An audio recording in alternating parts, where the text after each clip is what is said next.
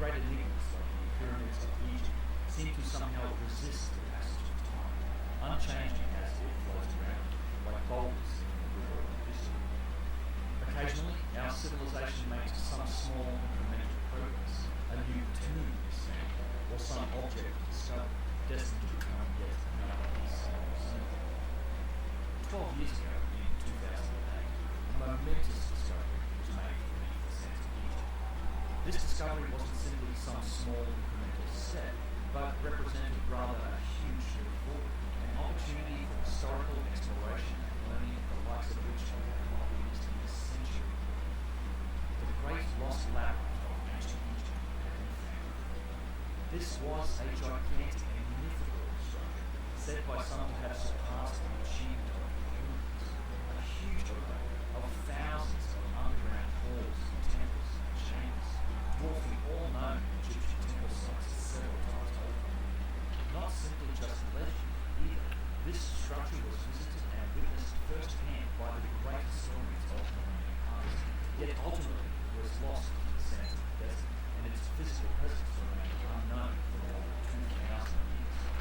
Unknown, that is, until 12 years ago. Despite this incredible discovery, there has been no global press coverage of it, and very few people are even aware that the mighty labyrinth of legend has indeed been found. The discovery was suppressed, and today the incredible potential of this site is being slowly and irrevocably destroyed by both inaction on the part of the authorities and by the water table in the area that is rising due to agricultural irrigation and the damming of the River Nile. My name is Ben. You're watching Uncharted X, and this is the story of the great lost labyrinth of ancient Egypt.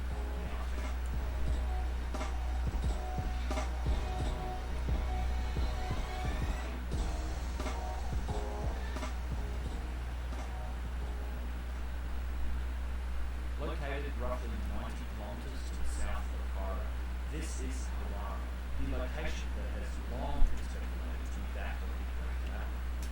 I've visited this site on a couple of different occasions.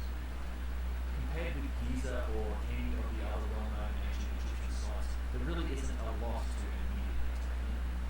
Some fragments of once mighty granite columns, carved in palm or lotus shapes, along with other small fragments of ancient stonework, are left lying in a small open museum.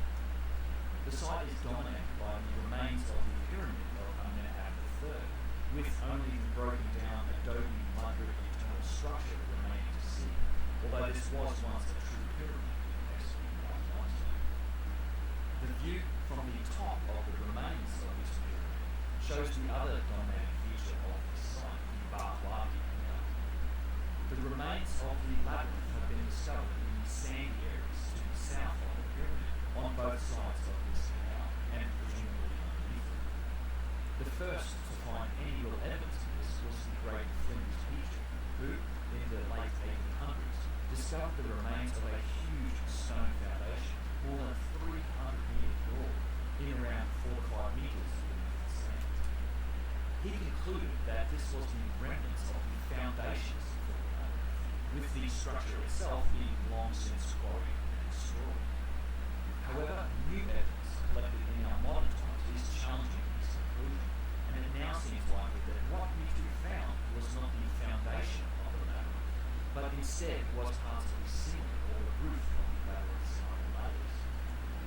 We suspect this because these same areas were scanned in 2008 using ground-penetrating radar, as well as several other techniques, by the Matterhorn expedition, a collaboration between Egyptian authorities, the Ghent University of Belgium, and funded by contemporary artist Louis Goulden. The results of this expedition clearly indicate the presence of grid-like and ordered structures deep beneath the sand in levels much deeper than Petrie ever estimated. Huge walls of materials with a density akin to granite were detected over a wide area on both sides of this canal, in depths exceeding 9 meters or around 30 feet beneath the ground. Although this expedition was conducted with the full cooperation and permission of the Supreme Council of Antiquities in Egypt, the official results and conclusion of this legitimate scientific study have never been released by the Egyptian authorities, and the expedition team members take a closer look at this expedition and what can be seen today at Hawara, let's first examine the history of this area and that of the labyrinth itself. Known today as Hawara after the nearby village of the same name, this pyramid sits at the entrance to the Fayum Oasis, which is a large depression shown here by this green area, with Lake Moiris at its northern edge. The modern-day town of Medinet El Fayum was once known as Crocodilopolis, and also as the ancient town of Arsinoe, with its own rich history of archaeological finds. The depression of the Fayum Oasis is connected to the Nile River by channels and canals, and was regularly inundated with Nile water during each wet season. At least this happened before the Nile was dammed up and the seasonal inundations still took place. During the time of the dynastic Gyges, it would have been an important agricultural, much as it still is today. The form of Lake Moiris itself may even be partially man-made. It was the subject of massive engineering projects undertaken by the pharaohs of the early kingdom. Flinders Petrie, who seemed more engineer than Egyptologist in a lot of ways, spent significant time exploring this area, and he wrote about the Fayum Oasis in his 1889 book entitled Hawara, Yamu and Arsinoe. Quoting Petrie from his book, quote, "So many opinions have been broached about Lake Moiris that an account of antiquities in the Fayum without mentioning it would seem impossible. The Fayum is one of the oases of the Libyan desert, lying close to the Nile Valley, and the intervening ground is low enough for the Nile to pour into the basin. The fall from the Nile Valley to where the channel widens out into the Fayum is about 12 feet, and the water flows over the province by canals and ravines, worn through the rock and superincumbent mud, until the streams finally collect in the Kuru at more than 200 feet below the Nile level, and indeed 130 feet below the sea. In prehistoric times, the Nile Valley was full of water to a far greater depth than present, probably 100 or 200 feet deep of water filled right across. A river of such size seems almost incredible, and we naturally should suppose it to have been an estuary, but this must not be too hastily assumed, as there are evidences over the whole country of an enormous rainfall, which ploughed up the cliffs with great ravines.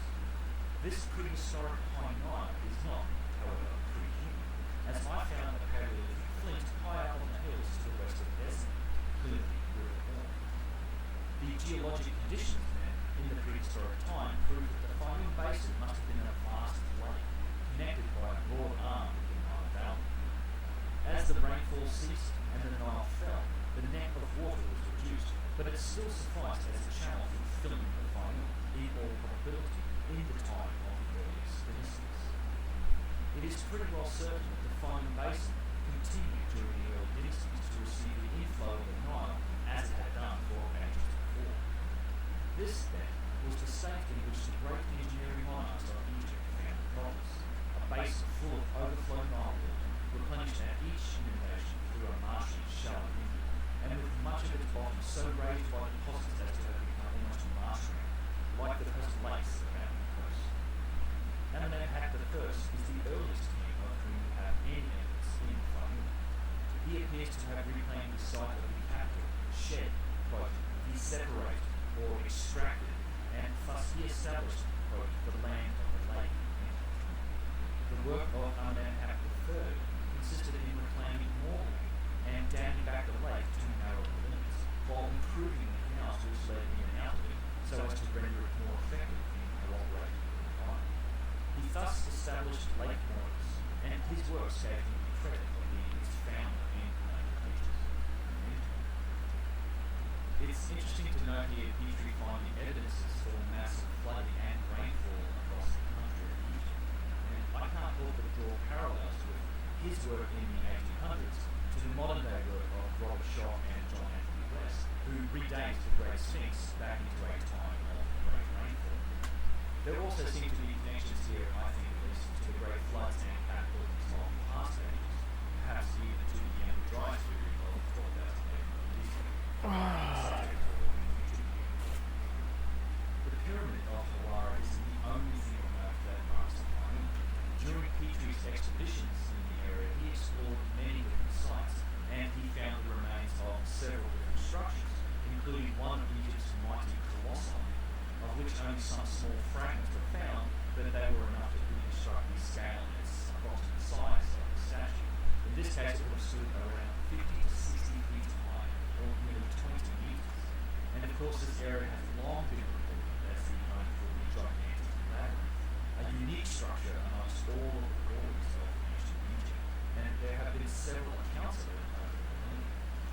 These accounts have always placed it at or near the entrance to the fighting oasis. Although specific details differ, a consistent theme of ancient first-hand accounts of the labyrinth is that it was truly massive, along with being megalithic in construction, made up of a huge range of precision-cut large granite blocks, all of which would have had to be transported north to the labyrinth from Aswan or from elsewhere in Egypt. It was supposed to have contained literally thousands of chambers and rooms, as well as a bewildering number of passages spread over multiple levels with giant columned halls that were dedicated to the full pantheon of Egyptian gods. The first recorded account we have of the structure outside of Egypt itself comes from Herodotus in the 5th century BCE. Even by this time, the labyrinth was already millennia old, as it is thought to have originated in the early parts of the Middle Kingdom, although I do suspect that its deeper levels and its origins extend farther back than that. In the second book of his history, Herodotus wrote of the labyrinth, quote, "Now they, meaning the 12 kings of Egypt, determined to lease in common and memorial of themselves, and having so determined, they built a labyrinth a little above the lake of Moeris, situated near that called the city of crocodiles. This I have myself seen, and found it greater than can be described. For if anyone should reckon up the buildings and public works of the Grecians, they would be found to have cost less labour and expense than this labyrinth, though the temple in Theseus is deserving of mention, and also that in Samos. The pyramids, likewise, were beyond description, and each of them comparable to many of the great Grecian structures. Yet the labyrinth surpasses even the pyramids, for it has 12 courts enclosed with walls, with doors opposite each other, 6 facing the north and 6 the south, contiguous to one another, and the same exterior wall encloses them. It contains 2 kinds of rooms, some underground and some above ground over them, to the number of 3,000, 1,500 of each. The rooms above ground I myself went through easily, and relate from personal inspection, but the underground rooms I only know from report, for the Egyptians who have charged the building would on no account show me, saying that there were the sepulchres of the kings who originally built this labyrinth, and of the same crocodiles. I can therefore only relate what I have learned by hearsay concerning the lower rooms, but the upper ones, which surpass all human works, I myself saw, for the passages through the corridors and the windings through the courts, from their great variety, presented 1,000 occasions of wonder as I passed from the court to the rooms, and from the rooms to halls, and to other corridors from the halls, and to other courts from the rooms. The roofs of all of these are of stone, and also other walls, but the walls are full of sculpted figures. Each court is surrounded by a colonnade of white stone, closely fitted, and adjoining the extremity of the labyrinth is a pyramid, 40 orgae in height, on which large figures are carved, and the way to it has been made on the ground." Diodorus Siculus, another ancient Greek historian, further wrote of the labyrinth in his Bibliotheca Historica, roughly around the year 50 BC. Quote, "When the king died, the government was recovered by the Egyptians, and they appointed a native king Mendes, son who called Marius. Although he was responsible for no military achievements whatsoever, he did build himself what is called the labyrinth as a tomb, an edifice which is wonderful, not so much for its size, as for the inimitable skill with which it was built. For once in, it is impossible to find one's way out of him without difficulty, unless one lights upon a guide who is perfectly acquainted. It is even said by some that Daedalus crossed over to Egypt, and in wonder at the skill shown in the building, built for Minos, king of Crete, a labyrinth like that in Egypt, in which, so the tale goes, the creature called the Minotaur was kept. Be that as it may, the Cretan labyrinth has completely disappeared, either through the destruction wrought by some ruler or through the ravages of time, but the Egyptian labyrinth remains absolutely perfect in its entire construction down to my time. And, seized with enthusiasm for its enterprise, they strove eagerly to surpass all their predecessors. While in respect of carving and other works of craftsmanship, they left no room for their successors to surpass them. For, when one had entered the sacred enclosure, one found a temple surrounded by columns, 40 to each side. This building had a roof made of a single stone, carved with panels and richly decorated with excellent paintings. End quote. Strabo, another ancient Greek historian, also mentions a labyrinth in his works, written during the 1st century BCE. He talks of the immense size and complexity of the structure, also of its megalithic origins with huge single stones and its construction. Yo, what's up, Ninja? What's up, man? I don't know if you tell me if I need to turn down the. I'll turn down the podcast. What's up, man? The wonder of it is that the roofs of each chamber are made of single stones, and the width of the hidden chambers is spanned in the same way. Yeah, man, check it out. It's. For nowhere is wood or any other. You're fine, nice buddy. Thanks, man. Yo, it's apparently if you like R, so you can like R lean, right? So if you hold R and you hold like C right and C left, you can like, you know, you go side to side. There's big 007. Yeah, buddy, but I don't know what level or anything about it. Yeah, buddy, it's this one. It's Bunker 2 Agent. Well, actually, Bunker 2. And apparently you can break through. I did it just once right now. Where you like do this through that crack, you know?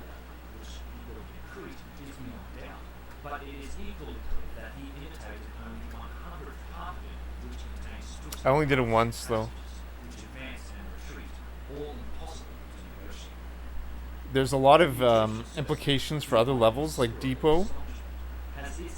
Depot also, someone was able to get 25 with it, which is pretty good. It's definitely top 100 time. Pretty much that.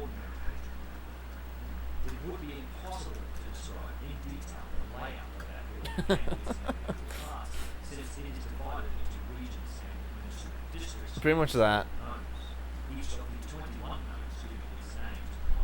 I'm going to try to do it on like a whole bunch of different doors, but I wanted to learn on this door first, you know what I mean? Like I want to try on the Aztec door, but I want to make sure that like I'm actually doing it right.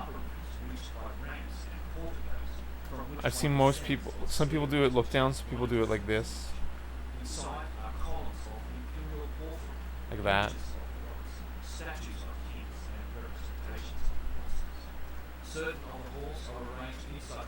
The guy who pulled it off, is he really good at it, or is it like a 1 in 100 thing?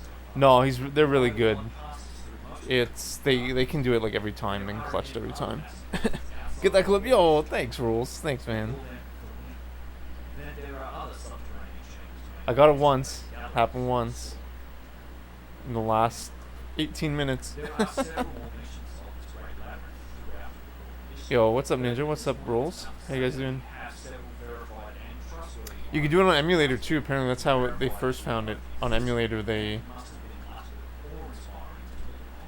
did it first.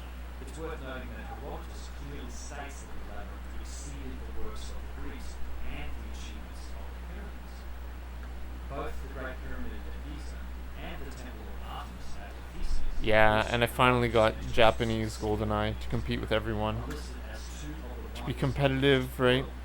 To like, I really don't want to like fight with the community, you know what I mean? I just want to play with the community and compete. Yo, Ninja, what's up, man? Yo, thanks for the bits, man.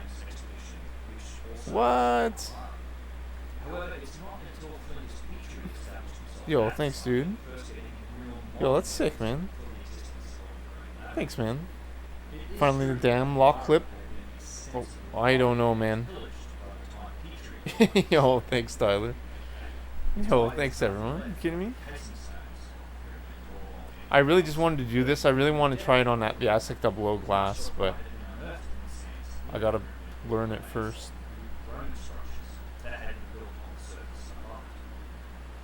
Tylosaurus. Is that you, Dick? established next to the pyramid, as was the habit of the later Egyptian and Ptolemaic periods, with tombs being dug on top of the elaborate structure. This cemetery also extended to the area north of the pyramid. Petrie spent 2 seasons at Hawara in 1888 to 89 and then again in 1910 to 1911. Although he was primarily interested in the pyramid pit, he spent the majority of his time excavating in the area of the labyrinth. He did successfully find and map Yeah, it's pretty exciting. changes that are not accessible today. You said you saw that on Twitter, Ninja? Who was tweeting it? Was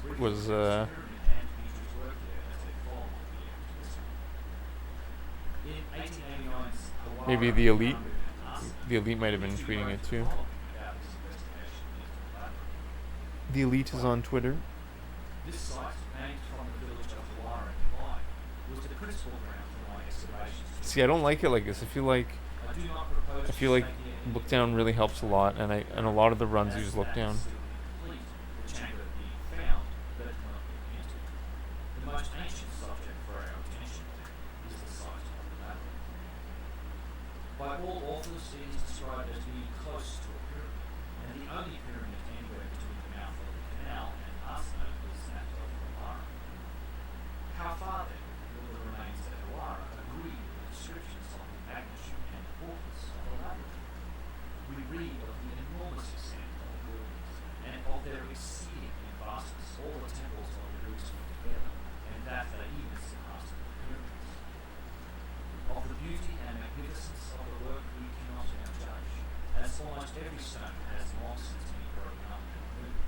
But the extent of the area we can measure, as marked out by the immense bed of chips of fine white limestone, which lies on the south. Sucks.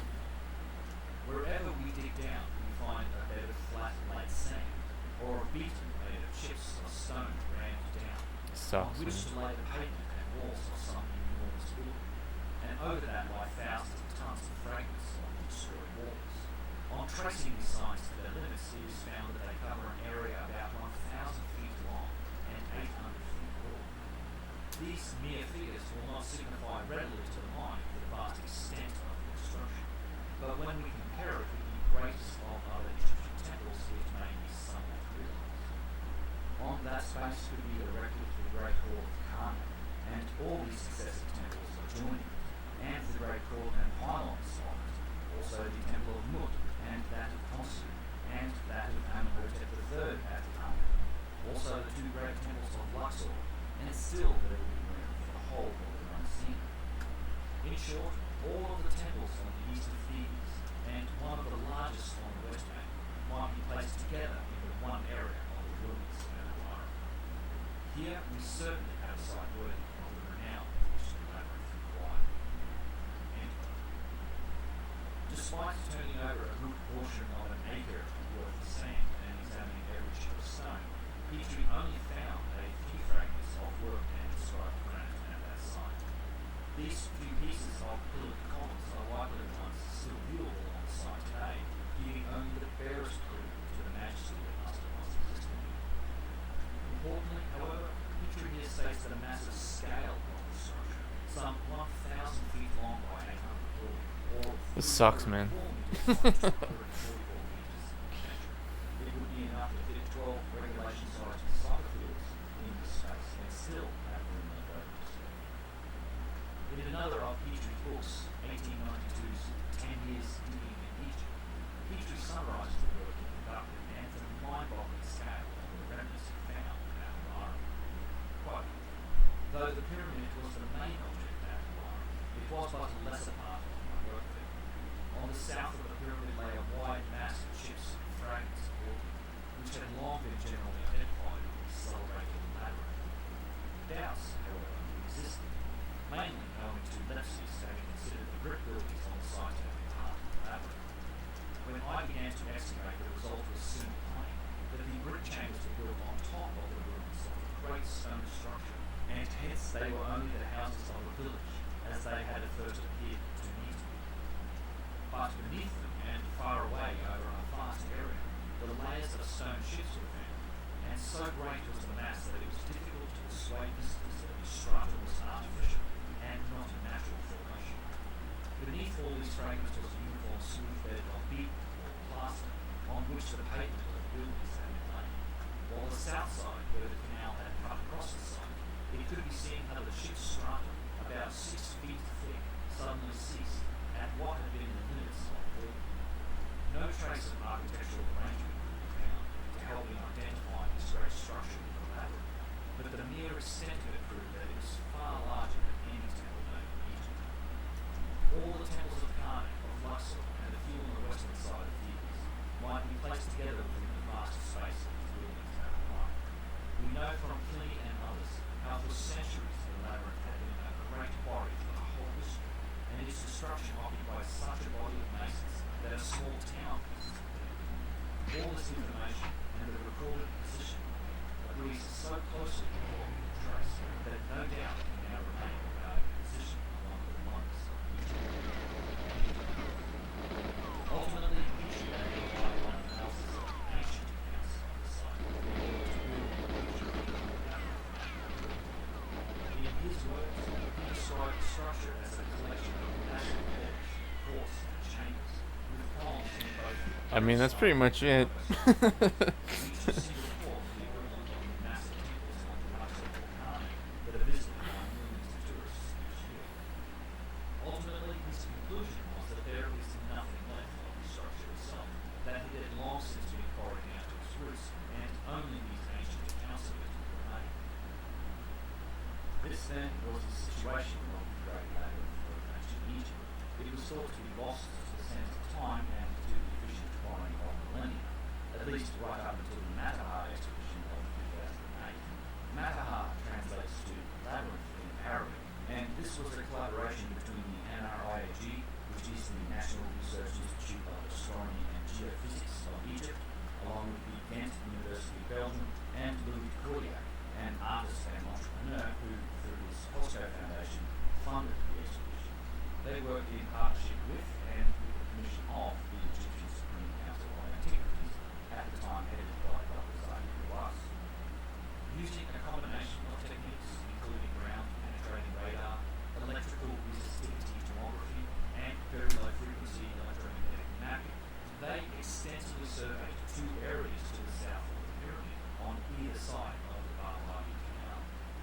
The results of this scan are quite astonishing. In the first 4 meters of sand, there are the remains of the Ptolemaic and Pharaonic era structures, and at 5 meters, just below where is the current water table, we find the slabs at the dimensions, although he believed these were the remnants of the foundations of the labyrinth. It's only once we get to the deeper levels, 6 to 9 meters below the surface, that the other structures come in. You'll also notice the level of the current water table on this graph. It hasn't always been this high. It's only in the last 50 years or so that it's risen to this point. We can demonstrate this by returning to the pyramid, which does have a megalithic descending passageway underneath the primitive mud bridge structure that's on the surface. Flinders Eastern Yo, I got 2, buddy. I got 2, man. Two and done. Thing is, I don't know what really made it possible. How you doing, buddy, man? Yo, we got everybody up in here. We got Eric, we got Tyler, Resource Rex. We got Ninja. Yo, sick, man. So it's like this. Yo, thanks, man. Yo, the Ninja lifestyle. What's this? The TAS? That's a sick emote, man. That's a sick emote.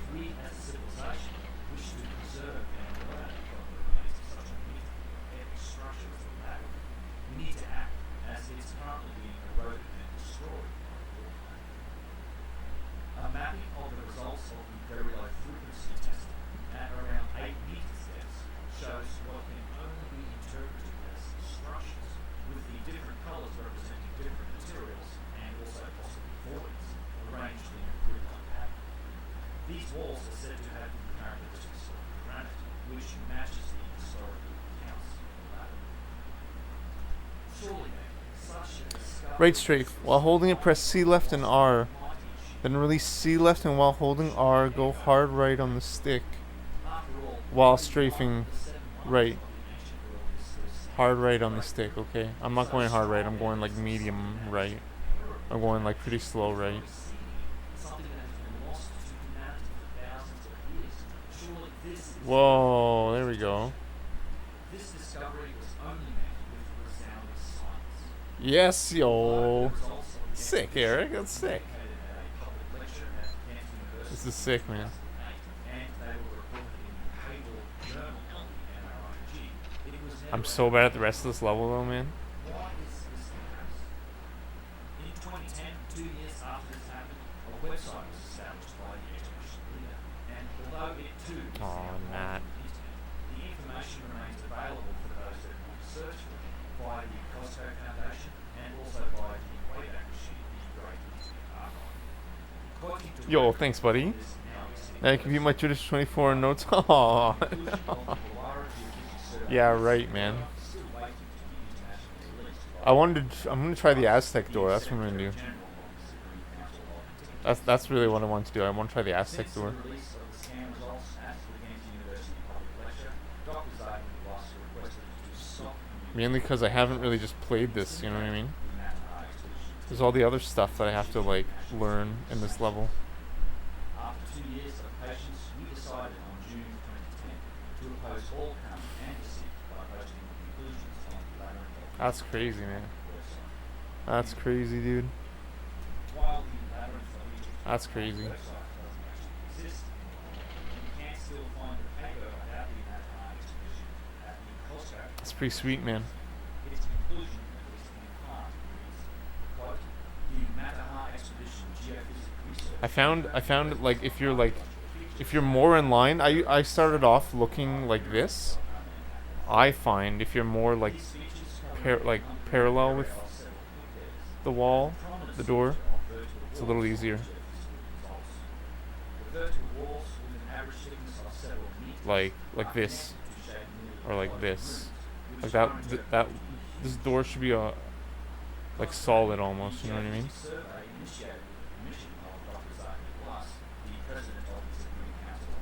Yo, this is sick, man.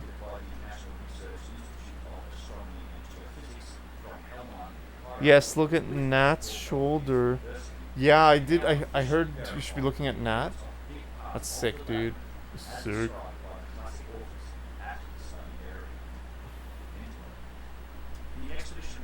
Thanks, buddy. Her right shoulder, your left. Oh, really? Oh, okay. On the other side of her. Okay. Are you still streaming, man? I'm just curious. Oh, I see. I didn't. Once this has occurred, large-scale excavation could feasibly begin, and Hawara could progress from being a site that is rarely visited by tourists. You're saying like put like the dot on her shoulder or something, Right up there with Giza and Saqqara. That's just incredible. or where you would put the dot. I don't use. I'm a dotless guy. The story, however, doesn't end too Okay, now you know all I know. I'll probably be on tonight. Oh, nice, buddy. Nice. Thanks for telling me, buddy. My first time worked really well. I was just like this, and it worked like perfectly. But I don't know if that was just like luck. various companies that tout their ability to make archaeological discoveries on shipwrecks, map minefields, Congrats on the run. I just saw the clip. by using satellite-based infrared and other ground communication. Nice, man. According to the Costco Foundation, in 2015, the Stop. site was scanned by Merrill Burroughs Land Deep Scan technology, and in 2017, another high-definition satellite scan survey was conducted by Origin. While both the results of these scans and of any real That's information crazy, about man. technology's work seems to be hard to come by, it does seem to be a legitimate field. Yo, thanks, There are Eric. a couple of these documentaries about it. Even one rated by Brendan Fraser on the Discovery Channel from around 7 years ago that's entitled Egypt, What Lies Beneath.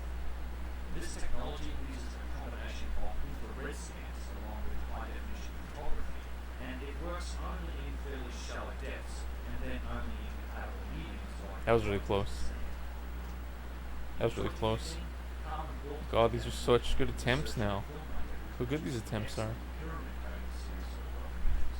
Appeared on a podcast with a remarkable claim that together with author and researcher Klaus Donner, Ah, who okay, had okay, access okay, to okay. some form of space-based archaeology technology. They had mapped the Hawara area, and they had gained results that showed significant portions of the labyrinth, or of at least a large number of underground chambers and passages. Man, that's These crazy. were apparently found in different layers at multiple different depths, and they were spread over a large area to the south of the area. In this podcast, Dr. Gould also claims that they have detected a visitor role in underground Hawara. Now, I tried to find more information on the specifics of these claims, both of the technology behind them and the methods used to achieve these results, but I really haven't been able Dude, to get anything. that was what, third try? Has multiple lectures that you can find online where you can reference Fourth try, this maybe? technology, usually in relation That's to pretty the good, man. so-called Bosnian pyramids, and that his quote, friend in Germany, end quote, is the person who Thank you, developed Eric. this technology. Thank you, Ninja. Thank you, Tyler. Thank you, Rolls. This is sick. This is awesome. This is fun.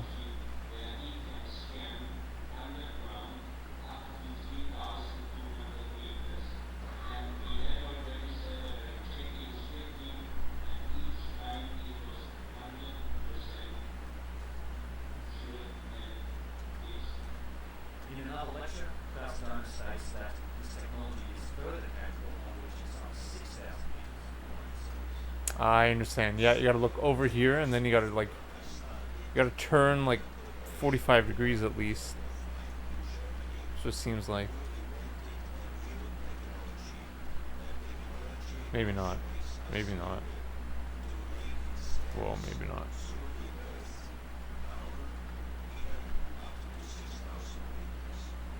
I will say that I'm quite skeptical of this claim that it is capable of getting down to 6 kilometres below the surface, which is orders of magnitude deeper than anything I've been able to find about ground penetrating satellite technology.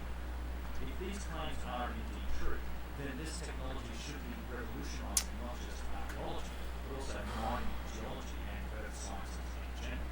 But I haven't really heard of that happening. Carmen Walters So he left his kind of a tap. didn't really help my understanding of it either. But no one had done space archaeology on it.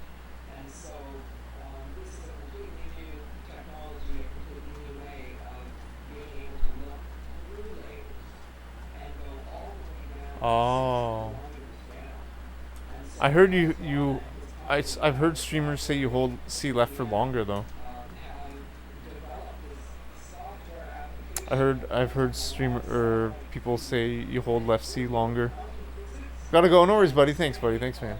Take it easy on me. longitudinal waves and Maxwell equations, and that's all to say it's similar to barcode.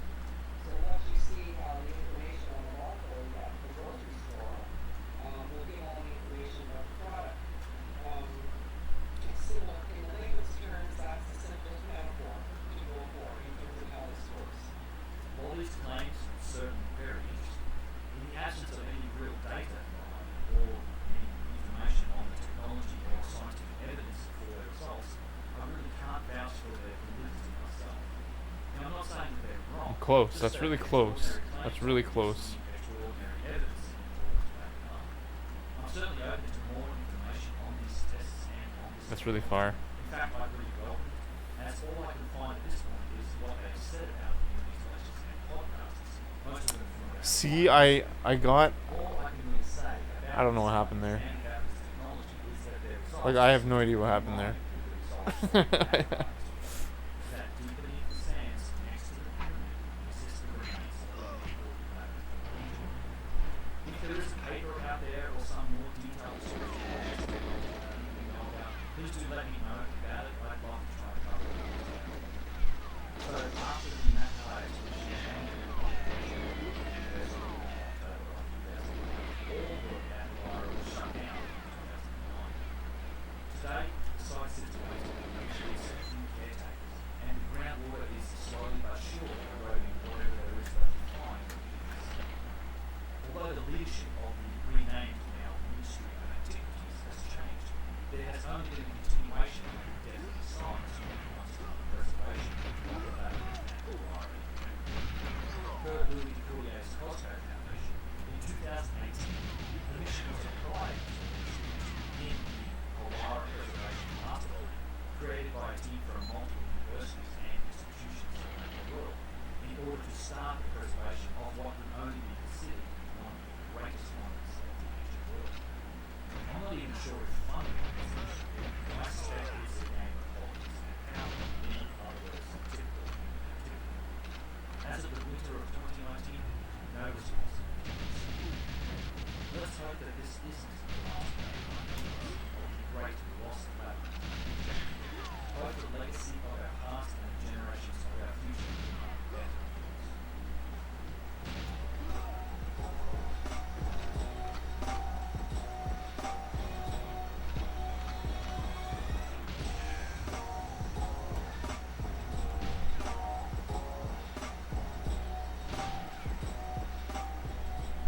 Thanks so much for watching. That's my take on the Great Labyrinth of Egypt. I know Hawara isn't the most visually impressive place to visit right now, but I think the picture that you can build up in your mind from all those historical accounts of what that place once did look like is just mind-blowing. As always, I just want to say a massive thank you to everybody that does support the channel here through PayPal, Patreon, or Subscribe Star. You guys are the reason that this channel even exists and can keep going forward. We do try to run it on the value model. What? Get some value from It's what fine. we're doing, and you'd like to see it continue to consider returning some of that value back to me. It doesn't have to be through those mechanisms, there's a bunch of ways to do it. They're all outlined at unchartedx.com/support. I do have a whole bunch more planned. We're going through a big infrastructure upgrade in the back end here. So until then, I'll see you all next time.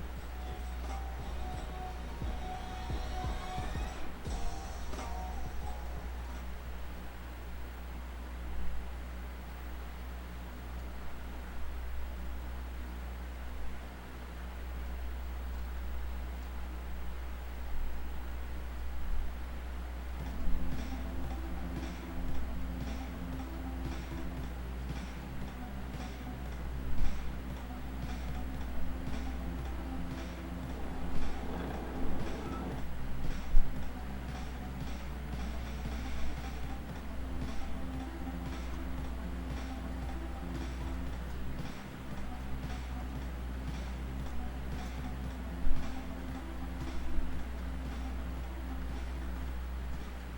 Hey everybody, my name's Ben and this is Unchartedx.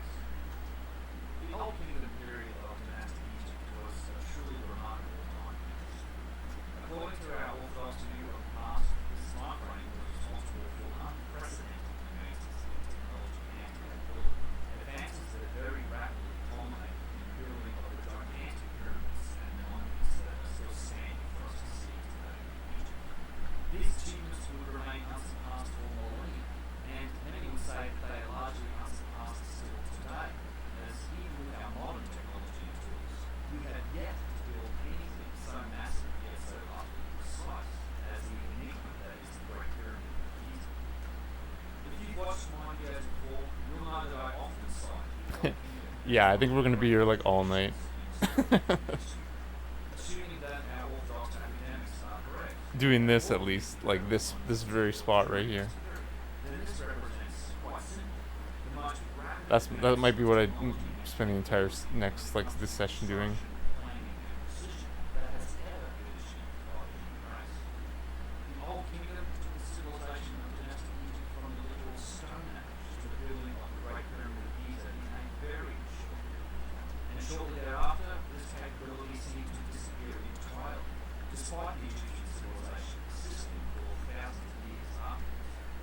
This is simply not how civilizations develop technology, peaking at the start and then great. And all you have to do in order to understand this is to look at the history of our own modern and so-called Western civilization. We didn't start with space travel and cell phones and then descend back to medieval castles, torch-drawn carts, and carrying digits. But that's the modern analogy for what supposedly happened after the Old Kingdom in Egypt, when you look at it from the perspective of technology. I've studied the advances of technology, and I've studied the history of human civilizations, and I've been doing both these things for decades now, and my opinions on this topic have been very carefully considered over the years. In this video, I want to show you exactly why I find our orthodox explanation for the Old Kingdom and its monuments to be just so unlikely.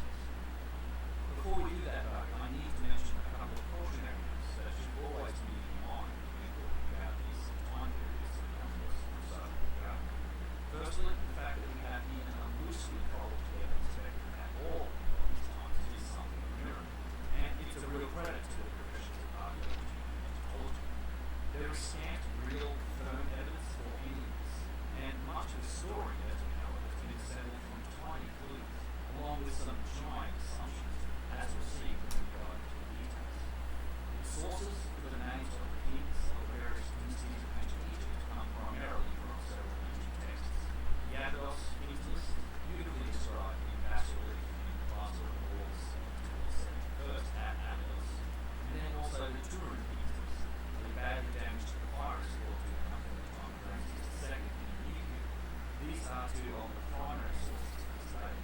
It's worth noting that in both cases, the Egyptian history goes back much, much further in time than our Orthodox story history. And not just by a little bit, I'm talking about by more than some 30,000 years.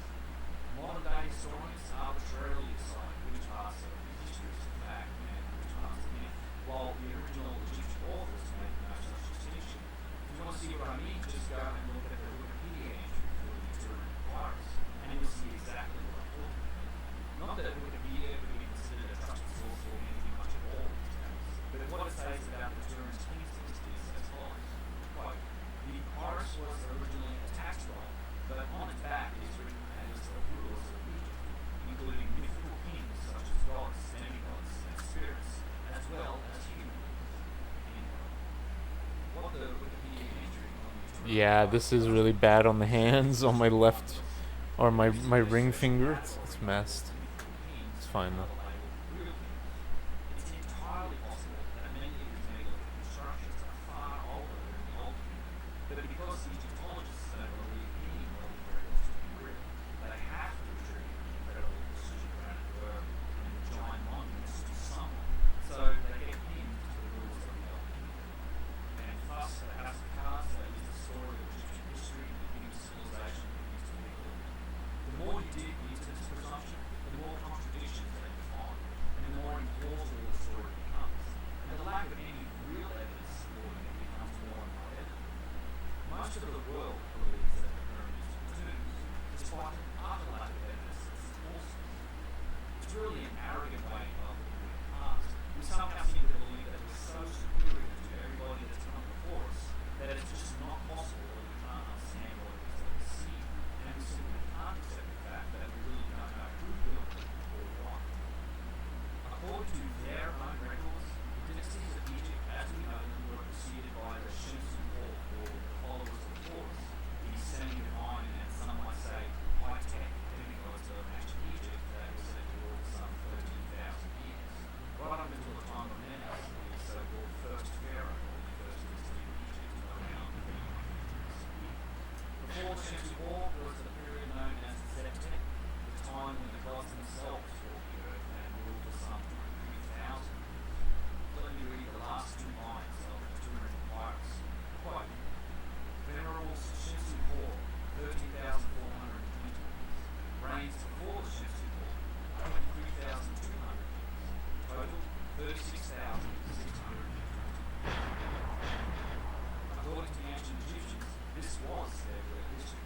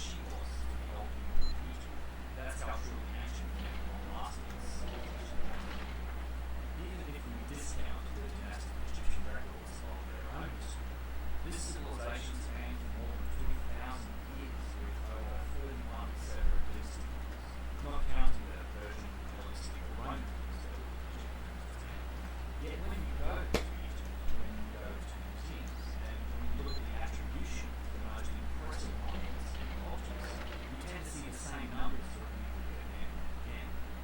The third and particularly the fourth dynasty of kings seems to get all of the credit for the most impressive work, and you see these numbers written on the museum cards of nearly all of the objects that display aspects of high technology and precision manufacturing. Even the dynasty term is somewhat misleading, along with the ultimate line, as it conjures up a mental image of hundreds of years and many generations of kings. While I'm sure the Orthodox historians would like this misconception in the general public to continue, it's simply not the case. All of the mega pyramids that are left standing today are attributed to rulers that span a mere 3 or 4 generations of kings. And these people are all members of the same family, and they mostly lived concurrently with each other. Let's take a closer look at this pyramid and compare it to the individual rulers with their famous giant pyramids that they are said to have built. I want to stress that this is the orthodox interpretation of these notes, the stuff that is taught in schools and is in the textbooks. And I'm going over this in order to shine a light on just how improbable the story is from a technological perspective. Yo, what's up, Shazad, man? Should play Perfect Dark and hide in the corner against AIs. Joseph was the pharaoh of the third dynasty, ruling for What's up, man? How you doing, buddy? 14 years, around 26. This is brand new strats, dude. Check this out. Before his time, and as far as Check that out. You see that? we're talking about These are brand new strats discovered like around the start, yesterday, these stars 24 hours ago. rectangular structures typically built from mud brick and they can be used as tools. What? The step pyramid itself Yo, what's up, man? How you doing, buddy? Welcome, buddy. as it closely resembles a See that? You don't need to pause. Usually you need the pause to get the key, right? consider it to be rather than a true pyramid. The real technology So what you do, you like are hidden away underneath the seemingly primitive looking structure on top. see, you know how when you aim, if you hold C left and C right, you like go like that. Vast chamber Original strats from 30 years ago. structures that crosses are I've explored some of these backgrounds from tunnel, and it's certainly possible to get lost in these without realizing. Beneath the step That's true. pyramid is where they found See that? That was sick, man. thousands of the amazing I was bigging you up last stream. I'm like, yeah, my buddy from university days. He back in like 2001, 2000, he made he got his N64 emulator working on his computer. That was sick, man. Well, I mean, I wasn't there, but for 2001, that's really good.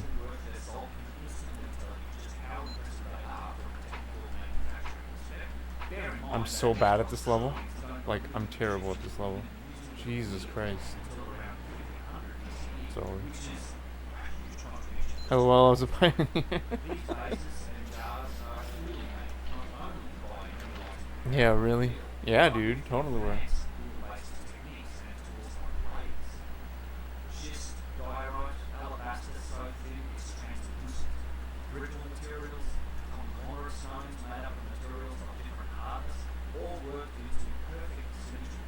We have a Super Mario 64 speedrunner and Kaizo player, Ninja Lifestyle. He's on Twitch too. You should follow him. He was in the chat. He used to play a lot of 16 star on emulator, and now he plays like Kaizo and stuff. It's pretty sick. Kaizo Super Mario World.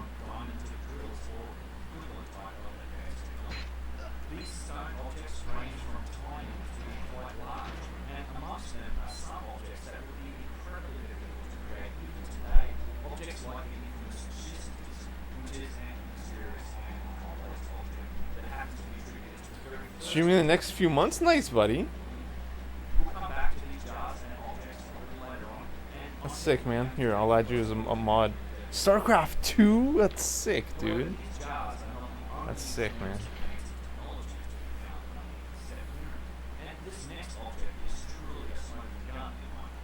It's something that hardly anyone even talks about, much less gets to see. And I'm quite excited to release some footage. 4 levels down, and underneath the center of the step pyramid, there is a giant. Yeah, I got Japanese GoldenEye to compete with the international standard, I guess. This destroys the stick. Like, good thing I'm using an old stick.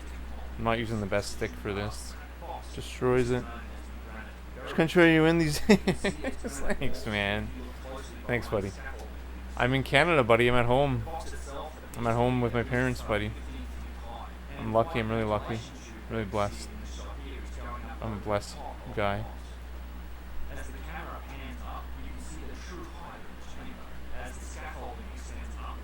My brother's in Ottawa too. Yeah, Ottawa. Yeah.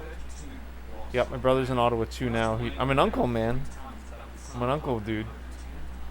Uncle Mark to a niece and a nephew.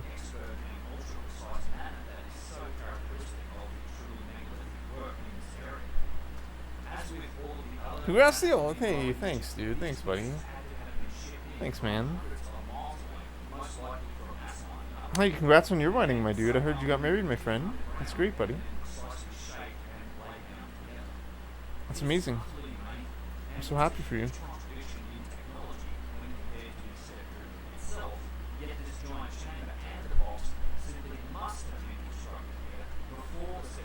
Okay, I was getting this like every try, now I can't get it at all.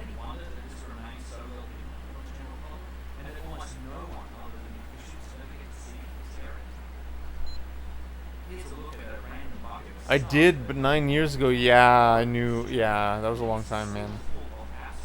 That was a long time. Oh, I hope it, it's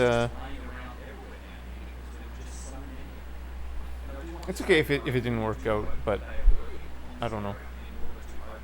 I don't know what you're insinuating, or just, I guess, a long time since it's happened.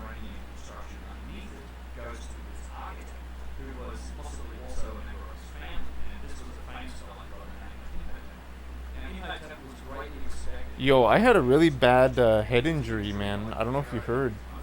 I had a really bad head injury in 2016. I can't remember if you said hey or whatever. Like, if you said, like, hope you're okay, whatever. Sorry if you did. It's really bad. It left me, I can't hear on my left ear now. I'm deaf in my left ear. I have a loud tinnitus. It ruptured my eardrum and dislocated my hearing bones, my ear hearing bones.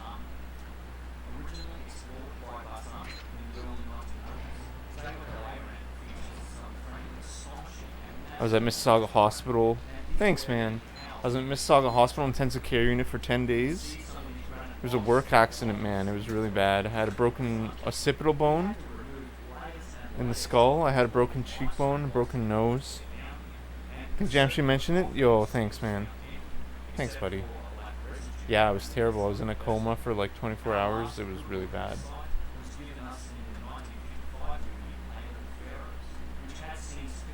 So, doing workout streams to like get healthy again, you know?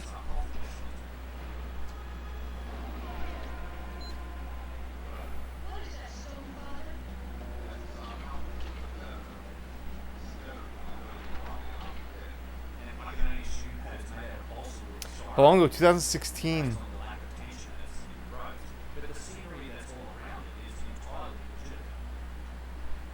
2016.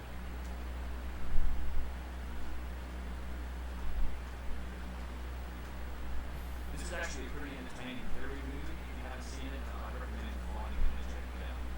Sometime after this film, the area was claimed by the army, and at which time this pit just became a convenient holding ground to fill up the trash. As you can see. Alright, let's do some like. Let's try some runs. Let's watch some cutscene and like try some runs. Cover besides your hearing? Thanks, man. Yeah, my face. Thanks, buddy. My face, but the left side of my face, the nerve was actually severed, so I had no movement. I had like Bell's palsy on the left side of my face, but it's been slowly growing back. The nerve has been slowly growing back.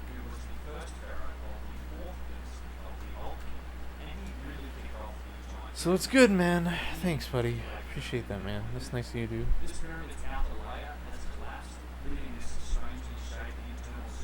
But in terms of like headaches, I still get headaches. I get fatigue, and my endurance is like, my strength was really damaged at the beginning. My endurance is what like physical through the day, not like bursts of energy. I can go bursts of energy for hours and hours and hours, but it's like the accumulation throughout the day or throughout the week. But for like hours and hours, I'm like good, intense. That's another thing. Apparently, head injury people have like bad time management. So sometimes I stream for like a long time. Maybe that's just my obsession with this game.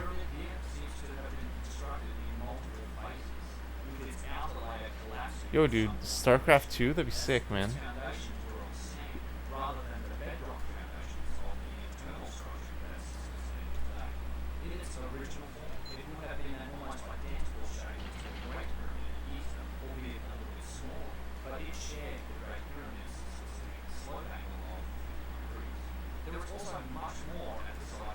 Yo, did you see, yeah, I've played SC2 for like 10 years. Nice, man. That's sick, dude. That's sick.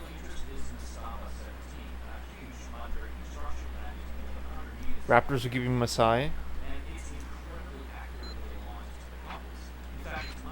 Lost Lowry, but we're keeping Masai.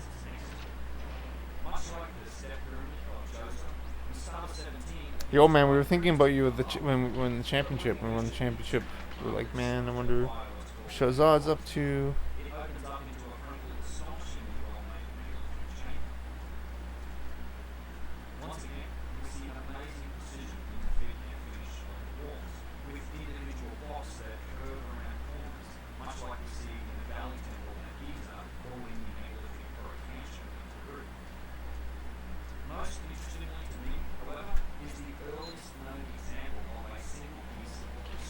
Went downtown a lot during the run. Nice.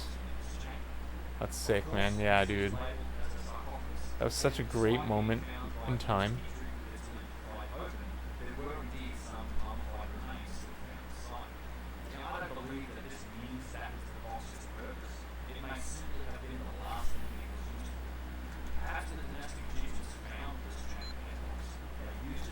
Had to ruin it all. Man. He said even before he got traded to the Raptors that he's going to LA no matter what. Like, you know? Yeah, if he was on the Raptors still, they could have beat Milwaukee this year. I know friggin' Attendant Cooper went insane, but and if we still had Ibaka, right? If we still have the same team, what I'm saying. Oh God. And if we don't have Norman Powell signing for like $1 bazillion.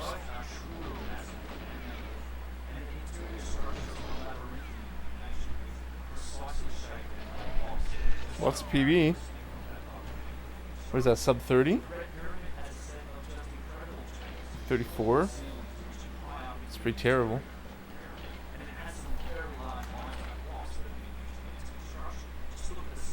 I don't watch NBA more, really? Oh, really? Wow.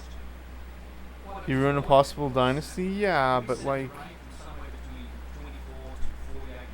I don't know. Like, even before he signed with the or even before he got traded to the Raptors, he's like, I'm not re-signing anywhere except LA. I get it.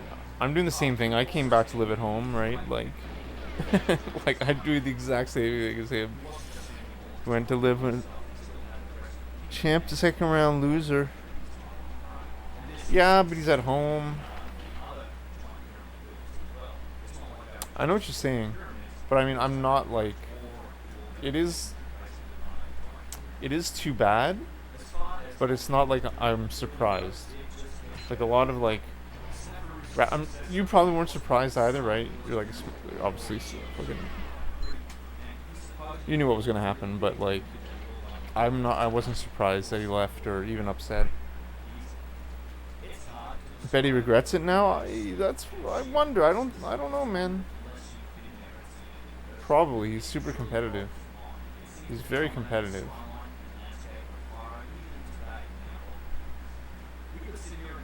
It's true. I mean, did he sign that deal? I wonder how much. I don't know. I don't know the money. I don't know how much he signed for. Thought the Clips would be a super team. The only evidence Egyptologists cite is a tiny statue that may or may not Yeah. even be of Khufu, and this statue was found nowhere near the I think he Great just wants to be in LA Pyramid and at found home. down near the Valley Temple of the Sphinx. Then But there's you're the right. Like Pharaoh all, like everything. Like yes, everything. Like I think we're both right. of the King's Chamber. I need to. Evidence is I need progress to with the refresh the unknown video one sec. described as dodgy at best, whether you think it was done by The Egyptian recording. builders, by Howard Weiss, or by somebody else. It's very much a controversial subject. This graffiti needs a lot more scientific investigation before it can be considered proof of anything.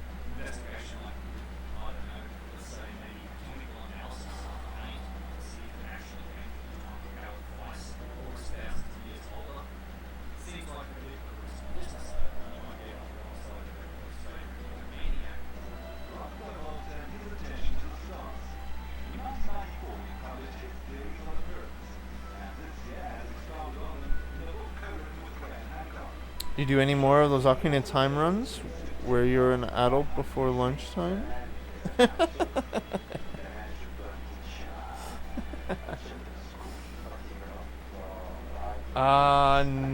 No, I haven't. I've been doing random. I did some randomizer. Have you played the randomizer? That's a lot of fun, man.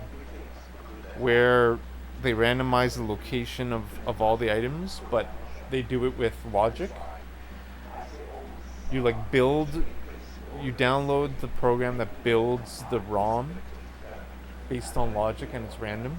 That's a lot of fun, man.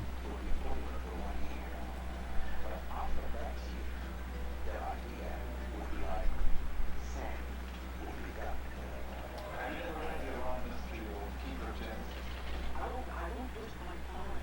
You know, I'm a scientist. I'm a scientist. I haven't seen them. Just waiting for BOTW2. What's BOTW2, man? Pardon my complete ignorance. Breath of the Wild 2. That's our evidence.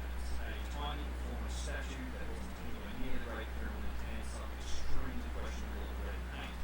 Based on these things alone, we attribute this unsurpassed machine of human engineering to Khufu. In terms of the technological advances the Great Pyramid represents, we could be here all day talking about them. From the utter precision evident in so many aspects of its construction. Breath of the Wild. Oh yeah, that's a great game, man. I don't own it though. I haven't played. I haven't played it. I've seen it played, dude. It looks amazing. This incredible monument continues to hide its secrets and strange crimes. One of the friends of the channel, NXT, just visited the subterranean and Queen's Chamber in recent weeks, and he reports they are back to testing for more hidden chambers with what seems to be muon detectors in these pictures. It's hard to overstate the complexity and the mystery of this structure that intrigues so many of us from all around the world. One fact. But in my favorite game, just edged out Ocarina of Time. Holy jeez, that says a lot, man. That says a lot.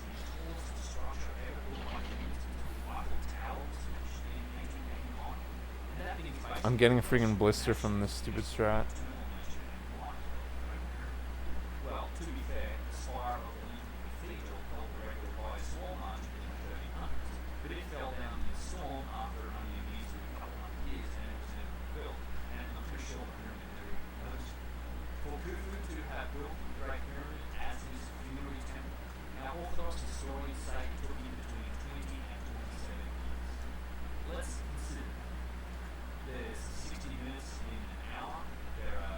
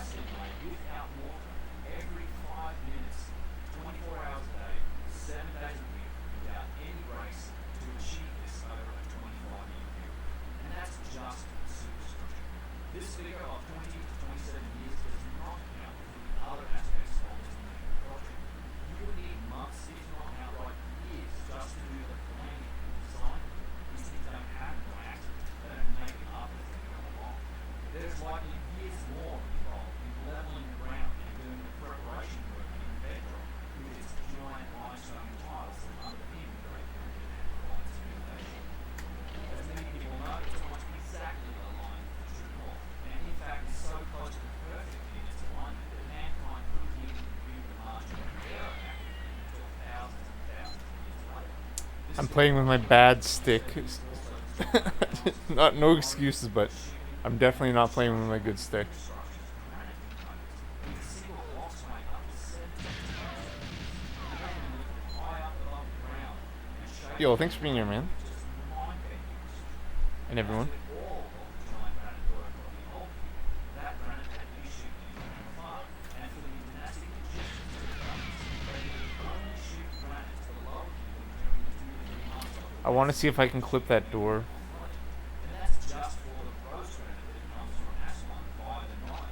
Other granite quarries, like the black granite from the Wadi Hammamet quarry, are hundreds of miles away over the mountains and valleys, and would have needed to be transported over the land. This figure of 20 to 27 years further does not account for the utterly straight and precise 300-foot shaft sunk into the bedrock that leads down to the subterranean chamber. It doesn't account for any of the other neglected structures that must have also existed around the pyramid but are now gone, with only remnants like this astonishing basalt floor that the remaining enclosures seem to make. All of this work was supposedly done without parallel wheeling, without steel tools, without hydraulics, diesel power, and machinery. It was supposedly all done just with pounding stones, copper chisels, and ropes, and raw chemicals. Oh my god. It's utter nonsense, and even a rudimentary examination of this claim, when compared to the practical reality of trying to do this work in the manner ascribed to the dynastic Egyptians, can only come to the same result. Let's take a look at some other of humanity's building projects and compare them to this figure of 20 to 27 years before the Great Pyramid.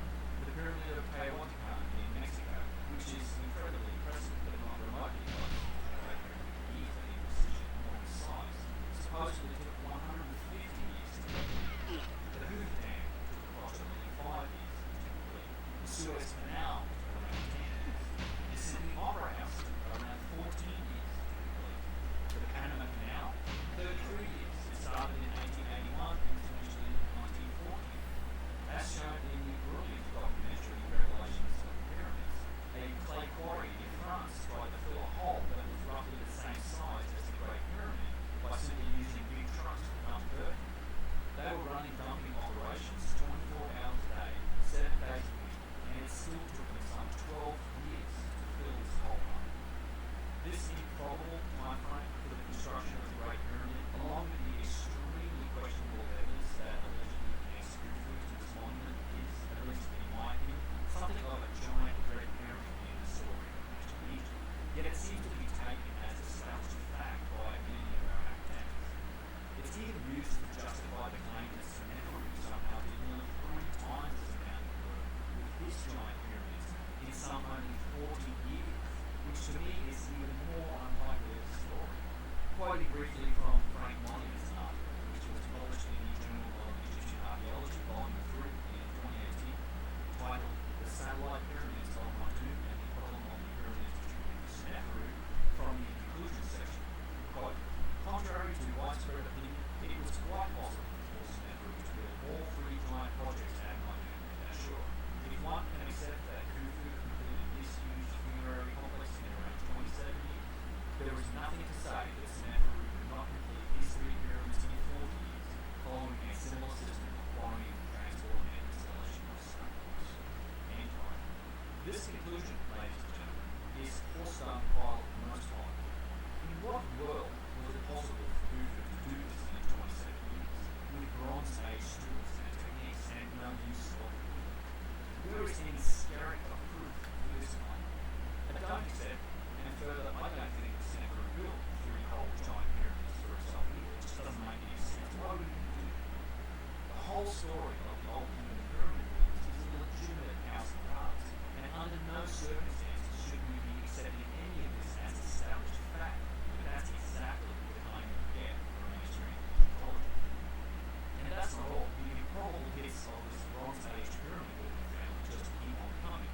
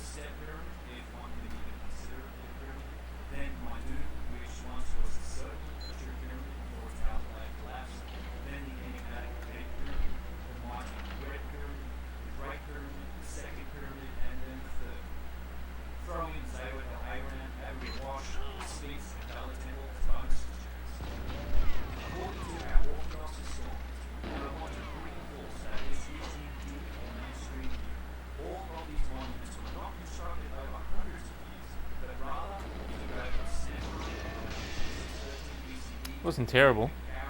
Yo, this is my favorite level, I think. Which one? Archives? If we look simply at Giza, 18. all of Giza was supposedly constructed only around. Archives? The Kives?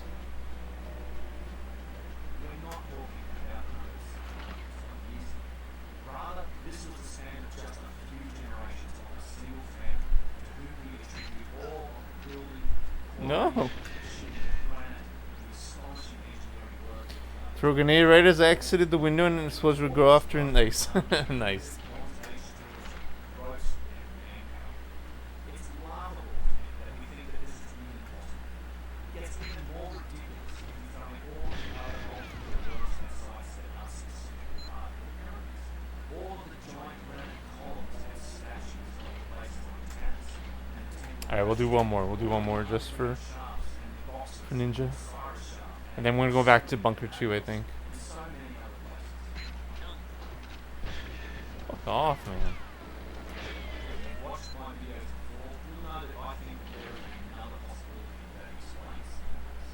That much of this work, much of the megalithic foundations and precision objects like boxes, vases, No. the granite walls, the structures, the bedrock, the subterranean, I think that much of this could be inherited by the dynastic Egyptians.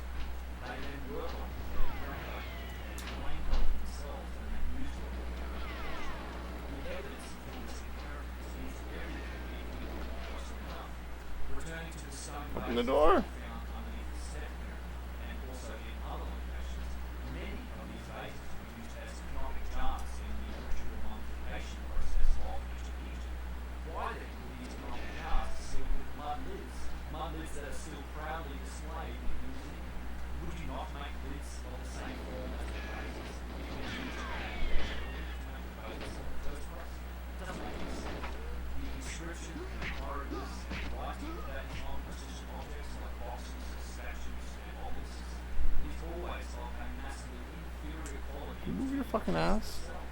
And the You internal seriously move your space fucking ass. inside carved-out spaces on the right is never polished, as many of the objects themselves are polished. And this is highly suggestive that the writing was made for many of these highly polished and precise objects also show evidence of machine marks. Marks on 116. that frankly is just not possible.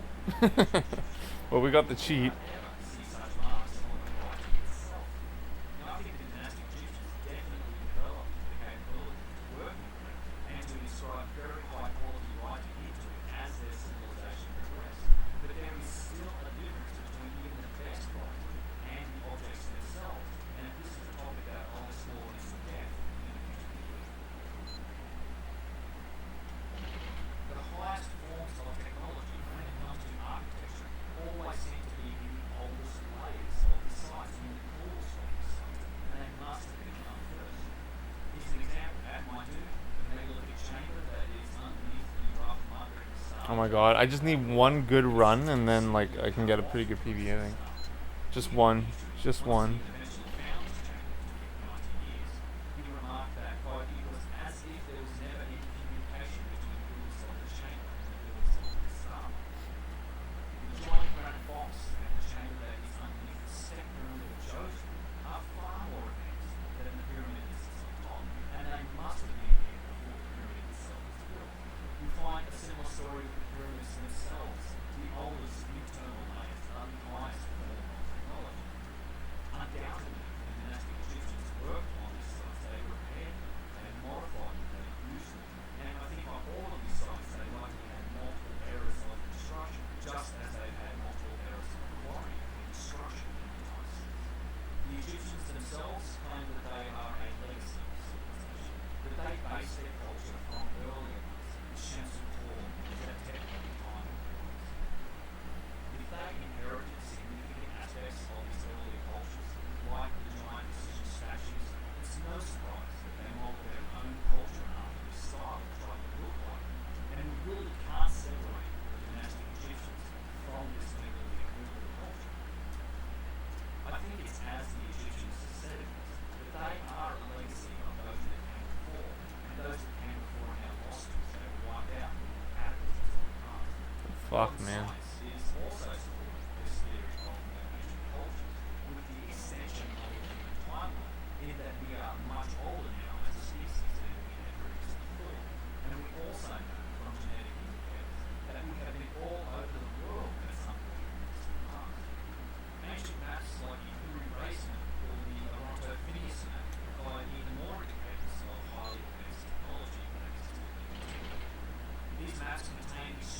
Yo, Baron with the. Oh, what's that guy's name? Funky? Funky's his name? What's his name? Yeah, Funky, right? Funky Kong? It's jokes. What's up, Baron? That is under Miles' advice today, were admittedly copied from even more ancient source maps, and these source maps are now also lost to us. Somebody was mapping the world very accurately, which is not an easy thing to do, and they did it New strap, Baron. or even before the last ice age. The climate history of the planet also Oh yeah, Funky, I think. discovery of some of the details of the cataclysm of the ice age, particularly the young Gyges. This was an essential element that has certainly removed the heat from the civilization. These cataclysms took place some 14,000 years ago and wiped out half of the planet. Wow. Of course, I can't claim that any of what I'm saying here is it's an interpretation of what someone else. I'm always open to debate and I do my best to become more experienced in understanding the scientific studies outside of the scope of archaeology. I try to look at issues rather than engineering perspective, and I want to listen to engineering Sweet, yo, thanks, man. not Egyptologists when it comes to these sort of technical topics. Almost universally, practical people, engineers, stonemasons, construction workers, they immediately realise the immensity of the challenges and the height of achievement that is represented by the period common monuments. This is even more impressive if you consider the methods that are ascribed to their building by the Egyptologists, who, quite frankly, just simply aren't qualified to offer expert opinions on many construction projects. I have a whole series of ancient engineering videos that look at various aspects of these ancient sites that are in place and are hidden around the globe. I think we can now start to rule out some of the more improbable solutions to the puzzle of history. I firmly place the This really hurts my hands, though. and in particular I don't know if I can play this all night. into this improbable environment. Oh, I'm probably gonna just wash them pretty soon, have a tea, and load the vape, and just be happy, you know? Or from a civilization growth perspective, and there is very little solid proof that ties the pyramids to these pharaohs and therefore to the timeline. When you consider all of these factors together, isn't that enough such that we could at least take a fresh look at the past with a more open mind? Ultimately, that's really all Hell we yeah, have. nice. We have the capability to answer many of these questions if only we had approached them with the possibility of ancient high technology in mind, rather than simply dismissing it. If we did this, then we might find ourselves on the path of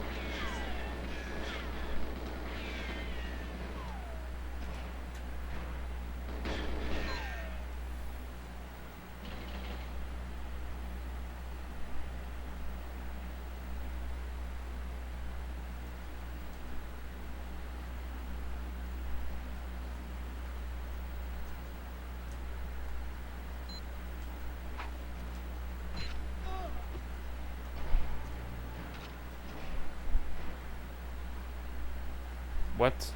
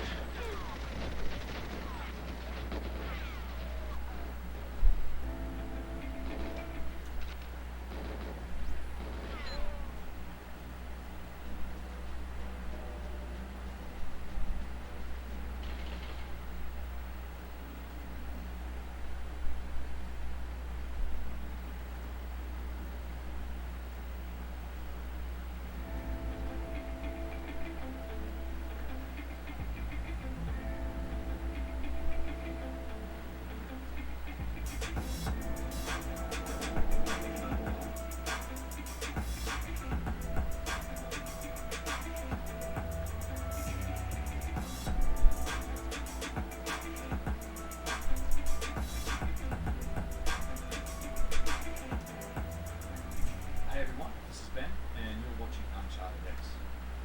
When you're walking around and looking at ancient sites, trying to find the specific signs of ancient high technology can be quite a difficult endeavor.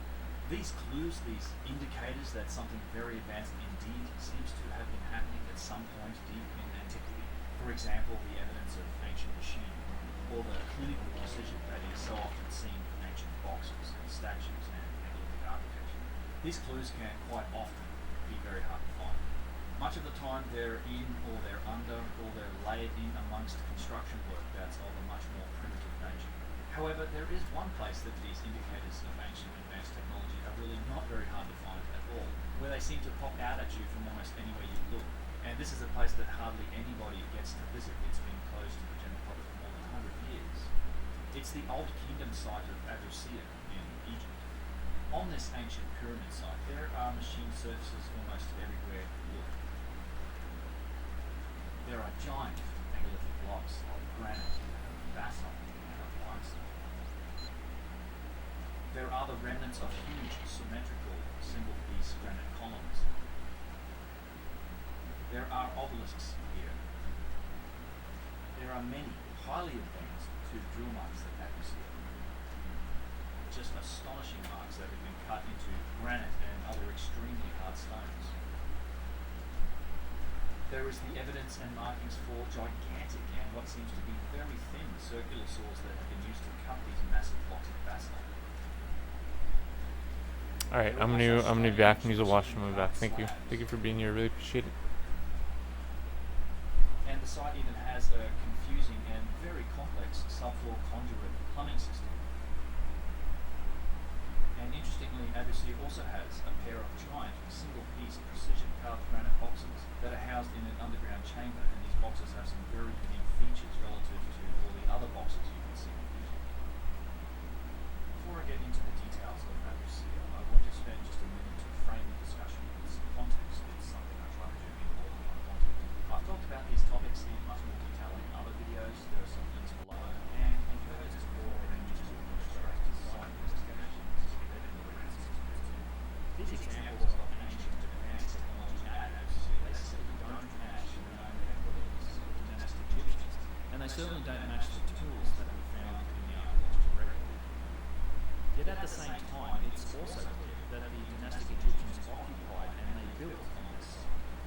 Their work, their somewhat more primitive style of construction, and their inscriptions into stone are everywhere. So what does this mean? Why are there clearly multiple levels of technology? And it's not only this site, or simply the sites that are in Egypt. We find the evidence for multiple levels of technology at many of the megalithic remains that exist in so many other places all over the world. We have advanced and sophisticated megalithic walls that are holding up much more primitive construction, much like here at Atlantic Town in Peru. Or these amazing megalithic walls that are holding up a bunch of mortar and mudbrick constructions at the Temple of Worship. We have primitive writing that's been etched into some very sophisticated objects, like these giant polished boxes in the Serapeum. I've talked a lot about those. Or you could simply compare the quality of the writings on this statue to the quality of the statue itself. A list of examples of multiple levels of technology on ancient sites or on ancient objects could go on and on. I look at many of them in the videos on this channel. A constant and perplexing aspect of this fact is that what you see is that the most advanced technology, the most precise work, the largest work, all of this seems to be always on the oldest sites. It seems to be in the deepest layers of construction that is found in these places. This is a real contradiction to the known story of history. Yet this undeniable evidence seems to hint at a much more complex story. It really hints at much longer timelines when it comes to human civilization. It hints at the concepts of inheritance and of renovation, and it seems to suggest that multiple civilizations may well have occupied and worked on these places during the millennium of the past. Over the last 20 years, this hypothesis for a technologically advanced ancient precursor civilization, one that was far more ancient and far more advanced than those we currently accept in mainstream history, this theory has only become stronger and much more plausible with the correlation of a lot of new scientific evidence that's come up in fields outside of archaeology. New DNA findings have shown us that much more complex human interactions existed in the past. We've got the radical extension of the human timeline going back now hundreds of thousands of years longer than previously thought, as well as the now overwhelming evidence for massive cataclysms at the end of the last ice age. most notably the Younger Dryas cosmic impact. All of these new scientific discoveries and new scientific work is lending strength to this hypothesis. This idea of a lost ancient civilization is also supported by what almost all ancient cultures say about their own history. Origin stories almost universally involve cataclysm, and they talk of older times, more ancient times, where more advanced or more capable beings walked the planet. And then, of course, we have the contradictions that come to us from the clearly advanced technology that's being used in the construction of various ancient objects and architecture. In this video, I want to explore just one of the many astonishing aspects of high technology that exists here. We're going to take a look at the pair of remarkable and quite unique precision boxes. These boxes are housed in the underground section of what is known as the mastaba of Tarshepsis. And look, I'm sure I'm murdering that name, so go easy. So in any case, please give the video a thumbs up and do leave a comment. It really helps me out with the YouTube algorithms.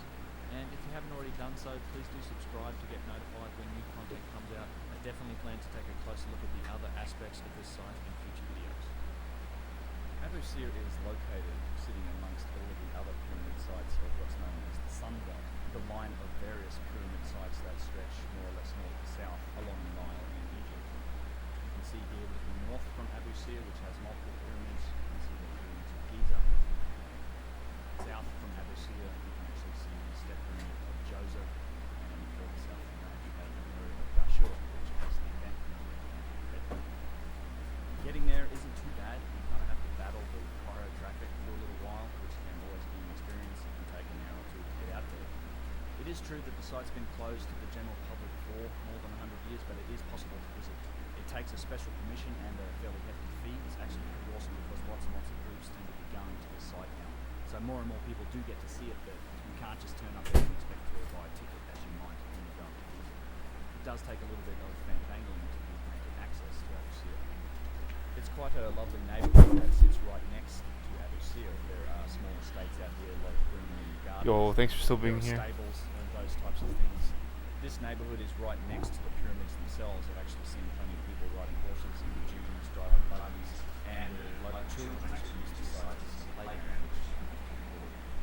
I've visited this place and its sister site Abu Jarrah, which is right next to it, at sunset on a couple of occasions, and it's quite a surreal experience. Every time I've been there, the site has pretty much been empty, but it's been the domain of a lot of new research from the Czech Institute of Archaeology in recent years. There are several papers from that institute which you can find of recent excavations and some work that's been done over the past couple of decades.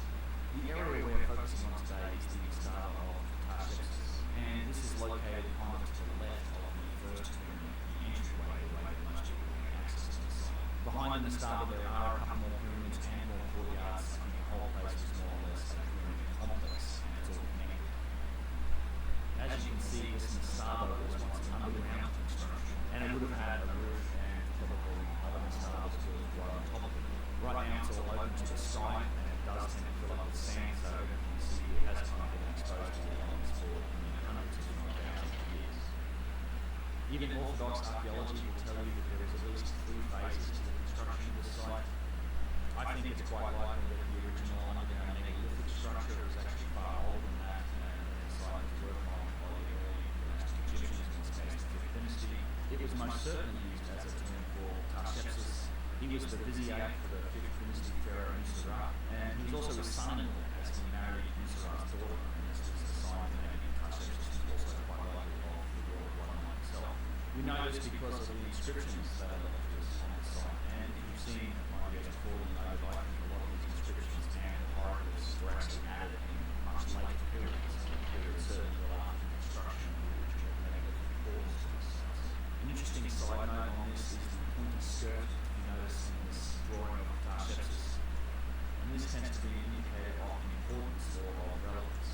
When you see glyphs with pointy skirts on them, the bigger or the pointier or the more dramatic the actual skirt is, it relates directly to how important that person was. In this case, Tarshepsis was the vizier or the grand vizier, and that's essentially the hand of the king, if you like the references to Game of Thrones style. As you can see walking through here, there are several chambers. There's also a room with a number of pillars. Looking down, you can see that the boxes themselves were housed in what must have been an underground chamber. Accessing this chamber is a little bit of an adventure. There is a very short but a very familiar descending passageway, one that matches almost exactly, it feels that way when you 3 foot by 3 foot tunnel that descends down, and in this case there's no stairs, there's no wooden rails. You have to kind of shuffle down there. You can see Bill demonstrating here. It's interesting. Throw a bit of sand down and kind of slide down. As you can see, there are 2 precision carved granite boxes with lids in this chamber. The fact that there are 2 of them is slightly interesting. If this was indeed a tomb for Tarshepsis, then how come he needs 2 boxes? How many sarcophagus does he need after all? One box is smaller than the other and it has a quite heavily damaged lid, but this box is incredibly interesting to me because it has what appears to be a limestone inlay. There's actually a box in a box. This limestone inlay is a single piece box in and of itself, and it perfectly fits in the dimensions of the granite outbox. It's really astonishing. You can see where it's been damaged and this piece of the limestone is broken away. You can see the granite face, and you can just tell how tight and precise that fit was. It's quite flexible. This damage has happened relatively recently to this box. I have found some black and white photos of this site that actually show the line being intact from current use, but need to to the elements. The larger box is also very interesting. It reminds me a lot of the Serapine boxes. Both of these objects are made from rose granite, like the granite that's been shipped up in Aswan, which is 500 miles away.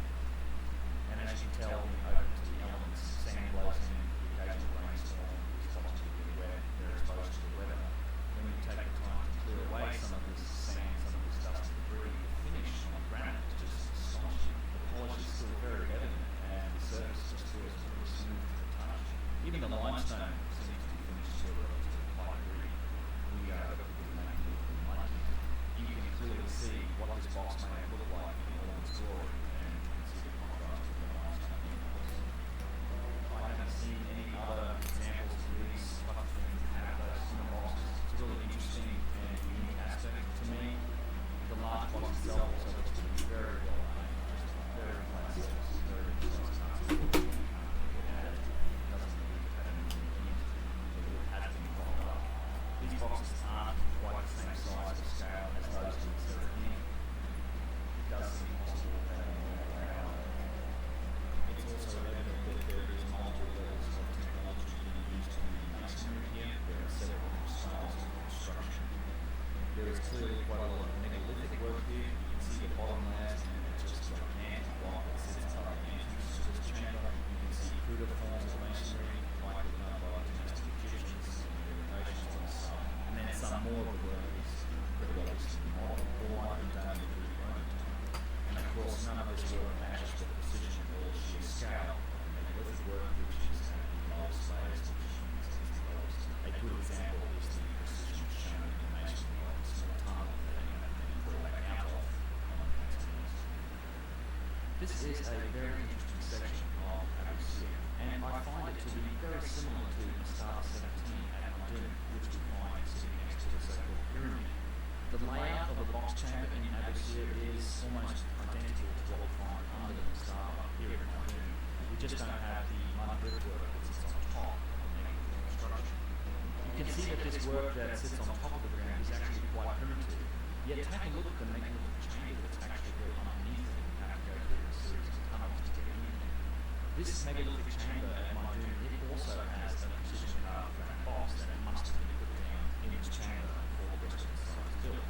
So here we have yet again another great example of some very primitive construction that sits on top of very sophisticated and precise megalithic work. It really begs the question, why was it done this way? If it was supposed to be a single civilization that built it and in a single time period. Logic tells us that the bottom layer, the more advanced masonry work, had to have happened first. So how is it that the technology level progressed so much when it came time to build a structure on top? To me, this is a clear indication of inheritance and reuse. The later culture, the dynastic Egyptians, they obviously respected and revered this civilization work, but they weren't able to match the high technology nature of the megalithic construction. We see the same sort of thing all over the world, and I really don't understand why more of our mainstream academics don't actually address this problem and investigate it. It seems to me that the technological angle of this work is seriously worthy of some further scientific study. Well, I hope you enjoyed that briefly.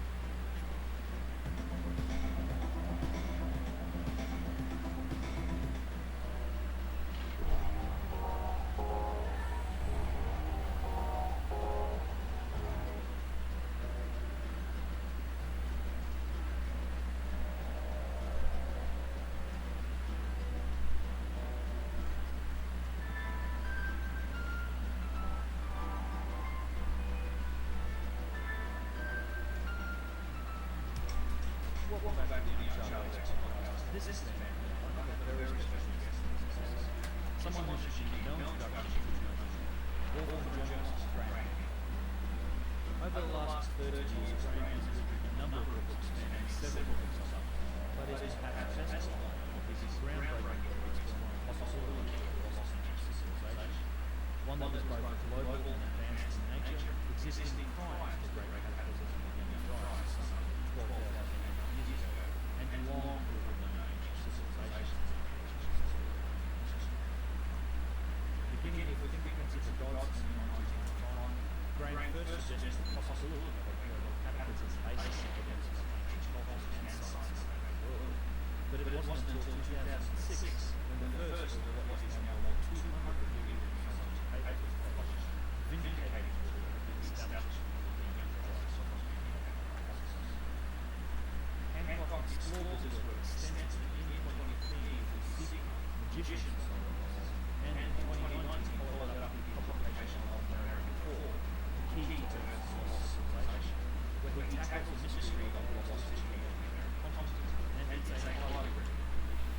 You can find much more information, links to all his books, and lots of great posts and very active discussion over on our website, which is graham.com. Personally speaking, I have much to thank Graham for. His work served as a source of inspiration for me, and after having had the privilege of travelling with him through Peru and Bolivia in 2013, and then through Egypt in 2015, I made the decision to build a 20-year career of teaching and pursue my own investigations which, along with the radical life change, ultimately led to the various change. As surreal and challenging as it is at times, these last several years have been intensely interesting and gratifying, and I really respond. So, many thanks to Graham for his work, and also for sharing some today. I hope you all enjoy the conversation. Alright, what an absolute pleasure. I'm very pleased to welcome Graham Hancock to the podcast. Graham, it's great to see you. Nice to be back. Yes, thanks for taking time to talk with me today. Very much looking forward to it. I haven't been for years and I'm going back to what we did and trying to understand. Playing email tag on this interview.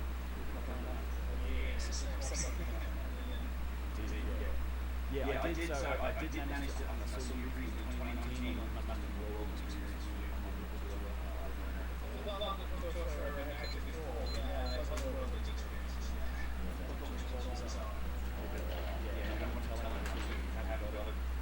Very much recommend getting this. Very useful work Graham done. I've got a lot of questions for it. The one thing I did want to maybe start with is, and this has to do with, it's a bit of a thank you for probably getting a lot of people over there's also a list of questions, which is, your work in particular, the privilege that I had travelled through Peru in 2013 that really led me to a massive life change. So, after 2015, just and then I've been increasingly more involved in ancient civilizations and the history around it.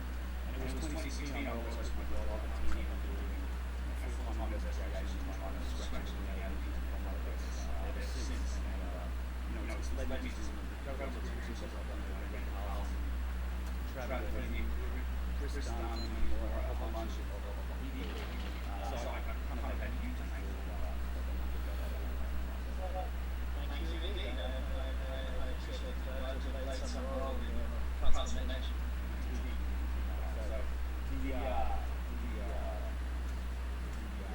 The one thing that See if I can get a run like that. If I can get a run like that. If I can get a run like that. I guess kind of the mainstream resistance to new ideas to challenge existing paradigm of No? Just one. Just give me one. Just give me one. Please. I noticed that there's a lack of openness to engage and that's Well, it was a curious thing. In many ways, I wish I could do it over because, Zahi has been... Oh, that was it. That was the run. I'll never be able to do it again. Just like you and me, he didn't believe. his own hopes and his own ambitions and his own fears and his own dedication to his own work. And actually, when we set up that debate, it was done in good faith. I hadn't really had an argument with Zahi for some years before that. And we thought it would be interesting to do a debate. He was engaged and interested. But then what happened was that I was just trying out my slides for my presentation in the assembly room before the event began. And Zahi turned up early as well. And he saw that I was doing one about Robert Bavard's Orion correlation. And he went ballistic. He got very upset about that. And that encounter was filmed. And the footage was put on the internet. And since then, Zahi's just determined that I never come back to Egypt. And that's most unfortunate, because I wish that there could be more constructive dialogue of the kind I thought we were going to have between those of us who are seriously looking at an alternative view of history and prehistory and mainstream figures. Instead of this sort of very duality, this sort of division between one side and the other, I would prefer to see us all cooperating. It builds up a lot of bad will and bad feeling. I understand archaeologists getting very upset with me because I say some pretty sharp things about archaeologists sometimes, where I feel they fail to do their jobs properly. They respond with very sharp comments towards me in an attempt to sort of dismiss all of my work and the work of others who are working seriously in this field. The first strategy of the mainstream is just to dismiss it, and I think this is most unfortunate. I would love to have another debate with Zahi. Yo, what's up, Irie? What are you doing, mate? I'm Arleaning and praying. I did have a couple successes. I had maybe, I don't know, 15, 20? R and C left at the same time. Oh, dude, that helps me out so much. Yeah, I'm just holding R the whole time. Dude, that helps me out so much. Thanks a lot, man. You kidding me? Dude, you saved so much time.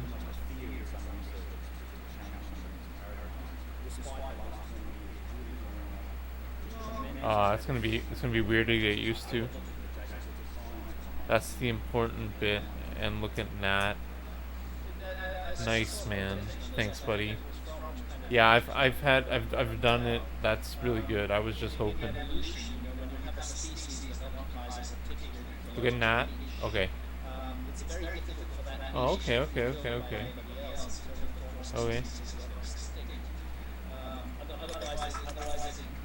Middle screen is barely to the left of that. Yeah. Okay.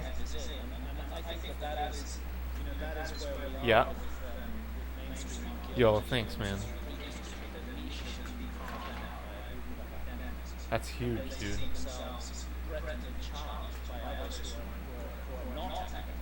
After you press C left, yeah. The main project is to keep us out. And not to have, and that's why it was in a way so sad and so symbolic what happened with Zahi, because there was an opportunity for both sides to have a reasonable and sensible discussion, find out what points of difference were, find out if there were any points of agreement, and see if we could move forward constructively. And that's what I would love to see happen, but unfortunately it just doesn't. And we end up with this sort of war against. I gotta get used to it now. I gotta like train my brain. What I'm finding is that I am, I'm getting banned from working on quite a number of archaeological sites around the world. And this is to me, a form of, perhaps the worst form of censorship.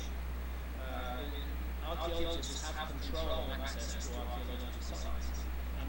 What a clever way for them to get rid of critics is just to never to allow those critics any access to those sites. It's really not the way things should work. I've come to realise that history and prehistory are really ideological subjects. It's a whole ideology tied up in this, and ideology dominates the day. Yeah, it does. And it's interesting What are you to doing, mate? That's jokes. study the life of figures like Columbus teaching and perhaps that's something to do with the nature of the debate and rise of the internet today. As I look at a lot of historical prehistoric explorers and archaeologists and Egyptologists, they seem to be much more willing to acknowledge humans and history when there's I'm thinking about it too much. I just know. I just gotta do it. I just gotta do it. much understanding a little bit given that the debate used to happen and then it's happening. That was at least kind of close.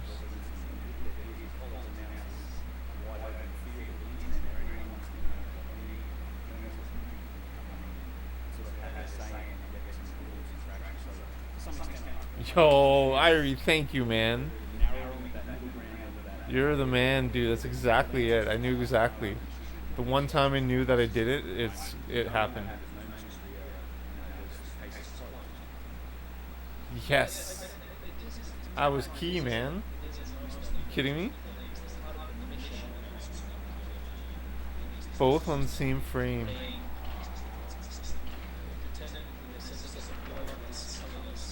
Yeah, dude. Thanks, man.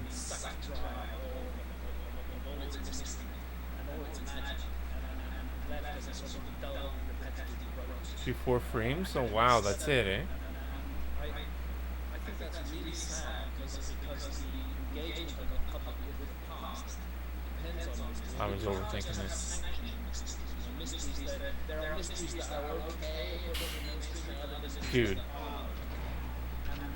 it shouldn't be that case. It's up to us in the alternative. Nice, yo, thanks. That's it, man. You told me it. Like, that's it. Up our game. That's sick, dude. There we go. Nice, man. Yeah, man. I was watching you play yesterday for like 3-4 hours doing the friggin' brunt work. A proper and reasoned discussion with the Sick. mainstream about this, and I think I speak not only for myself but for many of my colleagues in this field. We don't want it to go on being an age-cast. We would like it to be much more constructive. A man like Zach Voice has got a lifetime of experience working on these labs. He's enormously knowledgeable. In many ways, he's quite a fascinating. I was there for the 22. Oh, nice, yo. Nice, man. You remember? No worries, man. Come on, no worries about it. That's sick, man. Yo, thanks for being here, man. Yo, Ninja Lifestyle was in here earlier. That was pretty sick. He was asking about it. Said he saw it on Twitter or something.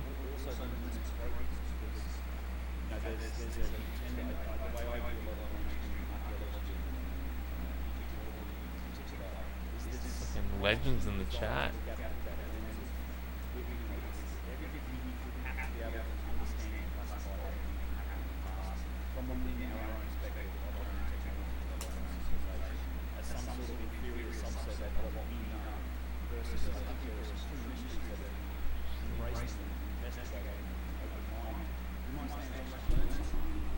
Sick, man. Thanks, dude. I mean, one of the ways that the mainstream deals with this is it's interesting. I don't want to carp on about this too much, but it's interesting the way that mainstream archaeology and prehistory has a grip, for example, on Wikipedia. Now, Wikipedia is the first port of call for almost anybody who's looking for information on a subject they don't know about. And for that port of call to be controlled by an ideological faction that have a particular vested interest in a particular view of the past is most unfortunate. And yet that is the case. You find, for example, Damn, man. It's so, like, cannot get the fair precise. they constantly try to diss it and cut it down. I don't use a dot. Nice warp. Thanks, man. I have not yet put a dot, but I'm considering it. I'm thinking about it. It's I've been thinking about it With that word, for a person because the first thing they see is Wikipedia. The most likely thing they're going to do is say, well, we're not going to look further into Wikipedia work. And that clearly I understand for stuff that don't have auto aim, like cameras and alarms and locks and door lines, and if you're going to open a console or B presses, I'm sure there's so much more too, man. Put it up beside Nat's head. in 1995. 26 years ago, more than a quarter of a century ago, I published The Principle of Gods. It's got it.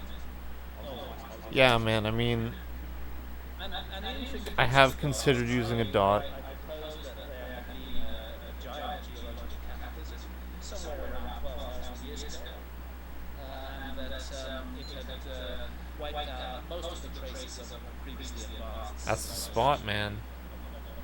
That's the fucking. That's it, man. Thanks, dude. Fuck yeah. Sweet. Thanks, man. Let's fucking go. Let's do it.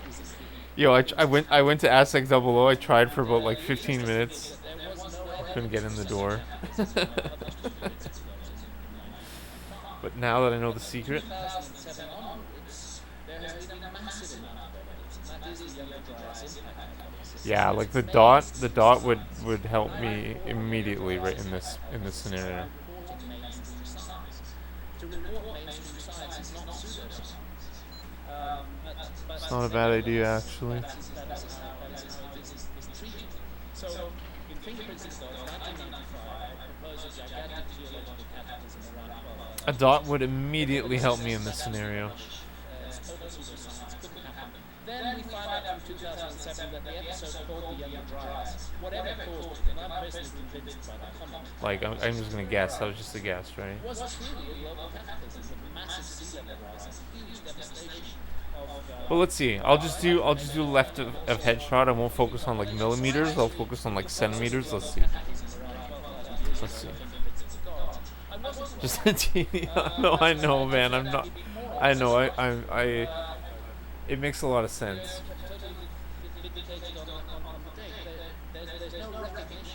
I know I don't have one yet, but like, see, that was like pretty perfect. That was also perfect, right? Like, I'm not that far away. That was like her like shoulder. Another example is the Great Sphinx in Think Principle of Gods. Of course, that's not the originator. But that's pure, I think, rather than all over the place. Yeah. Actually is a scientist. He's a professor of geology at Boston University. John Sick, man. Late Wonder what that angle is. Because you're definitely going down that angle, right? You're going like, you're going through this crack at that angle, like. he first proposed weathering patterns on the Sphinx suggested that it was much older than 2,500 years. Robert Schoch came in and fundamentally confirmed that from a geological point of view. What is the archaeological? That's like almost 90 degree, almost. You don't turn that far, but Their argument is as follows. not 90 degree, maybe. It's impossible for the Sphinx to be Yeah, maybe 90. Let's say 90 because almost. there was no civilization anywhere in Just the under world 90. 12,000 years ago that was capable Turn of just gives you more on chances. a gigantic Nice. scale like the Sphinx. They're saying that in 1995. Again, fast forward to the 2000s, and we have the discovery and the excavation of Göbekli Tepe. And Göbekli Tepe now excavated by the German Archaeological Institute. Yeah, right beside her head really lines it up. Yo, thanks, man. Thanks a lot. That's absolutely in the 12,000 year ago window. And if we have a culture which we now accept could create Göbekli You can Tepe, warp through 11,600 specific frame. 20-ton megaliths, Yeah. astronomical alignments, then they would have had no problem in creating the Sphinx as well. Kind of reminds me of the depot door. I don't know if that's true or not. Creating large-scale monuments 12,000 years ago goes out the window. And again, this is not recognized. We're not making progress in this field because there's a rigid dogmatic approach to the past. Mainstream academics have got locked in a particular perspective, and they find it very, very difficult to let that perspective go. And I understand human nature, and I get it. There's a certain frame. Ah, To our own positions. I didn't know that. This any frame. But the one difference I think between me and Crazy, man. in this field is I do not insist that everything I say is 100% correct. I might be wrong. I might be making mistakes. What I'm trying to do is to provide a reasoned, critical alternative to the mainstream view of the past. And I believe that's a useful service. Damn, man. It's a service that's worthwhile. I understand you wanna. That's crazy. And unfortunately, it just leads to this endless. It's not waiting for a lag spike. It's just some other shit. It's no way to proceed. Yeah. I think mainstream archaeology should do That's crazy, man. for the way that it behaves. to 5,000 years ago. where Sweet, we man. don't really have any written documents. Perhaps the earliest Sumerian documents go back 6,000 years ago, nothing. No written documents have survived from that time. Everything that we understand about the past is pieced together from little That was artifacts. perfect. I just okay. And I just need to get used to knowing frankly when speaking, if I YOLO it. archaeology, which regards itself as a science, not a pseudoscience, but a real science, they make many, many mistakes, and I drew attention to Look that. at that. The Clovis first, Mm, the notion that the Native American culture that archaeologists call the Clovis culture were the first human beings to inhabit the Americas, was cast in stone, an absolutely rigid dogma of archaeology. And for many years, for decades actually, it resisted new evidence, which showed that people had been in the Americas much longer than that. And those who proposed that new evidence, who brought that new evidence to the table, sick, dude. Yo, sick. they were destroyed by the mainstream academy. Utterly destroyed. Their research funding was Are you gonna be going for? Let's go, yo. Thanks, man. Are you gonna go for 21? I know 22 is crazy, man. 22 got hit all the warps and everything. Then we find actually That was really bad. they were right all along. And instead of making that progress 20 or 30 years earlier, we went through 20 or 30 years of Wow, it was really bad. unnecessary, useless delay caused by the ego and the absolute rigidity of the spokespeople of the mainstream. And this is not how it should be. On the second attempt, right? Shared human resource. It Hmm. does not belong to The archaeology. first one. It does not belong Reset up every time. It belongs to Okay, yeah. and we all have a vested interest in finding out the truth about Oh, that's pretty close. and it's wrong of the mainstream to say that the alternative side Yeah, I'm just gonna try the. I just gotta quit out now, I guess. increasingly have Not quit out. Oh. which is not explained by the mainstream narrative. Go back into the crack. Nice. Science, Okay. if you go on long enough, when a paradigm is not supported by new evidence, when new evidence keeps on contradicting pretty good. that paradigm eventually will get dumped. And I think the paradigm of our prehistory as a species is eventually going to get dumped. The paradigm that is taught in universities at the moment, but we haven't reached that point yet. It's still a story.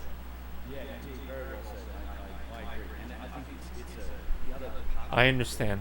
I understand. Do this. Over time, I understand. as far as science goes, I understand. as it is not so much a hard science, but is that the new discoveries come from the fringe. I mean, that's how those particular paradigms get challenged. You can go, way back. The heliocentric model is probably a great. Oh, what am I doing? What am I doing? I'm not doing it right. I'm not doing it on the same frame. Either way, just hold, see right turn to the crack. Aggress enough in the crack. Also, things like Jack Allen Bretts and catastrophism. These guys getting. Ah, yeah, I might not be turning enough. Tectonics, which is a Yeah, universally accepted theory of yeah. geology today, was regarded as pseudoscience in the 1920s. And Alright, let's do it. Let's do it like properly. for decades because of that. This is again and again the case, and I don't understand why the academy can't learn some lessons from this and have a little bit more I don't know. willingness, a little bit of willingness to listen. That was a good try. Thanks, man. Educated man in history who has questions to ask and an alternative point of view to accept. But unfortunately, this is not the situation. Fuck this shit. Something that, as you said, I think it's becoming overwhelming to my mind at this point because and there is it's the one thing that eventually. Alright, we gotta get There's so much new evidence, particularly coming from adjacent fields of science, as well as discoveries in the field like now that the younger guys in fact has up to over 200 peer-reviewed papers, most of them vastly on the positive side. Yeah, I'm not turning enough, I guess. Hold down C left longer, maybe. About this as well. And even recently, there's been a discovery, and Antonio Zamora did a video of a massive global Y chromosome model in human populations that coincides with Fuck this shit. the authors of that paper didn't Yeah, I want to play for 21 now. Nice, sick, man. Cheers, dude. Glad you enjoyed the gold rush. With yeah, try. Yeah, gold rush. Sure. Thanks, man. Not really reaping the rewards yet, but you know. Just be a little less scared of flying off the crack. That was a good try. I think it is getting there. And what I've noticed is that the younger generation of reviews, I know you, when I go around giving my talks, Why didn't that work?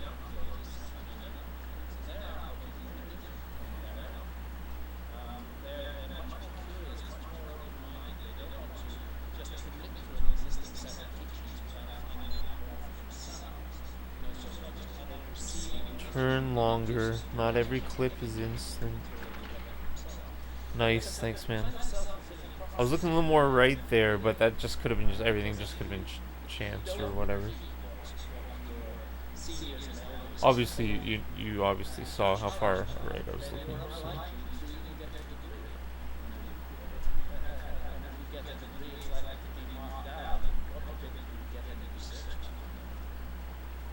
Yeah, I've had a couple of similar conversations with emails of global contact guys. So some in the field that don't want to discuss some of the stuff publicly, Whoa!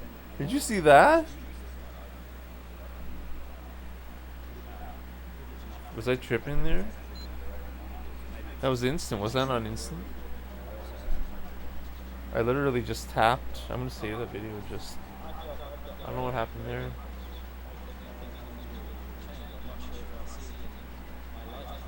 Is that not instant? I'm gonna watch that video back. Missed it, no worries. Yeah, let's watch the video.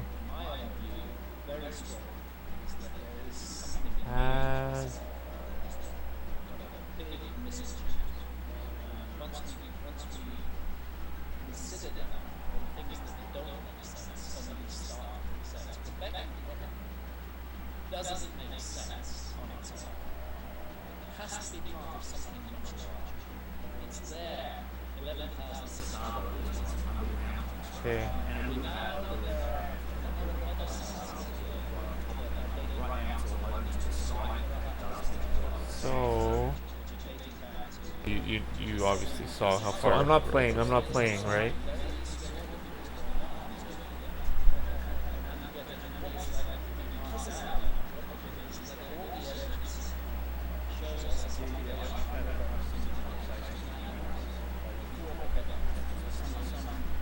Check it out. Did you see that? Did you see that? Was I tripping there? That was instant. Was that not instant? Oh! Why didn't that work? Check it out. So I'm not playing. This is the video, right? It's gonna happen in about... Did it just happen there? Did I miss it again? Turn longer. Not every clip is instant. Nice, thanks, man. I was looking a little more right. No, sorry, there, but it's here. Everything just could have been chance or whatever. Obviously, you obviously saw how far right I was looking. So. All right, it's coming up.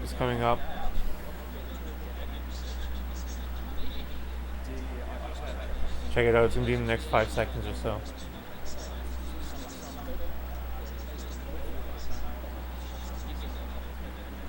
Whoa! Did you see that? What the fuck is that? That's crazy. I think I had full speed already against the fence or whatever, but dude, that was instant. Was that not instant?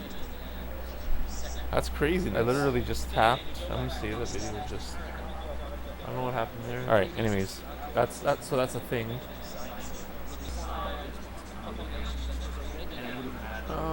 Yes. So that's crazy.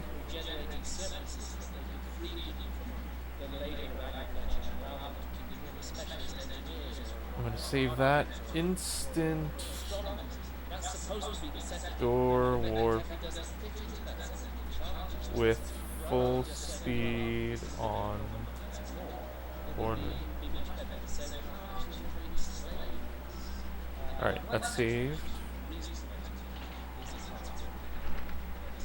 But when you see a sudden change like that, with no background, you never consider the possibility that it's introduced. I mean, that's also a premise that's reflected in, I guess, the myths and legends of so many other cultures. You have these stories of great civilizing things like many of the other types of people, the Viracochas and the Shemsu's War, that have kept the Osiris in Egypt. These are all figures that they're so similar all around the world, and their mission in every Wow, that was case really bad. is to reignite civilization after a global catastrophe.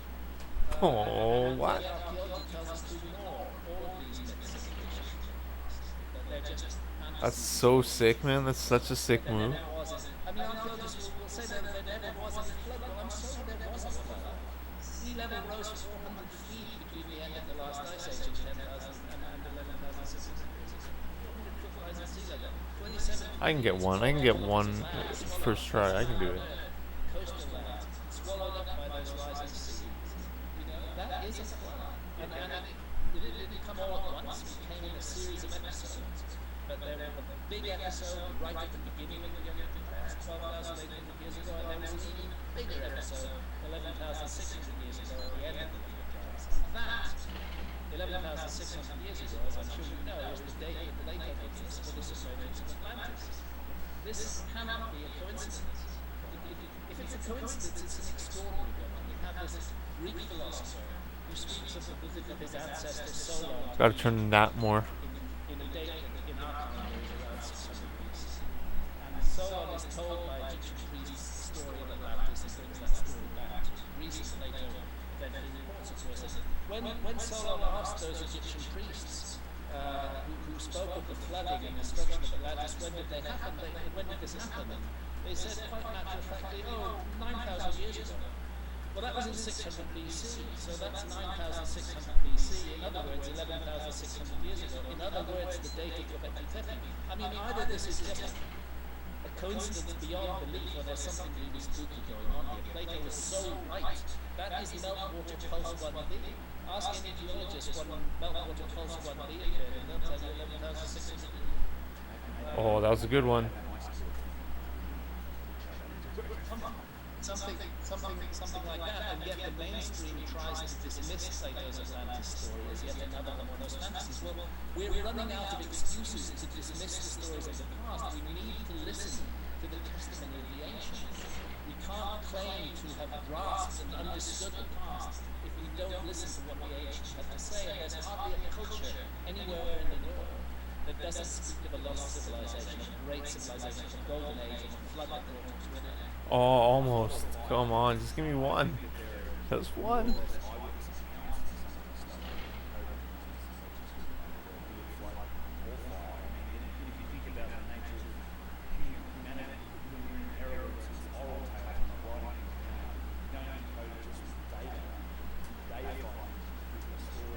Gotta look more left.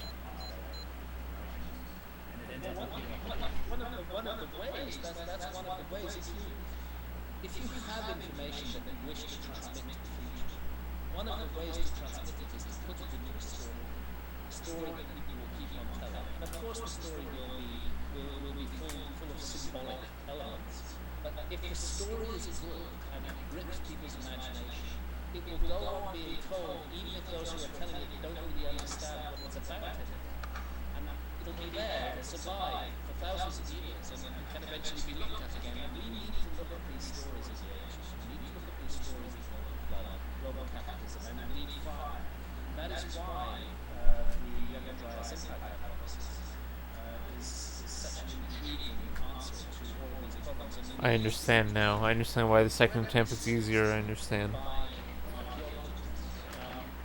Just for your listeners, the Younger Dryas impact I mean, I don't understand, but I see how. period of I don't know if you just build speed and you stay at full speed and it helps or something, but I see what you geology mean. flower that flourishes in cold conditions. And the Younger See, Dryas like- sets in suddenly 12,800 years ago. It ends equally suddenly 11,600 years ago. 12,800 years ago, the world has been See. emerging from the ice age. several thousand years, it's been getting warmer. It's almost as warm 12,800 years ago as it is today, although there's still a lot of ice caps there. And then this sudden change of climate, massive deep freeze, huge extinctions of animal species, a very mysterious rise in sea level. Normally, when you get a freeze, you don't get a rise in sea level because the water's all frozen. So now we must invoke some kind of heat source to explain how, at the onset of a huge global deep freeze, an enormous amount of water is released into the world ocean. The best explanation for that is the comet impact hypothesis, which is the Younger Dryas impact hypothesis, suggesting that the Younger Dryas was caused by multiple impacts from fragments of a disintegrated comet. That's what set it on its course.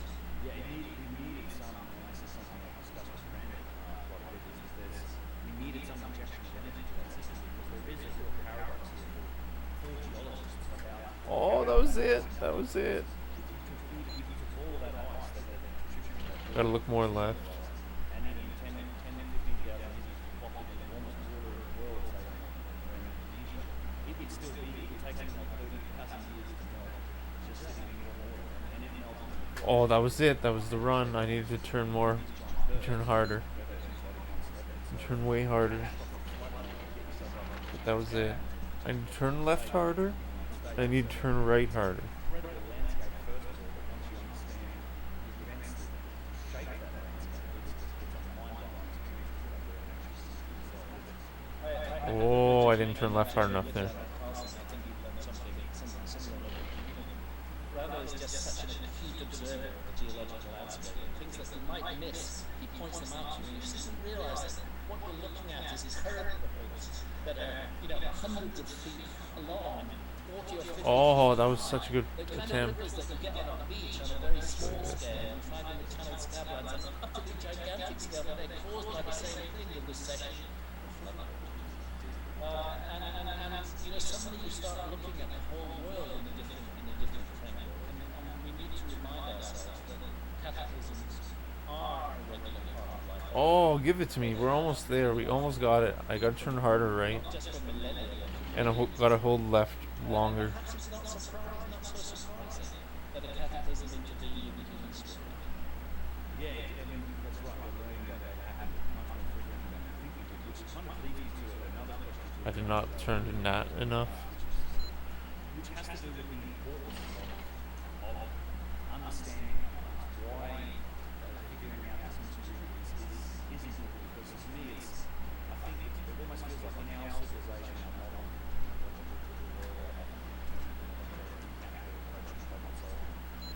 it's as if I think most people go through life as if it's a fundamental tenet of existence here, that we're on some preordained path, come from the Stone Age directly that this is the way that civilizations go. And I think that if there was a more general acceptance that, oh no, humanity has risen to great heights in the past, only to have been just struck down and destroyed by a cataclysm, it might change. It's an altruistic world that it's evolved. Maybe it might change the whole some of our trajectory, some of our priorities. It's really bad attempt.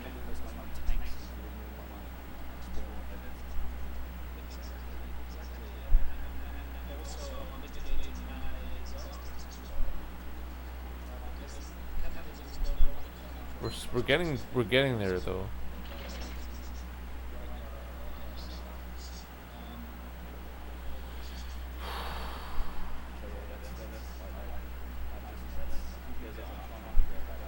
Wow.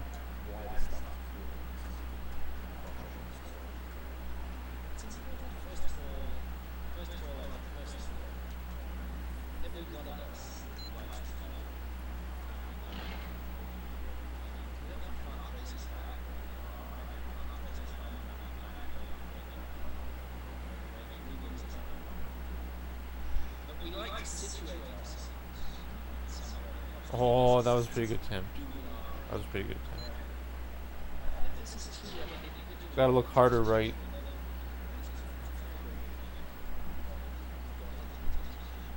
And it's an ideological position in the mainstream to depict this human story and more or less constant progress with human tradition, more or less constant progress as giant progress.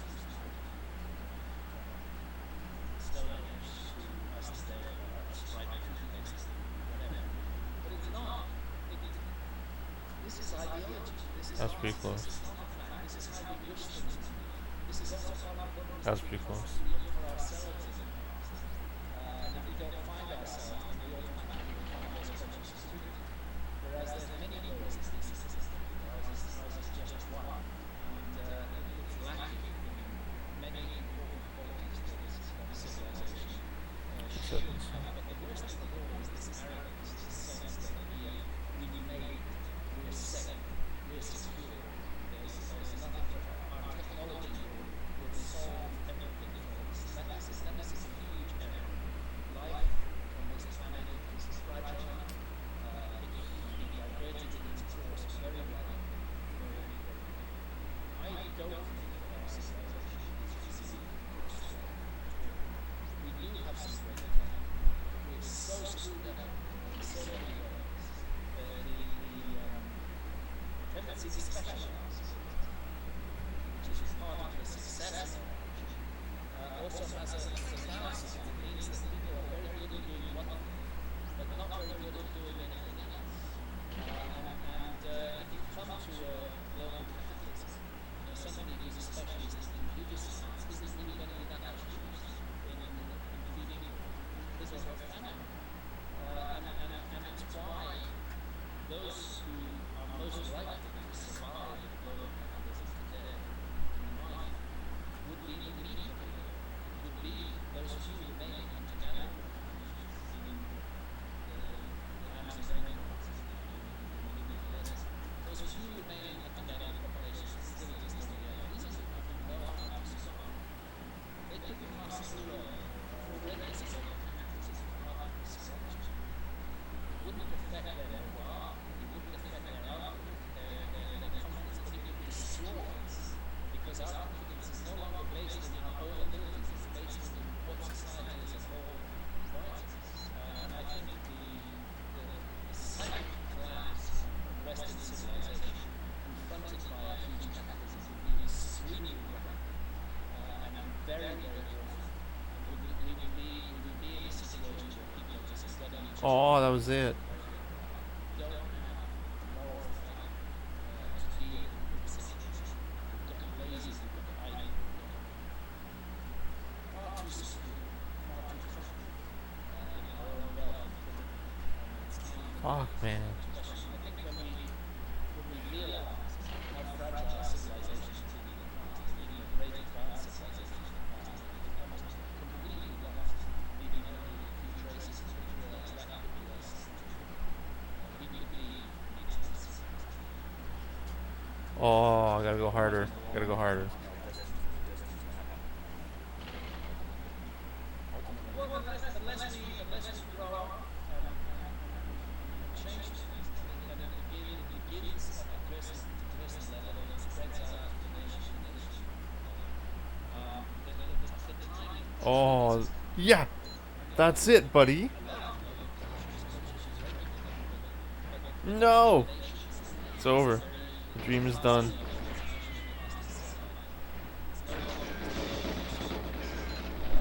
That sucks, man.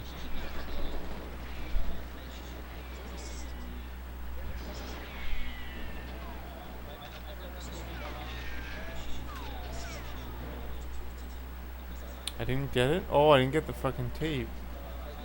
I don't see why. I don't see why to spread But we did it. We got it. We worked on the first try. That's it. why should I especially like somebody? That's sick. I just gotta turn more. I mean, what should That was exactly it. You know, and if I have the colon the same length as somebody else, then I've especially got something in common with them. I mean, the colon is an important organ, just like the skin, you know, but we don't weigh and measure people on the size of their colon. And we shouldn't weigh and measure people on the colour of their skin either. And we shouldn't absolutely pit nation against nation in these ridiculous struggles.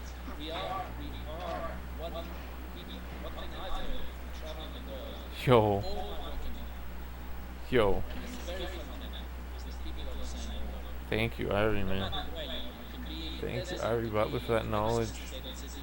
I gotta turn harder, though. The same fears. We all love our kids. We all want to make a solid future for ourselves. People are not different from one another. Similarities between people with different cultures are far greater then the difference is. And it's time we celebrate this and recognize this. Often when I say something like this, I'm accused of wanting a world government. No, thank you. I don't want a world government. I don't want any government. I'm an anarchist. I don't think we need governments, but we will. The governments persuade us that we need them. This is the problem. And what's needed is adult responsibility. We need to move on. We need to upgrade our consciousness to a level where the functions played by government are as minimal as possible. This macro scale government that we have at the moment is a very destructive consequence of the way our civilization has been moving. Yes, and as someone who's over in Asia or in the United States, now I have friends all over the world, China,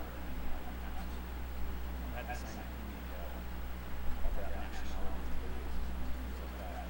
I kind of look at society. Yo, these attempts getting better though. There's some aspects of our culture that move forward very rapidly and technology kind of thing, but in other areas, things like government and our system of society, how we do that, it's stood still for hundreds of years now. It's just, yeah, as you say, Look at how long. That was a pretty good attempt. Look how long it's taken to remove criminal sanctions from the use of cannabis. Look at that insane war on drugs, which has caused so much harm, so much damage. That has persisted. Come on, So I was like many perfect. decades, still not got rid of. There's one area where I really appreciate what the American people We're doing better though. which is state by state, they are legalizing cannabis. They are basically saying, fuck you, to the central government and saying this is what we're going to do. And that is an important thing. There have been so many lies over the last 20 years in the war on drugs stories, so much illusion, so much falsification of facts. So we live in a culture where it's okay to get absolutely drunk on alcohol, leading to all manner of car accidents, fights, physical illnesses. That's okay. But if somebody smokes cannabis, then they get sent to jail. This is obviously insane, but the fact that it's obviously insane hasn't prevented it staying in place for years. It's beginning to fade out now, thanks to grassroots action. yeah, indeed, and in the States, and it's kind of a weird, dichotomy here, where it's the US is also the one responsible for pushing that prohibition more or less across the world in the first place, and it's also the States that are changing it, as you say, at that grassroots level. The prohibition was pushed by the US government. Liberalization was pushed by the US people. They're two very different things, and this is what we need more. Fucking hell.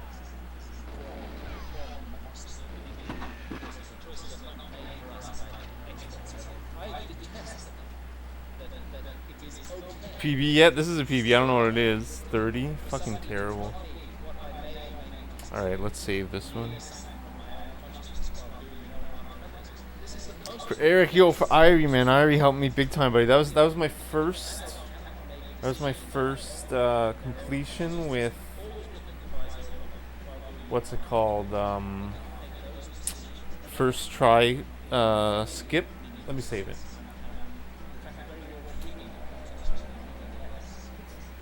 one of the things that I most like about the US is that it's like a baked-in concept of freedom. It has something to do with how the country was founded.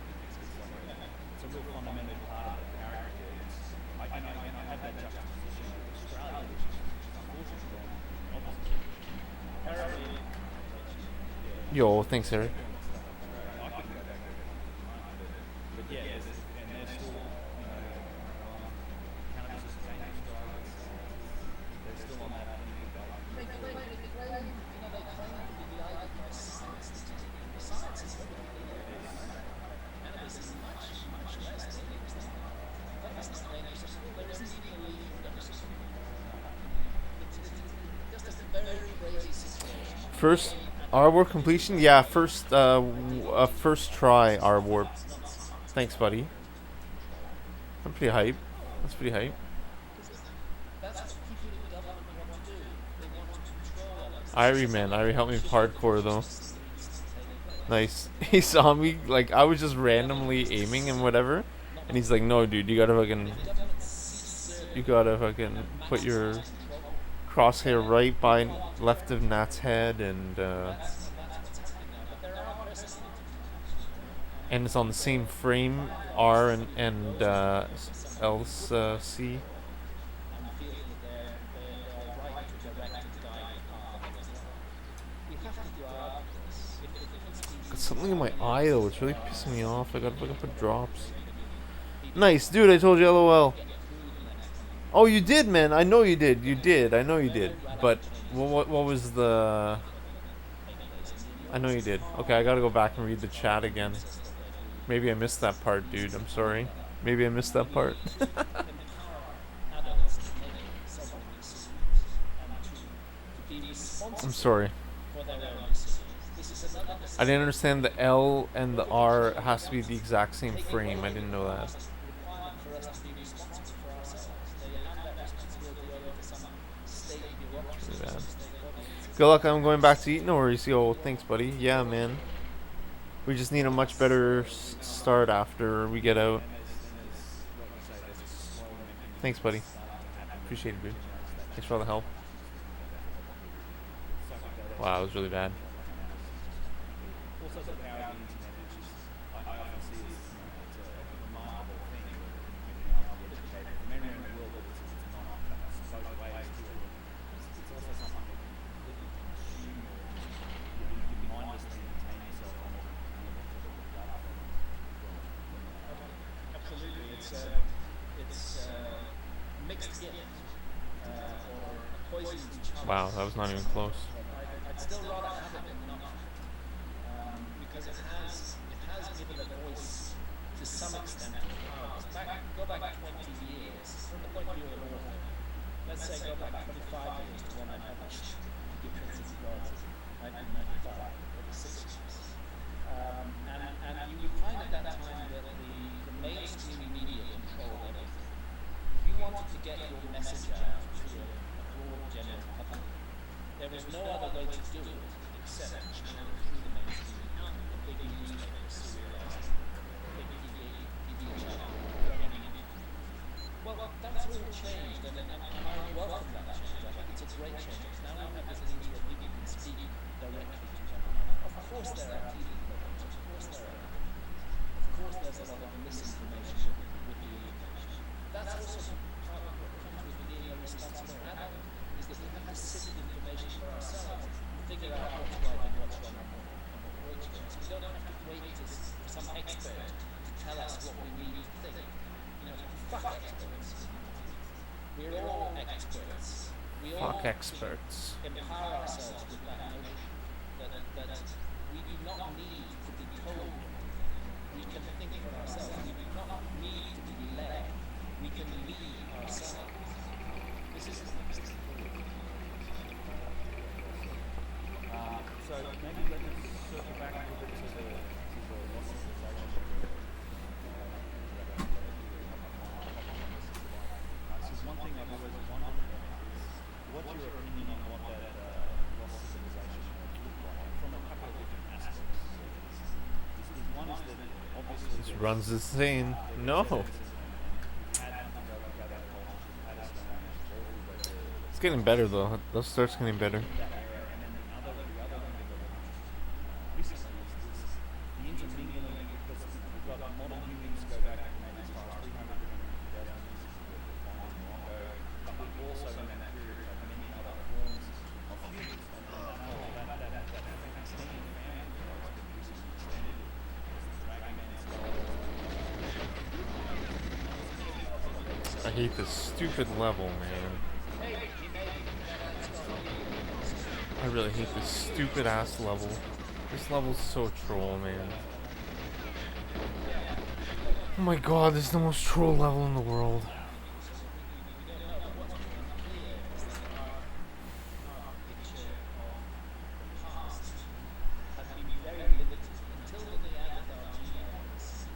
I've never, like, it's obvious I've never played this level. I'm not proud of that either, I'm just factually speaking. It's not troll at all, it's obvious where the guards would have been, I just need to shoot better. That was a good warp though.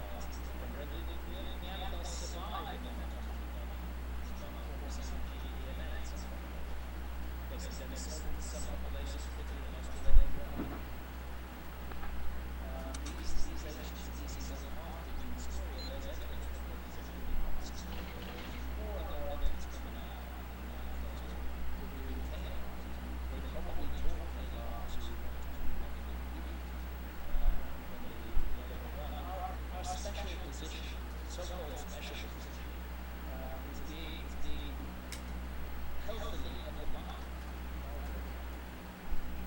Realize we're part of a very complex process rather than a very simple and direct process. I mean, what would the lost civilization look like is where you came into it. I think the first point I need to make is that Oh, that was so close. the world we live in today is a world where we have advanced civilization.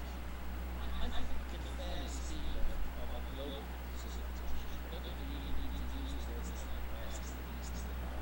I think it's a global technological civilization has arisen in this world. And it's capable of extraordinary feats. A country that is absolutely unorganized 60 years ago, China, is now 7 years apart. We're a highly advanced technological global culture. But we coexist with hunter-gatherers. I spoke a month ago about the hunter-gatherers in the Amazon. Some of them don't even know that our civilization exists. So uncontacted tribes. The hunter-gatherers in Namibia, well, they know we exist, but they choose not to coexist with us too much. So the notion that hunter-gatherer cultures could have in the past coexisted with an advanced civilization is not a ridiculous idea at all, because that's what happens today. We have an advanced civilization coexisting with hunter-gatherer cultures. And if our advanced civilization were destroyed by a global cataclysm and there were survivors, those survivors would be smart to go and seek refuge amongst hunter-gatherers. That's what they could do, because the hunter-gatherers are the masters of survival. And they would be the ones who the survivors might try to transfer some of their technology to. And that's what I think we're looking at in terms of Tibetan tech. But I don't think that the proposed lost civilization was a mirror image of our own at all. I think it was very different. I think it emerged out of shamanism and out of the techniques of ecstasy that are used in shamanism, and I think altered states of consciousness were a very important and essential part of that. And just because we do everything through mechanical advantage and leverage doesn't mean that they did that. I've often said this, but it strikes me as likely to be true, that the more we depend on machines and computers and calculators to work everything out, the more abilities within us become dormant, abilities which we could develop. I mean, for example, let's say, this is something, of course, my critics would immediately jump on the pseudoscience. But let's say there is such a thing as telepathy. Let's say there is such a thing as telepathy. Well, once you've got the written word, telepathy becomes less and less necessary. It begins to be replaced by the written word. And soon, if that ability is dormant in human beings, it would go to sleep completely and would no longer be used. And I suspect that the lost civilization of the Ice Age was able to do remarkable material things, but they probably did them in different ways than we do. And it's not good enough to say, oh, that's just pseudoscience. There are many different ways to do things. We follow one particular track, but I think they're able to follow others. And so I take sound being used to levitate enormous blocks of stuff. We do have modern science which is doing levitation on a small scale with sound already. It's not a ridiculous idea anymore. It makes perfect sense to me. The notion of magicians who come and bring their skills to a place, dismissed as pseudoscience. Yet, I think there's an old saying, magic is just science we don't understand. That's exactly right. And I look at the past in a similar light, I guess it's from a technological perspective, but in the sense that we progressed down to a technological path, and it is highly possible, very likely, that there exist entire realms of other forms of technology that are more organic based. So people often say, why didn't they build pyramids if they were so advanced out of metals and structures and lightweight? We do that because we need to make lightweight, strong material. If you have an effortless ability to work with organic material on the planet, that's a line.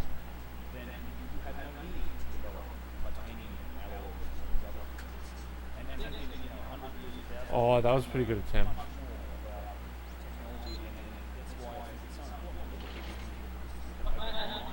If you were a wise civilization, you might choose not to pursue particular routes of technology. Right. You, unlike you have pursued. You have pursued. So we're never going to find ourselves in the past. That's not what we're going to find. We're never looking for ourselves in the past. We won't find ourselves. But we do find evidence of a much higher level of civilization during the Ice Age than the mainstream presently gives our Ice Age ancestors credit for. I think one of the best examples, really, really useful is the survival of ancient maps. I'll show as it's looking toward the west. Maps, and we know the history of these maps is complex because the ones that have come down to us were made in the 15th, 16th century. But they were copied from older sources, which are now lost, and they conveyed the contents of those source maps onto the new maps, and they mixed it together with discoveries from the age of discovery. But when you start looking at those maps in detail, this map or something maybe, you realize that you're looking at things that don't make sense according to the knowledge of Oh, that was a pretty good attempt. century. You see, for example, Antarctica depicted in our civilization didn't discover Antarctica until 1820. But it's there on maps in the 1500s that were copied from much older source maps, now lost, going back, we know in some cases to the Library of Alexandria. You see an enormously extended Southeast Asia, very much like the Sunda Shelf, which was exposed in the Gulf War during the Ice Age. And very recently, you see very precise relative longitudes. And that tells you you need science, because we couldn't do longitude until the middle of the 18th century. When I find it was just an unknown, it was the dream of all navigators that somehow they could fix longitude. But until a marine chronometer was invented that could keep accurate time at sea, longitude was impossible. So to find accurate longitudes on these maps that were copied in the 1500s from much older source maps tells us there's something really wrong with the way we understand it. That's right, yeah. Not until it took seconds to discover it. That's where they were running down east and they're running down west came from, because they had to fix to go north and west until they hit where they wanted, and then they There was even a big prize. A prize was offered for solving the problem. And I think it went to Harrison for his chronometer, which finally could keep accurate time at sea. Well, that's 18th century technology. But to find evidence of 18th century technology in the Ice Age is pretty disturbing to the ancient era. I didn't look far enough. reflected in the Great Pyramid. I think this is you take the perimeter of the Great Pyramid and the ratio of its perimeter to the ratio of the socket, which is the shelf that it sits on, it's about this much wider. That perimeter is the exact ratio of latitude to longitude of the planet in the oblate sphere, that's right on the east to west and north and south. So this Oh, that's a pretty good attempt. suggests the dimension I was looking down too much. and the ratio of longitude to longitude. But I've been convinced of this for a long time. And it goes back to my readings of Hamlet's Mill. I don't know if you've It's a fun read. read this important book. It's an incredibly important book, which is largely ignored by mainstream scholars. But George Alexander was the professor of the history of science at Massachusetts Institute of Technology. Peter Condesha, his co-author, was the professor of the history of science at Franklin University. These were serious people. And what they found was an ancient knowledge of the phenomenon called precession of the equinoxes. Precession of the equinoxes, I'm not going to bore your listeners with a long and detailed description, but fundamentally it changes the background stars against which the sun is seen to rise. At particular key moments of the year, the solstices and the equinoxes is when it's most noticed. This process is caused by a wobble on the axis of the Earth itself, because that's our viewing platform. The changes in its orientation affect the star field. These changes take place at rate 1 degree seconds. And these numbers, based on the number 72, 30 times 72 is 2,160, 60 times 72 is 4,320. These numbers appear all over the world in mythology, all around the world, tied up with imagery of a giant mill turning. And Santiago and Gondesha make an impeccable case that what these traditions are recording is detailed knowledge of the precession of the equinoxes thousands of years before the Greeks supposedly discovered the precession. And this is where the Great Pyramid gets interesting because I'm sure you know this, that you already mentioned the latitude longitude. Come on, I like man. to multiplied by 43,200 gives you the polar radius of the Earth. The base perimeter of the Great Pyramid multiplied by 43,200 gives you the equatorial circumference of the Earth. And that would be quite easy to dismiss as a coincidence if it wasn't 43,200. But 43,200 is one of those numbers generated by precession of the equinoxes, where the base is 72 years for 1 degree. So it's 600 times 72. So what we have is a geometrical scale model which gives us the dimensions of the Earth, and it does so on a scale set by a key motion of the Earth itself. This cannot be an accident. This is very, very clever workmanship that's gone into this, and evidence of high science in remote antiquity. And it just astonishes me that the mainstream ignores all this and doesn't even want to go. And that's it's another example of how we pass data down through time. It's not just eyewitness accounts of cataclysmic events, but there is actual astronomical data over these myths and legends that have even passed through cultures that we have no understanding of it whatsoever. That's what I found remarkable about Hamilton Hill. It's almost as though I'm actually Santiago and Gondesha hint at this as they attribute this knowledge to some almost unbelievable ancestor civilization. But it's almost as though a group of people set down to permanently memorialize this information and pass it down to the future. And the fundamental message they were sending was take us seriously. We knew our stuff. We had worked out the precession of the equinoxes. We knew the directions. We knew the Earth's map. Take us seriously. And unfortunately, that is what mainstream archaeology is not. It's not taking the laws seriously. Unless it's some king's inscription. Some Greek or Earth. Yes, and it's, I mean, No, that was so good.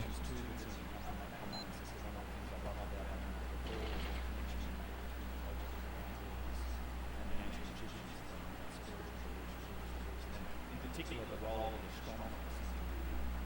Such astonishing, remarkable. Oh, come on, that was pretty I'm good. not suggesting that ancient Egyptians went to North America and passed on their idea to Native Americans. What I'm suggesting is that both Native American cultures and the ancient Egyptian cultures were the inheritors of a legacy from a much earlier culture that was shared and common to both.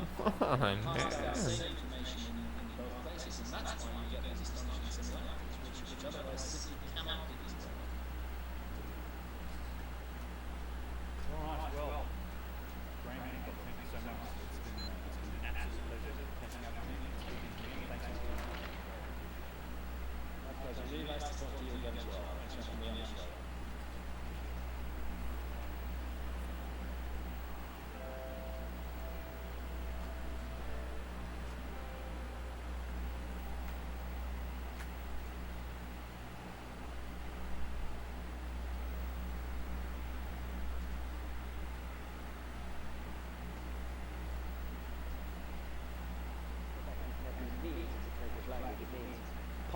The site ran for about 1,000 years, from 11,600 years ago to about 10,600 years ago.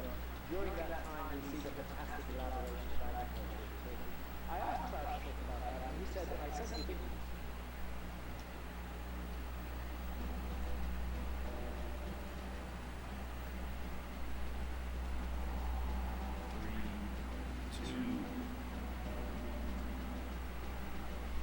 This is live, ladies and gentlemen. And this is a very unusual podcast we're going to have here, and a very unusual discussion. I have to my left Michael Sherman, very famous skeptic, has been on the podcast before. Of course, Rebecca Carlson, amazing gentleman who knows far too much about terrifying things like asteroids.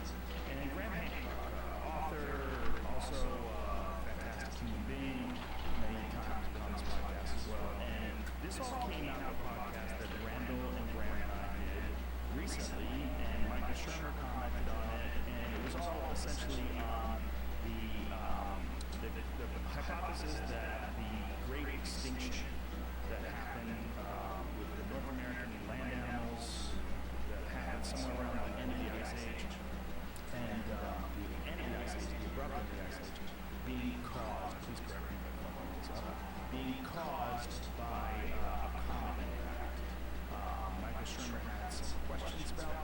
said that this would be an amazing podcast, get everybody together in a row and go over this. Since then, there's been some interesting stuff that's happened. Well, I thought this was really fascinating that Forbes has a mainstream article in Forbes did a comet wipeout ice age megafauna, and this is actually from just a couple of weeks ago. And then there was also this interpretation that's fairly recent as well about one of the stone tablets, one of the stone carvings rather, on Göbekli Tepe. And Graham, you would probably be best to describe that. Yeah, that was published in Mediterranean Archaeology and Archaeometry, peer-reviewed journal, by a couple of scientists from the University of Edinburgh. And they are proposing an interpretation of the Göbekli Tepe imaging. It's quite a lot of imagery on those T-shaped pillars, particularly one that they put over 3 in composition. And their deduction, what they take from their interpretation, of course, many people disagree with them. Their interpretation is that those images are speaking the company, they're speaking the common of the roughly 12,000. And Randall, this is something that you've been obsessed with for many, many years now. You've documented it in detail in many conversations we've had on the podcast. Yes. Now, I can't say that I'm that familiar with that article. But this idea that comet impact is what has caused the ice age. Well, it's so complex, but now what we do is we throw some type of an impact into the mix, and it seems to fill gaps. It seems to fill gaps that were, at this point, still unexplained. There's varying theories between some extent of climate change and some extent of human predation that caused the extinction. And I've always felt like you can't blame it on one or the other. I think humans probably had a role, but only in the very final stages of the extinction event. And one of the scenarios would certainly suggest that there were extreme climate changes between the what's called the falling hour, which was the rather gradual warming at the very end of the Pleistocene, which was then followed by the Younger Dryas, which was the return of cold glacial cold, and in the end of the Younger Dryas, which is dated at about 11,600, which is considered now to be the boundary of the Holocene. Post Younger Dryas, pre-Borean it's called, would be the beginning of the Holocene. And it seems that most of the extinctions did occur between roughly 13,000 and 11,600 years ago, although the dating has a wide spread, so you can't pinpoint it down to the specific event. But I've always felt like that there had to be something that we needed to look at that triggered the extreme climate changes that we do see at the end of the ice age. And in my opinion, you can't attribute that solely to Milankovitch's theories, which is basically the changing solar terrestrial geometries, because they're too slow. And what we see at the end of the ice age were very rapid climate changes. And so, one of the things that I think has been missing has been the trick. Wallace Brecker pointed out years ago that possibly a major flood during the Gyges caused the interruption of thermal Halley circulation, which is basically the circulation of the North Atlantic Ocean.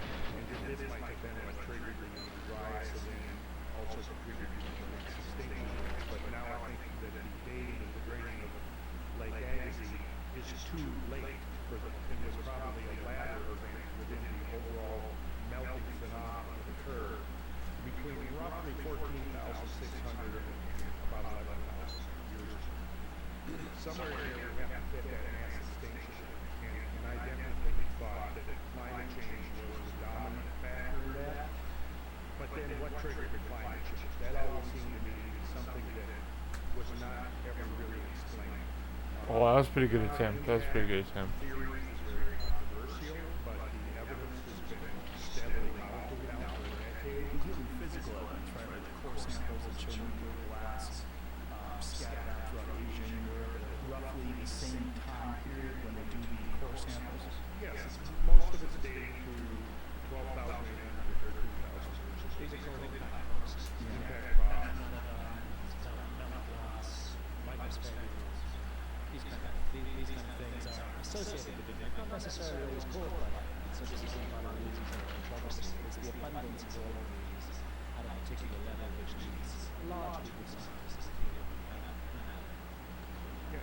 It's the full assemblage of things that is difficult to explain by process without invoking some type of a concept. And it also corresponds with what you believe is a period where Earth travels through a series of continents. Well, this gets us to the ideas of what we call the Greek human past. So they include Napier and a number of others that have theorized that from time to time Earth encounters debris from a large disintegrated comet. And there's an interesting William Napier addresses this in an interesting article I told here pretty soon that possibly around 13,000 years ago Earth may have encountered some of the debris from a disintegrated comet, which ultimately goes back to Fred Whitman, who was one of the godfathers of cometary science. Could I just come in on that for a second? I mean, specifically, Bill Napier in particular are identifying remnants of this comet with the Taurus meteor stream, which is familiar, I think, to everyone. If you pass through it twice a year, you see meteorites, particularly in October or November. That debris stream is still there. It still contains, according to their argument, bits of the comet. There are large objects in it, and so on, 4 or 5 kilometers in diameter. And the suggestion is that the meteor stream has got lots of small bits of dust, but it's got some larger stuff too, and some of that stuff fell out of the meteor stream 12,000, 18 years ago, and impacted primarily. Now, Michael, when you listen to that podcast, you had some questions. You are a professional skeptic, so of course you're skeptical.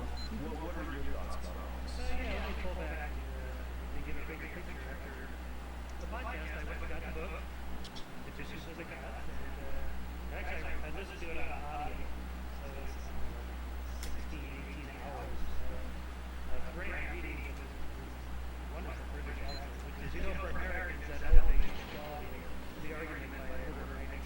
Yeah, that's how they sell things in infomercials over there. And great, you're a good writer. It's a very compelling story. Thank you, you're a great skeptic.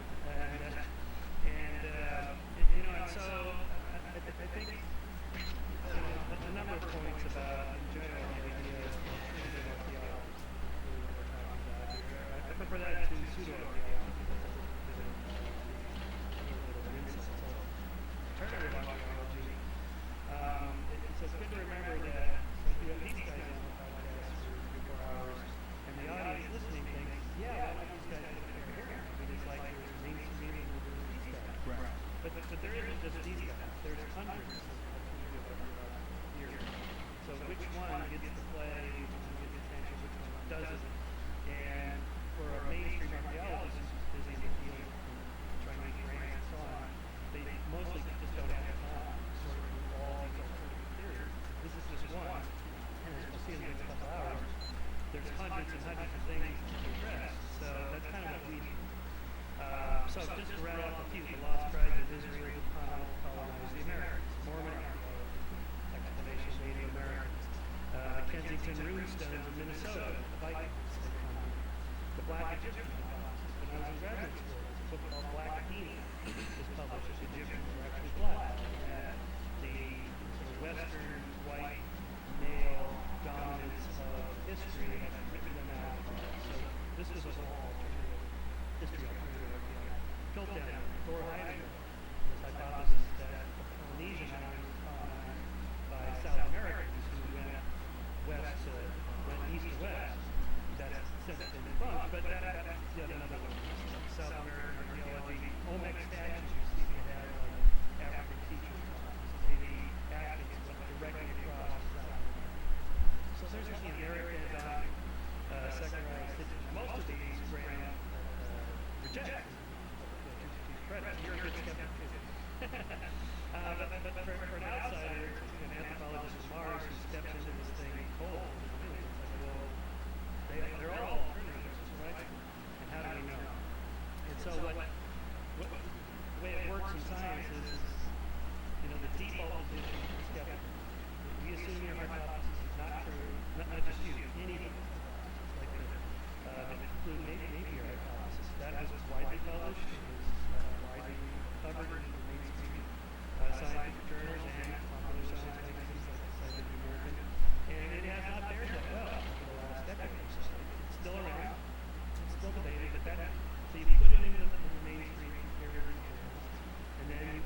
conferences and we have it out, and that's kind of where we end up with, well, this is what we think is probably true for now, and then all these other people out here, if they don't jump in the pool and it is, then there's no way out there for the job.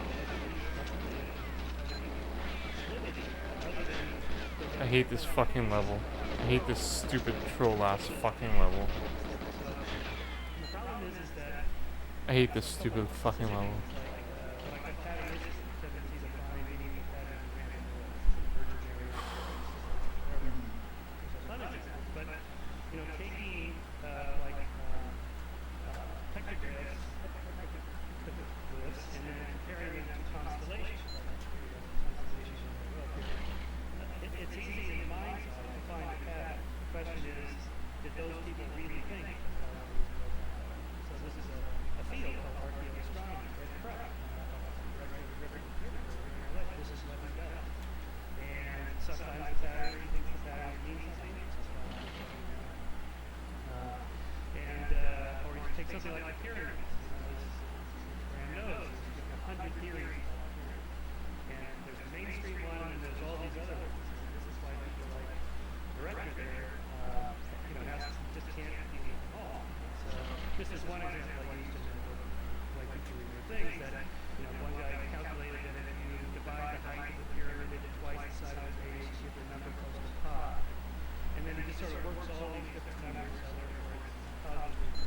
Well, Richard Hilbert was the best example. Yeah, right? Who would find these patterns in Mars and claim that, this rock had distance. Why would you do that? That doesn't make sense. He would create these. Where are you? What? Are you serious? Do I need to get more ammo? Do I need to kill one of those guys to get their ammo? I think I need to do that. Oh. This is why we use the term climate consensus. It's not a democracy. It's not like we voted on and decided this is the truth. It's that independently, all these different scientists working in different fields, publishing different journals, come to the same conclusions. All this conciliant science or convergence science. That it's not like these guys are meeting on weekends going, boy, we got to combat those crazy lightning with our data. They're independently coming. So that lifts our confidence that, yeah, there's probably something to it here. Such that there's now so much data you have to deconstruct every one of those. So then you have things like what I call the problem of the residue of anomalies. In any field, there are residue of anomalies. So like UFOs. Ufologists agree that 90 to 95% of all UFO sightings are explained by natural phenomena. Venus, swamp gas, airplane, geese, whatever. They know that. And so we're really only talking about 5%. How do you explain that one right there, 1967, June 3rd? I don't know. No one knows that. And then from there they build, well, that's my case. Right. If you can't explain that, then I have a case. No. Well, that's very different than what we're talking about. It's totally relevant because I think almost all of your argument is based on this residue of anomalies, what we call a God of the gap. Few scientists can explain this particular rock right here, or that particular petrograph, and I'm going to count that for my compilation of data to support my hypothesis of the lost system. But no one is saying that the scientists can't explain it. What essentially, particularly Randall, this series of images has shown, is that what you have here is something that can be explained by rapid melting of the ice caps. And then Randall stepped in. Okay, go ahead. Well, they did say, because it could be by rapid, a glacial dam that breaks, that's fairly rapid. Back in 96, there was a very popular book called Noah's Flood. This was a series book by two geologists that said it was the rapid filling up of the Black Sea that swamped over the civilizations edges of this, and that's where the galactic floods were.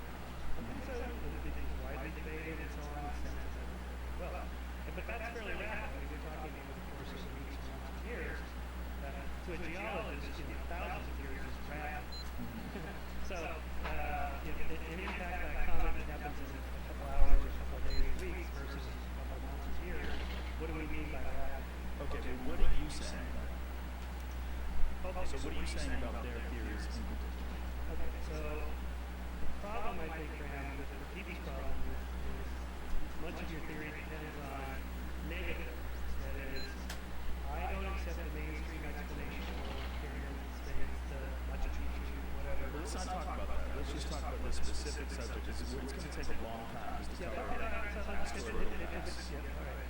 So my final point is falsifiability is what would it take to refute your hypothesis? For me, the answer would be like the Beckley test turned out to be what you think it is. The place where advanced ancient civilization where are the metal tools? Where are the writing, examples of writing? Perhaps the decision was made not to use metal. Perhaps the decision was made that errors had taken place. That in reinventing civilization, we shouldn't perhaps go down quite the same. Perhaps writing isn't always a science. Perhaps an oral tradition which records in memory, which enhances and uses the power of memory, may be a very effective way of dealing with information. We regard writing as an advance, and I can see lots of reasons why it is an advance. But if we put ourselves into the heads of ancient peoples, maybe it wasn't. I mean, there's a tradition from ancient Egypt that God of Thoth, God of wisdom, was the inventor of writing. But we have a text in which he is questioned by a pharaoh who is saying, well, actually, have you really done it by introducing writing? Because then the words may roll around the world without wise advice to put them into context, and what will happen to memory when people. So there might be a choice not to. Okay, all right, but what do you mean by advanced? You say there used to be a lost advanced civilization before 10,000 years ago.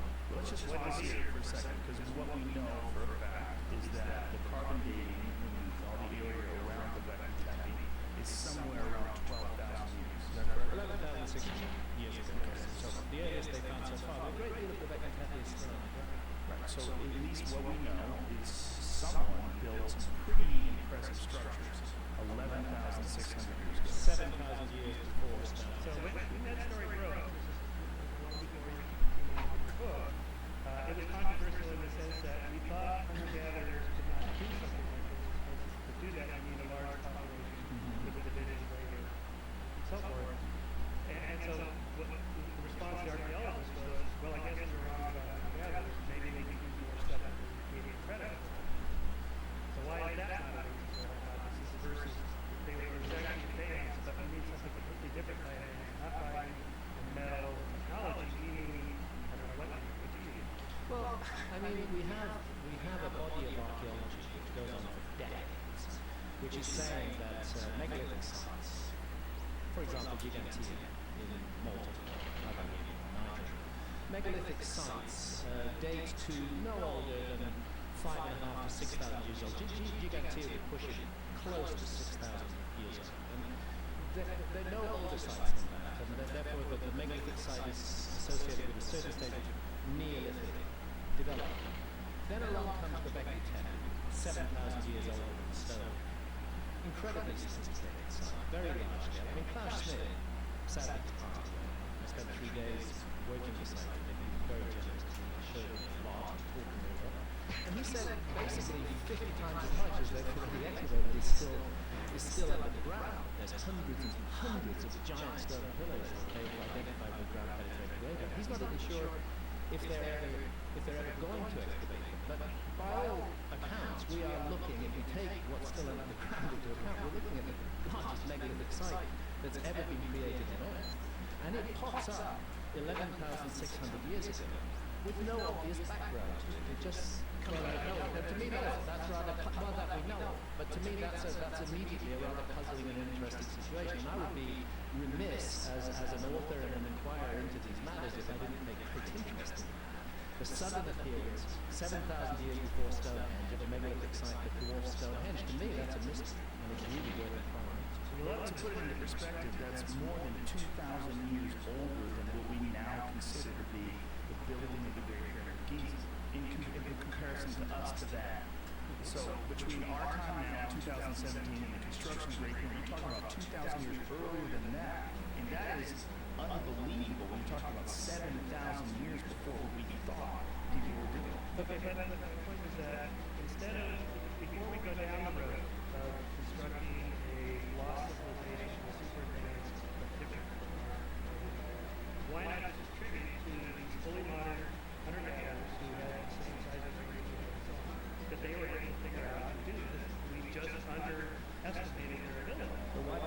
scientists tell us for so long hunter-gatherers couldn't do it, and we needed agricultural populations that could generate surpluses, that could pay for the specialists to... But that was, so now archaeologists are saying, I guess we were wrong about hunter-gatherers. Well, they might be wrong about hunter-gatherers, or there might be another civilization that they have not discovered that has been unearthed.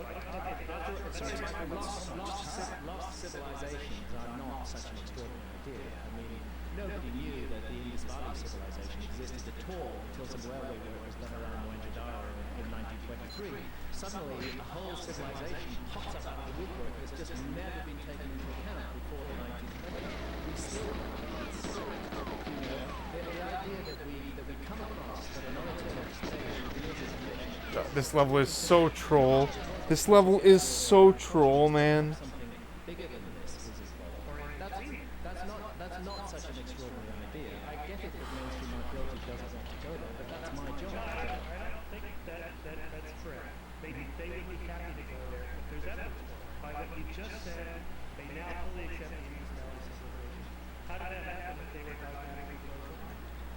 I don't say that they were dogmatically closed-minded about that. The evidence, the massive amount of evidence that came up with the discovery of Mohenjo-daro, Harappa, Dholavira, and other such sites, it's very difficult, it would be completely stupid to say that that's not a civilization. Göbekli Tepe is a bit more nuanced. You know, we have stone circles with some interesting astronomical alignments. The world's first planetary north-south aligned building.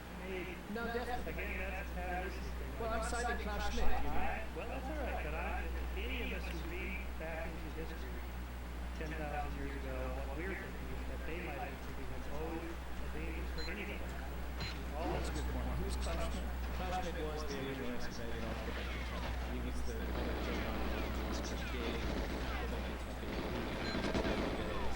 showing me the site. I mean, really nobody's disputing the astronomical alignments of Göbekli Tepe. They weren't particularly interested in What is the alignment? Like, how is it well, when you have a perfectly north-south alignment, I hate this stupid level. I hate this stupid level. then you are dealing with this problem, by definition. True North as established today, or with the precession of the True north is always 12. Okay. It's the rotation axis. Okay, so to this day, it points exactly the same place where it was pointing. It always points to true north. But back to this, they don't want to go. Sure they don't want to go. They just have to. Case in point, 2 weeks ago, the journal Nation, this new scientific journal report, there was published an article that humans or maybe Neanderthals lived in San Diego area 130,000 years ago. This is an order of magnitude older than the closest. This was the mastodon dolls we found were smashed. So here's an example of how, okay, so clearly there's not some conspiracy to keep alternative people or friends or radical theories out. It was published in peer-reviewed, the most prestigious theory. And then what happened? Has there been a massive reaction to that and lots of scathing remarks by the academics? Yes, that's normal. That's how science works. You get pushed back. You gotta have a thick skin. It's just the way it goes. You've got to have a thick skin, that's for sure. But maybe sometimes your skin is so thick that you just can't sense anything. Well, of course, we don't want that either. So what do you think is going on when you look at something like Göbekli Tepe that's covered up purposefully, right? Yeah, it's deliberately buried. Again, I cite Klaus Schmidt. He's the authority on this. He's the excavator. He absolutely adamantly insists that site was deliberately buried and finally covered with a hill, which is what Göbekli Tepe means in the Turkish language, pot belly. And then you're talking about something. Give me the perspective of how large they believe it is currently. What's excavated at the moment is on a scale of stone. What's under the ground maybe as much as 50 times. But Göbekli Tepe, no one lived there. Tools, there's no. Well, you're talking about 12,000 years old. But if it's buried, there should be pottery, there's pottery, no writing, particles of clothing, live there. Well, you're saying nobody lived there, so why should they have pottery? Why should pottery be in the fill? Why would they go on and break some pots and stick it in the artificial How fill? about something with trash? Something that would indicate it's different, a different kind of people than what we're used to seeing in the archaeology.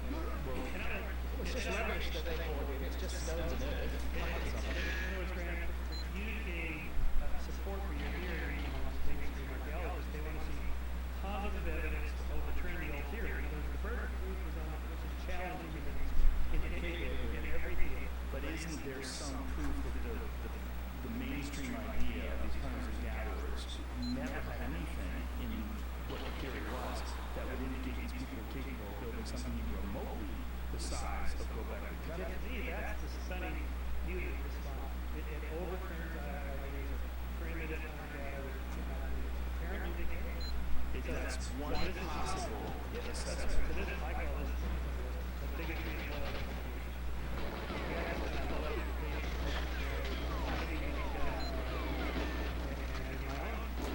What? Where are you? Like, what are you even doing, man?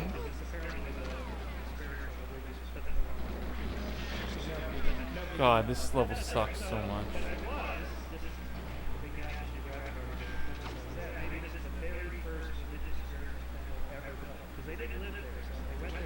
Isn't it also possible that this is signs that civilization was more advanced 12,000 years ago than we thought? Okay, more advanced. What do you mean by We're talking about the ability to construct an amazing structure. Well, okay. How big was it? Like how tall was it? Some of them are 20 feet tall. Some of them are smaller with astronomical alignments. Klaus Smith called it the center of the nation. He was intrigued by the way that agriculture emerges around the nation at the same time that he went on record with me, perhaps he's not right, but he went on record with me as saying I was the first agriculture. These were the people who invented agriculture. Now to me, the notion that a group of hunter-gatherers wake up one morning and invent megalithic architecture, the world's largest megalithic site, and at the same moment invent agriculture, stretches credulity. And I think I would prefer to propose, and I have the right, that what we're looking at is evidence of some kind of transfer of technology. People came into that area who had other knowledge, and that was applied, and perhaps they mobilized the local population around this site. That's precisely why we see agriculture around there. So perhaps that's the skill that's being used. But I don't see anything particularly of the stone work is spectacular, but that's not any more advanced than a few millennia afterwards. You're talking about something 20 feet tall made of stone? We know a People couple that were hunter-gatherers? hundred people move multi-ton stones. There's no mystery in moving the stones. They're still moving 20-ton stones in Indonesia today. You also know the carving on the outside of this three-dimensional carving. I hate this fucking level, man.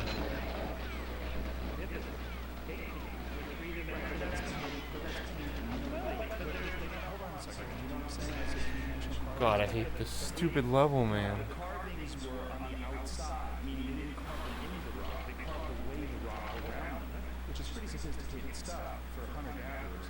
And they're doing this on these 20-foot tall stone columns. I mean, it's pretty impressive stuff. Okay, but the assumption is that they couldn't have figured this out. We know from modern society where, say, Australian Aborigines, in one generation, they go from stone tools to flying airplanes. The brains are quite capable of doing this. Did they go from stone tools to flying airplanes without somebody introducing them to airplanes? Yeah, you're actually making these arguments. No. It's not that much of a reach to carve stone. People have been carving stone. But the entire archaeological opinion on megalithic sites for decades before this was precisely that it was beyond repair. Right. And now the mainstream has changed. Okay, let's Or at the very least, A little shift. Let's pause for a moment. Let's pause for a moment. So, for sure, we all agree human beings made this. yes. Okay. So the argument is not whether or not aliens made it. The argument is whether or not humans made it that were sophisticated. Well, they're clearly sophisticated enough to make this incredible structure that is some sign of some sort of civilization. I mean, it is. It's a gigantic structure. Undersold. He talks at the opening chapter how smart these people are that live out there and make what it takes to survive. He wouldn't last an hour from LA. He wouldn't last an hour with his probably getting friends out there. Well, that's just because he doesn't know how to survive and it passes down the information So generation after generation. very smart. It's not a problem with intelligence. And is there, so here's the other thing we don't know, is that there might be lots more of these sites and where there are. I visited classic one of them, Karam Tepe. You've got the T-shaped pillars sticking out the side of a hill in the farmer's backyard. I mean, I think we're actually at the beginning of opening up this inquiry, not at the end. Okay, so then before you, but why not just say we don't know? This is a spectacular mystery. Leaving that right. Why might a book Well, say you guys on we're the gonna fill in all the you gaps? guys on the mainstream side won't speculate and won't explore. I don't claim to be an archaeologist. I'm not a scientist. I'm an author. It's my job to offer an alternative point of view and to offer a coherently argued alternative point of view. And I must say, Göbekli Tepe strikes me as a gigantic fucking mystery, and a mystery that is worthy of exploration from a point of view that may not satisfy you. Oh, well, it doesn't have to satisfy me. You and your colleagues, and I certainly don't have to satisfy you or that. That's not my But project. like your opening chapter with Schmidt, I really love the kind of conversational style you had with Schmidt in the book, where he's dialoguing, where Schmidt goes, look at this, and then he says, but, wait, what's that again? It's like a little bit like Columbo, like, wait, just one more question, and, you know, the mystery kind of thickens. That's perfectly okay, that's great. I mean, that's what science is all about, uncovering mysteries. That we then have to figure out is all these mysteries. That doesn't mean, that's not positive that it's the I same. hate this fucking level. I hate this fucking level. It's just, we can't explain it full stop. We certainly can't explain it, and you can't explain it by saying that we underestimate hunter-gatherers. Well, why not? We know they did it. Whatever you want to call them. Well, we know humans made it. That's right, we know humans made it. But Whatever you want to call why, them. but why do they believe that people were only hunters and gatherers 12,000 years ago? It's because they didn't have any evidence to the contrary. Right. This is evidence to the contrary. So you agree that they weren't having hunter and gatherers? Okay, but there's several stages in between. This is, 12 people living out and some of like themselves. Sure. Us, there's like a whole bunch of different I would say that Göbekli Tepe is a gigantic stage. Well, we don't, okay, but they didn't live there, so we have to figure out where were they living and what was there. So that has to be. Well, the excavated 10%. Meanwhile, what you're saying is that we shouldn't speculate at all, because I mean, mainstream archaeology is speculating. Mainstream archaeology is speculating when saying it's definitely was hunter-gatherers who did this. That's also a That seems speculation. more of a reach. Okay, but not, they may be more than hunter-gatherers. They may have been partially set. You can have any kind of numbers. But what you can't apparently have is the possibility of a transfer of technology from people who are really masters of that technology already when they came in. But where are these people? What you're doing with the Where are their homes? 12,000 years ago, their fingertips are there. Let's find their homes. I don't know. I don't know that their homes matter. Would their homes even survive after 12,000 years? I'm not sure. But what survives? There's something. Screw traction tools. We've got Göbekli Tepe. It confronts us. It challenges the mainstream model. I think it's reasonable to consider the possibilities that there was something more than just hunter-gatherers involved here in creating this extraordinary place. And that's all I've done. It seems to me that to say hunter-gatherers should go, wouldn't be opposed to the idea that they're hunter-gatherers, but it does certainly imply a lot of things. A lot of things. Well, we don't.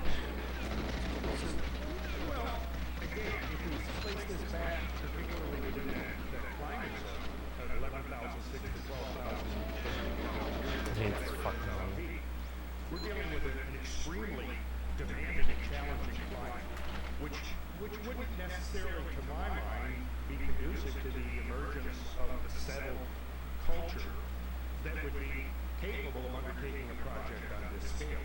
And as somebody who's built a lot of things and moved quite a few heavy weights in my time, I find it, the idea sort of perplexing to me that they would be, what I would have to ask is, what is their motive? What is their motive for undertaking a project on this scale? Because it's an enormous project. And to move a 20-ton block of stone is really a challenging task to undertake. Today. Well, without the infrastructure of large machines and so forth. But to do it by hand, it would be an enormous undertaking. And to me, it's like, when are they ever time to hunt and gather when they're engaged in a project of this scale? But we know how the others have way more free time and lives and stuff. One thing we learned is that it's a pretty good way to make a living. They have a better diet. This is maybe the animal. They have a better diet and a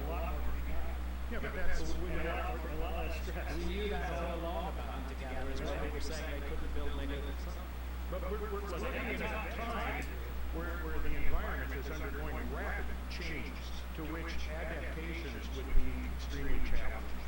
And we know those changes are going on all over the planet. We know that sea levels are rapidly rising over a period of a few thousand years, from a sea stand low about 400 feet up to the present level. We also know that biotas were shifting dramatically all over the planet. The effects of the younger dry ice were global. Pretty much that is, I think, the emerging consensus that both hemispheres, north and south, are being affected by the climate change of the younger dry ice. So what we're doing is replacing this phenomenon, this project within this context of these extremely challenging times in which, adaptation to the environmental changes could easily be the all-consuming challenge of the project. I just find it difficult to imagine the disconnect, to see the disconnect between a project of this magnitude and the motive for doing it during a time when obviously the environment could be posing serious constraints upon people's ability to function. Whatever. It's progress. Thank you, Irie. Thank you, Eric. Thank you, everyone. I'm gonna save this video. We're gonna keep playing though. We're gonna keep playing. But isn't that become a central question, what something happened? But then let's get back to the taboo. So let's just be real clear. We know they're humans. We know that it's at least 12,000 years old. And we know that the real dispute here, the real question is, did these people have structures and did they have agriculture? We know that they were human beings. They were essentially modern human beings. So were they hunter-gatherers or did they have structures? So the fact that they were able to build something so monumental, what kind of leap is it at all to think that these people could figure out how to plant food and figure out how to make a house? Well, I mean, again, if you look back 30, 40 years to these caves, these are pretty beautiful. Clearly, they had abstract reasons to think from the concrete, the abstract, and so on. Not a big reach, though, to have to moving stones. I'd say there's a big difference between painting and engraving on cave walls and creating the largest megalithic site that's ever been built on Earth. I think there's a huge difference between those two. I mean, nobody would compare the construction effort on Stonehenge or Gyges with the cave paintings. I agree with you, the cave paintings are magnificent. I've had the privilege to visit many of the paintings. They're stunning work. And Picasso said when he came out of Glasgow, we have invented nothing. I mean, that was that modern human mind, symbolic mind at work there. But this is another matter. This is a large-scale construction project that's going on. And it's not just a construction project. It's not like huts. It's hundreds and hundreds of very, very large megalithic pillars, which have to be mobilized, brought to the place. Organizing a workforce in order to do that, even that requires preparation and time and learning and practice. It's not something that you wake up one morning and just do. You think that the paintings are more impressive than the record taboo? Yeah, or at least copy. Yeah, I think that's absolutely ridiculous. To convey three-dimensionality on a 2D plane, that's what Picasso meant. Like, wow, that's good. It's like developing perspective and use the natural shape of the wall to create a three-dimensional perspective look.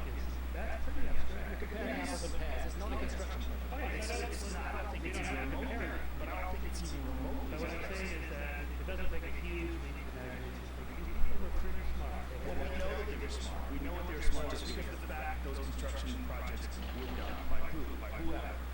We know that they were smart. Whoever built Gobekli Tepe was clearly intelligent. Whoever made those 3D carvings, clearly they were intelligent. But to think that someone drawing on cave paintings is more impressive than erecting 20-foot stone columns with three-dimensional carvings on them of a lot of animals that weren't even native to the region. Because they could have been. But my point is that shows that these paintings are, like, say, 30, 40,000 years old, Gobekli Tepe. So there's tens of thousands of years to develop more. That we're very likely to find more.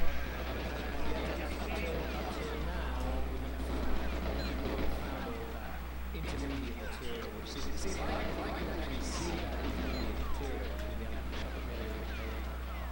and Gobekli Tepe, if I can see the gradual evolution and development of skills, I wouldn't need to invoke Not bad. It's like 28 or something. It's like 28, 27 maybe. skills elsewhere. 29 again? Really? Looks to me like a transfer of technology unless you can show me that evolutionary process whereby I can understand how this group of hunter-gatherers became equipped to create this giant site, where they practiced, where they learned the skills, to move the stones, to organize the workforce, to feed and water the workforce in a rather dry place. All of that is actually quite a logistical challenge. Yep. Obviously somebody had it somewhere. Some humans. Yeah, So the real question is, did they have structures? Did they have agriculture? Did they have some sort of a community where they lived in an established location? I would imagine. So that would push back the time where we thought that there was a civilization. That would push them back into a realm of at least stepping out of the hunter-gatherer stage. Now your guy did, as you show in your book, he did not go as far as you said. Right. But he, and it's a mystery. Okay, why? That would be the scientific approach. I don't know what it is, prehistory, let's just wait and see, versus possibly a lost civilization. Nothing wrong with that, correct? Free country, and scientists do this all the time, as you measure. There's a rather humorous thing, which I have to say, actually, I might even ask Jamie to pull up the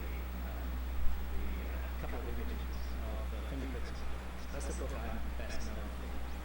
And when I published Fingerprints of the Gods in 1995, essentially I was saying civilization is much older, much more mysterious than we thought.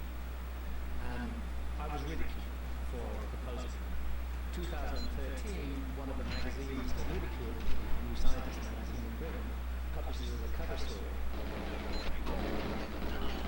Civilization is much older and much more mysterious than we thought. I can't believe how troll that is, man. This level sucks, man. This level's so troll, man. Because no one knows, every couple of years there's a new book out. Climate change is Throwing arm, cooking food. meat is another big one. Harvard book of meat. And these books come and go. Some of them have legs, some of them don't. And it's just the way it goes. Is this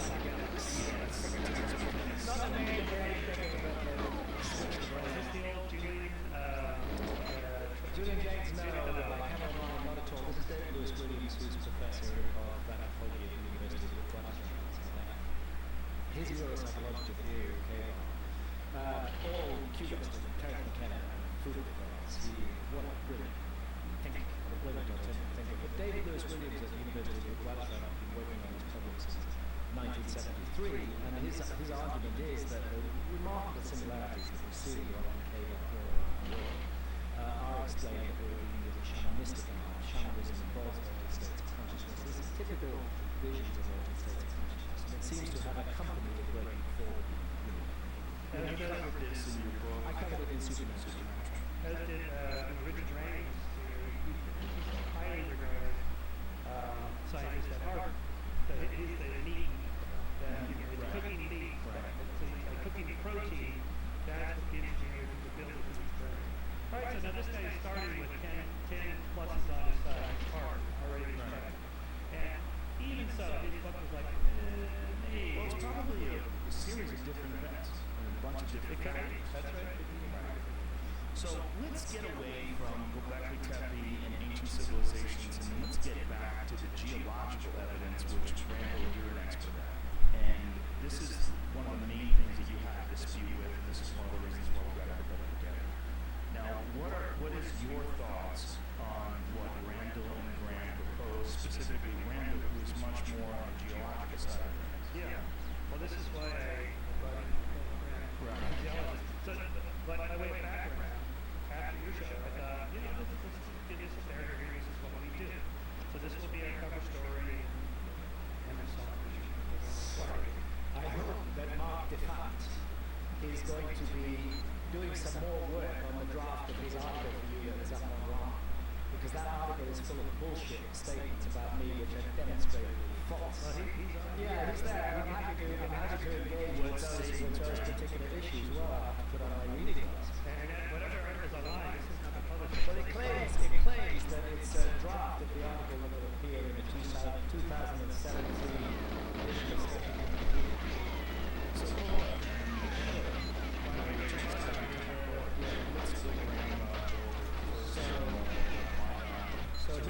found on magicians of athletics.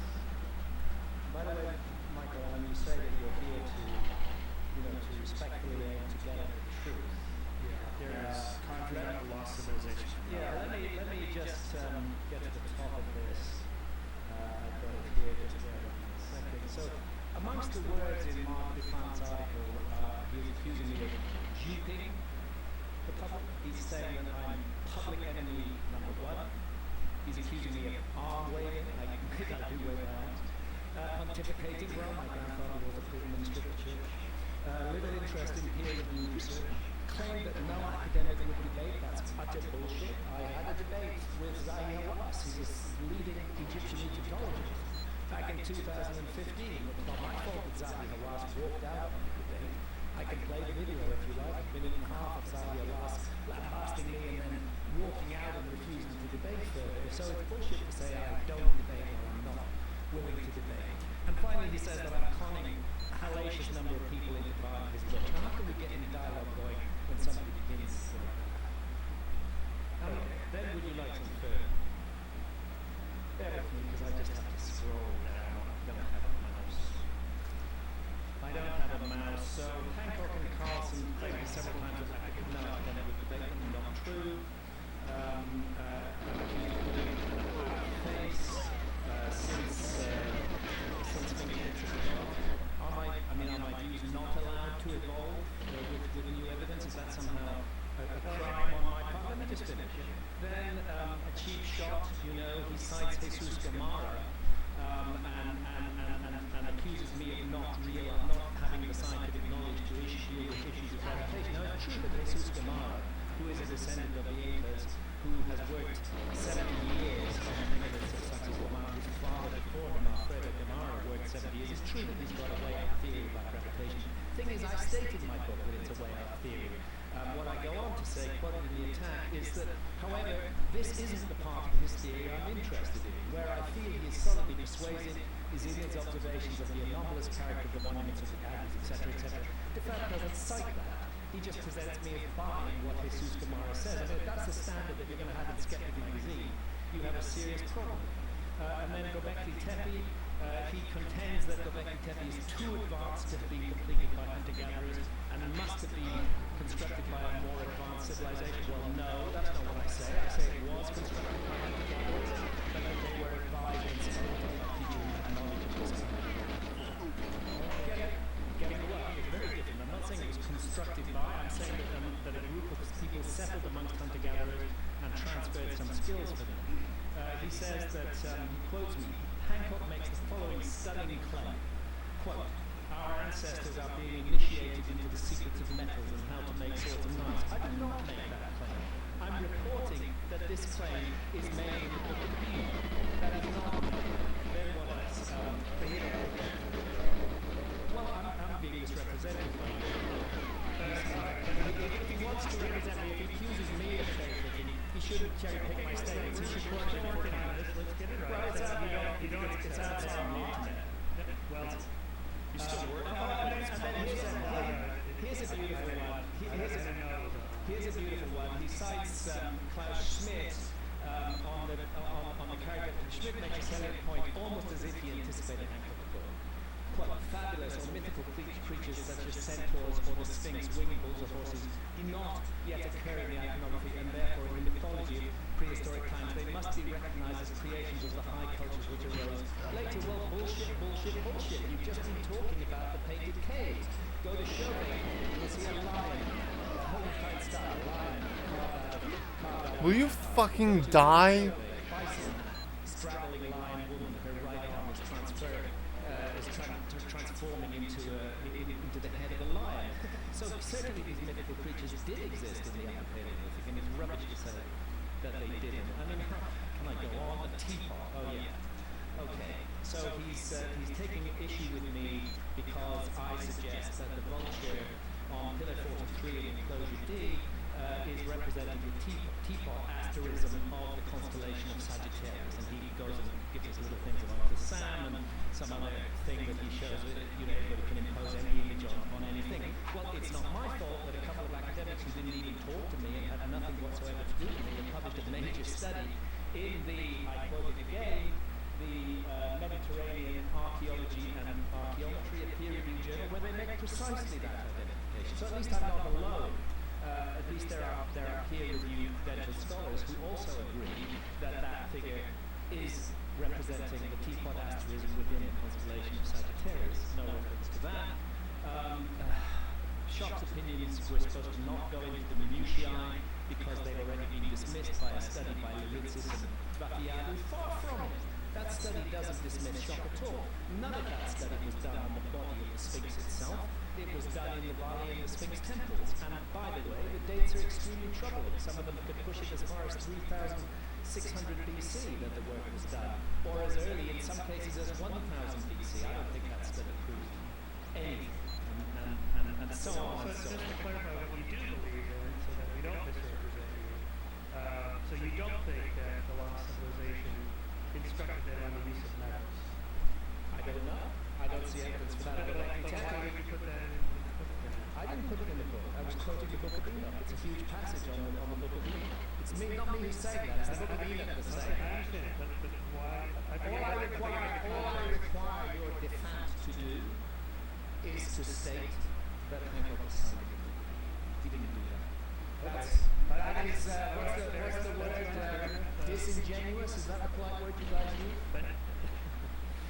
It seems more than disingenuous. It's a character Well, assassination. but the question is what's the context of including that as well? Well, the context is that actually I was criticizing Zacharias. That's primarily what I was So doing. you don't think that a lost civilization instructed the people to Göbekli Tepe on the use of metals as tools? I see no evidence for that. I see Göbekli Tepe. I can't go say they instructed them on the use of metals and tools unless I can find evidence Well, so for it. what did they do? They generated agriculture. They created the center of excellence around which a No, hunter-gatherer. not the lost civilization advised them that the new thing happened. What did they do? They've come through a cataclysm. They're survivors, few in number. This is my scenario. You don't have to accept it, I'm sure you don't. They settle amongst, take refuge amongst hunter-gatherers. I mean, I don't know, you'll probably have some survival skills. I don't have many. I mean, if we would have a common impact in the world today, which would take out all the underpinnings of modern civilization, I might go settle with hunter-gatherers because they're the people who know best how to live in that situation. Yeah, so go settle amongst hunter-gatherers, but I might be able to transfer some of my knowledge to them. I might have something that I can transfer to them. I might have very strong reasons why I have to transfer over. But, so in other words, perhaps this is what happened, but how is that different from Zacharias Sitchin's, well, the aliens? Well, I don't think it's massively different, especially No, come on, just give me the war, please. 1970s and NASA technology being very different in 1970. I mean, I don't go there. I don't make that suggestion. I'm simply saying perhaps there's been a forgotten episode in human history. Perhaps its fingerprints are present at a number of sites around the world. But That shook me, perhaps man. the I'm so defensive, shook. arrogant and patronizing attitude of mainstream academia is stopping us from considering that possibility, and therefore I campaign to get that possibility considered, and I try to do so with as loud voices. Well, you're doing it. You're doing it, man. Doesn't it disturb you that when you run Skeptic magazine and someone publishes something like that, that goes against the whole idea of critical thinking? I mean, it's misrepresenting his quotes, it's misrepresenting his perspective, his point of view. It's really disingenuous. But why would anybody write something like that? Why would you guys publish something like that without checking the facts? Why is such a why it's on?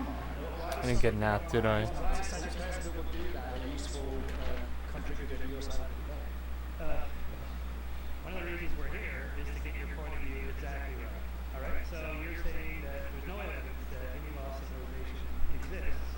Only the I'm not saying that. I'm saying fingerprints of their influence on later people who do know exist. I'm saying they're physical objects. I say the Göbekli Tepe is one of them. I say the Sphinx is another. But see, this is that argument from ignorance or personal capability. I don't accept mainstream, or I can't think of how this pyramids could have been built, therefore it was built by somebody else or some other technology. That's not what he's saying. They're just post-dating. I'm saying the Sphinx is old. I do go with Robert Schoch's argument on the geology. I'm also very interested in the astronomy of the site. Again, I have slides that I can show on this.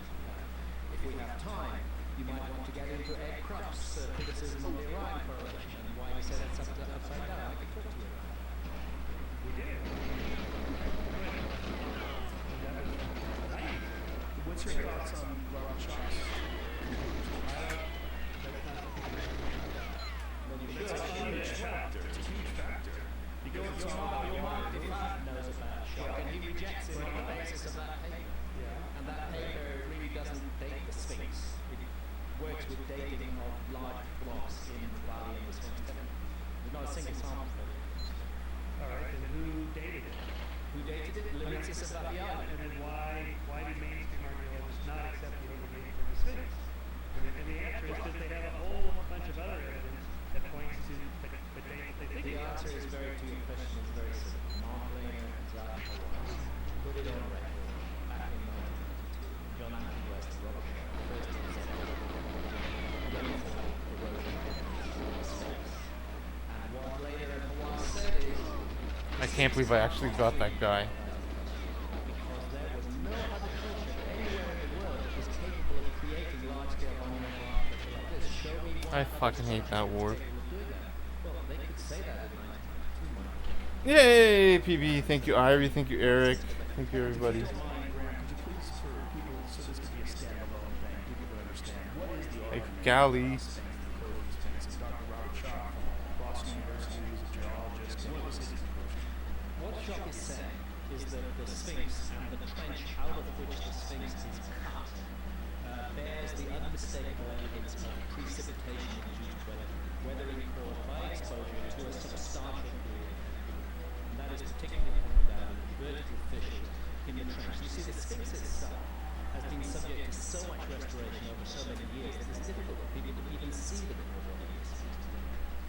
But it's these, you can see the vertical fissures even down at the back of there. That is what Schoch counts as rainfall, precipitation-induced weathering, heavy rainfall, which is selectively removing the softer layers and leaving the harder layers in place. And the problem is we don't have that in Giza, in Egypt, 4,500 years ago. You have to go back much earlier to get it. So that's a suggestion by Robert Schoch, independently Yes. of your conclusions. Totally independent. Schoch disagrees with me on many things, as a matter of fact. And I disagree with him on many things, but I think he's on the right. So that alone would set back at least that one. I mean, it's pretty much established that the Great Pyramid of Giza was constructed about 2,500 BC, right? Absolutely no doubt. The huge project went on at Giza around 2005. So your argument is not that the whole thing was that much older, was that parts of it seem to have been from an earlier civilization, or at least that civilization far, far earlier than I would say that the ground plan, what we had at Giza, the basic layout was established in what the ancient Egyptians called Zetek for the first time. Astronomically and geologically, I and my colleagues suggest that the first time can be dated to the period of about 12,500 to 13,000 years ago. That was when the site was laid out, because there's intriguing astronomical alignments of the Great Pyramids to the belt of Orion. I know Ed Krupp has completely opposite view on this, and of the Great Sphinx to the constellation of Leo, rising due east, housing the sun on the equinox, the astrological age of Leo. Again, I have slides up. and that would align with the geological evidence that Robert Schoch It aligns with the geological evidence. The age of Leo pretty much exactly spans the age. And so the only argument against that at the time was that there were no other structures like that from 12,000 years ago. And Krupp said that the Orion correlation wasn't real because it was upside down. But do you want to get into that now? Well, first, that's not the only argument. It's that, okay, the Sphinx is built layout, or the thing is built in and then the pyramids were built 2,500 BC. What happened in between? Where are all the pieces of trash? Something like that. But not being in any tree. I would propose, Michael, something like a monster, which has a relatively small archaeological on the side. I mean, the idea of information, knowledge, and traditions lasting for thousands of years within a religious system shouldn't be too absurd to us. I mean, Judaism is dealing with ideas that are already best part of 4,000 years old, that go back to childhood and so on and so forth. So that's all I survivors on the site, but in something like a monastery, which has got a very small archaeological footprint, it is not high. Perhaps again one can only speculate, and I think there's a lot of speculation on the archaeological side too. One can only speculate, perhaps having gone through a cataclysm, perhaps they felt to blame for this.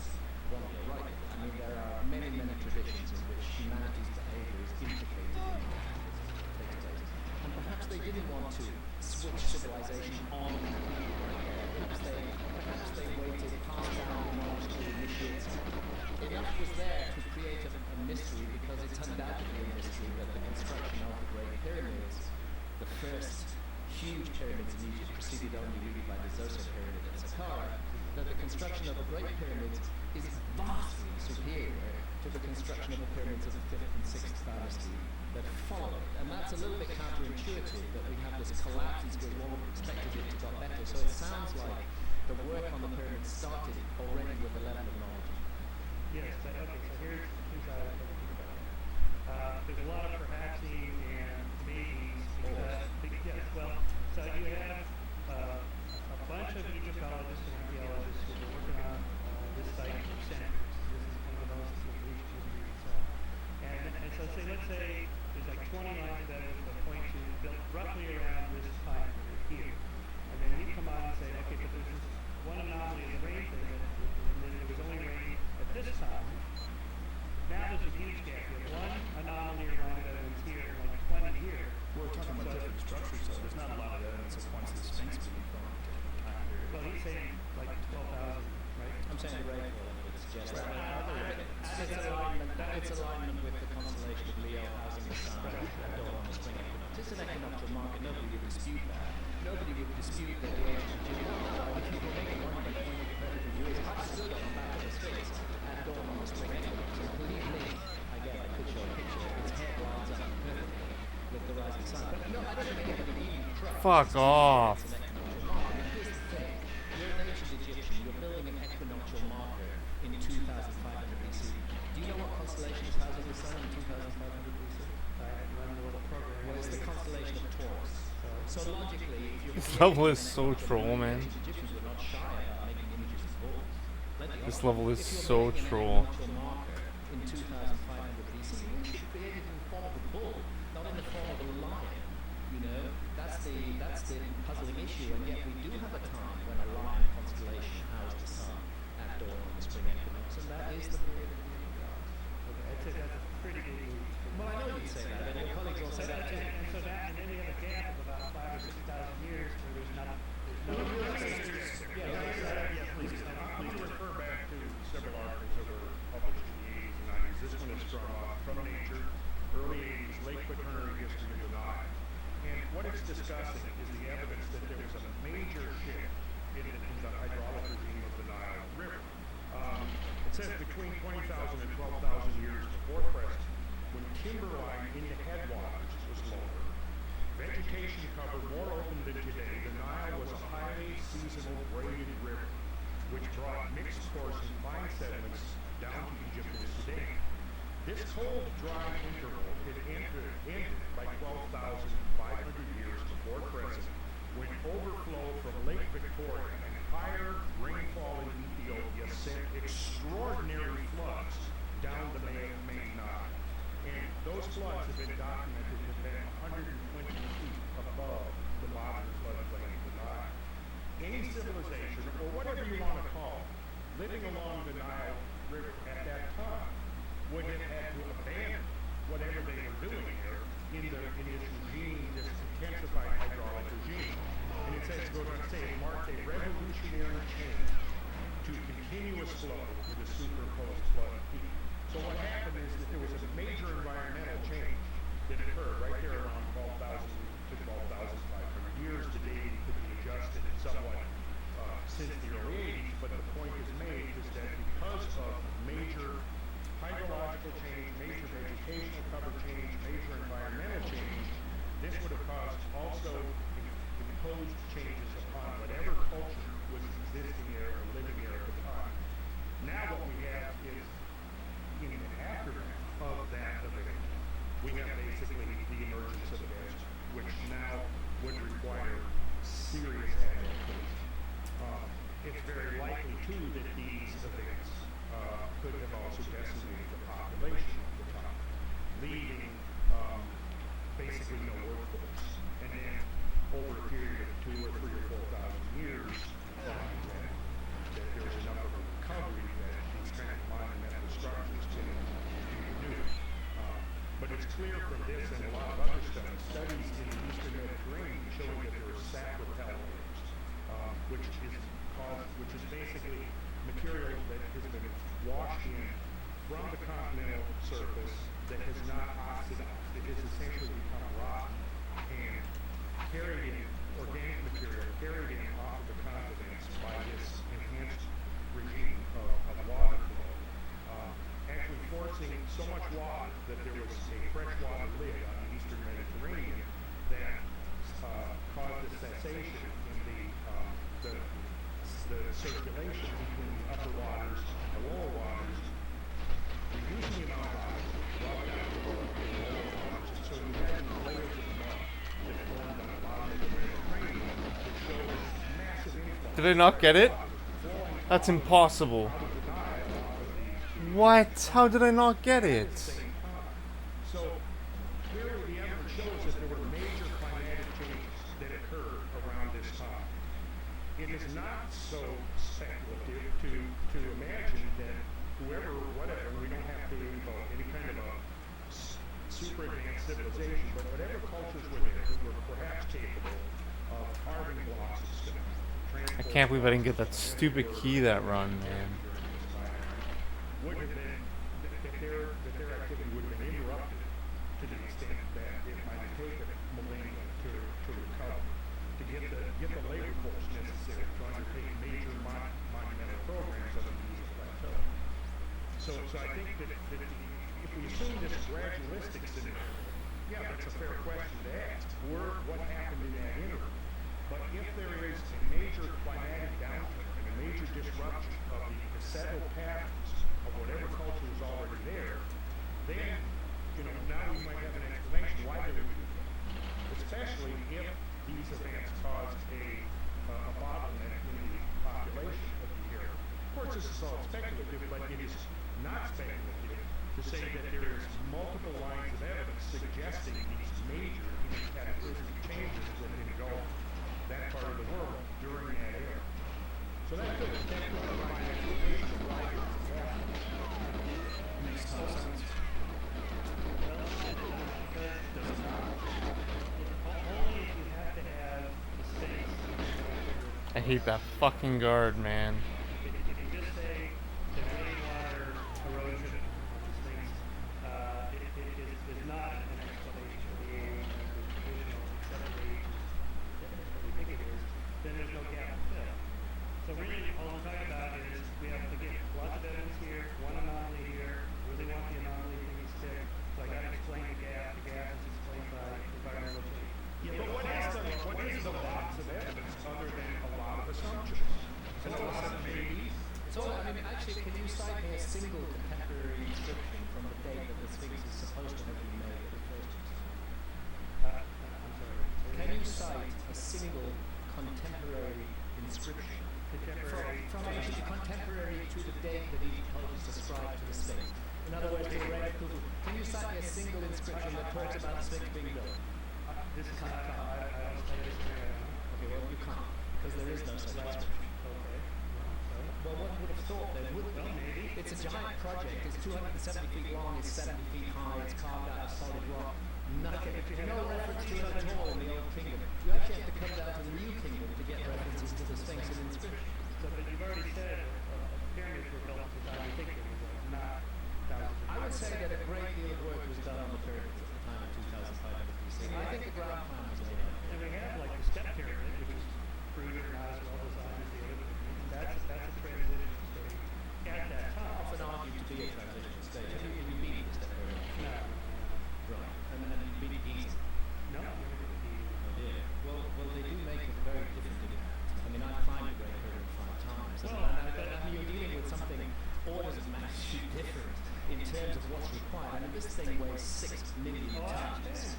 It's 481 feet high. It consists of 2.5 million individual blocks of stone. It's a line to true north within 3/60ths of a single degree. I mean, to compare that to Zoser is really not a valid comparison at all. What's more interesting to me is the radical decline that takes place in pyramid building skills in the 5th and 6th dynasty. Go to Unas, go to Pepi, go to Peti, and Saqqara. These are shambles. You can hardly even recognize these. What happened to all that knowledge that's invested in the building? Why does Egypt devolve so rapidly? How do we explain this pristine, amazing work that's done on the building unless there's a legacy of knowledge? How about that warp? 27? Yeah! Thank you, Irie Butler. Thank you, Eric. Nice.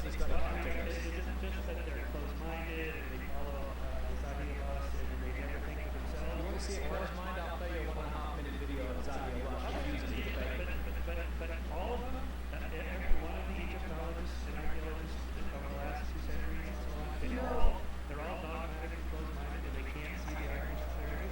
Or is it they're not convinced by your argument? They're not convinced by my argument. They genuinely and absolutely believe that their argument is right. The notion that I'm proposing is apparently so preposterous to them that it isn't even worthy of consideration, that it is worthy of insults and attacks on me, on my integrity, on my decency as a human being, on my honesty. All of those things get attacked, because mainstream, and that's fine, I'm ready for that. And by the way, I know that archaeologists, academics constantly attack each other all the time. I used to take this stuff personally, but then when I see what they do to each other, the ravaging attack dogs are let loose on any new idea. I sometimes wish scientists would actually look for what's good in a new idea rather than what's bad. But I get why they do look for what's bad. But in other words, some young graduate student working in that area could make a name for himself by overturning, My son was a young graduate student at the University of Cardiff studying Egyptology. He got marked down in his degree because he proposed the possibility that the pyramids of the Sphinx might be or might have older origins. He was impressed by my work. It did him a lot of harm in his degree. and if all this is true, then eventually... You haven't answered my point. You haven't answered my point. If you go against the mainstream view, your career does not progress.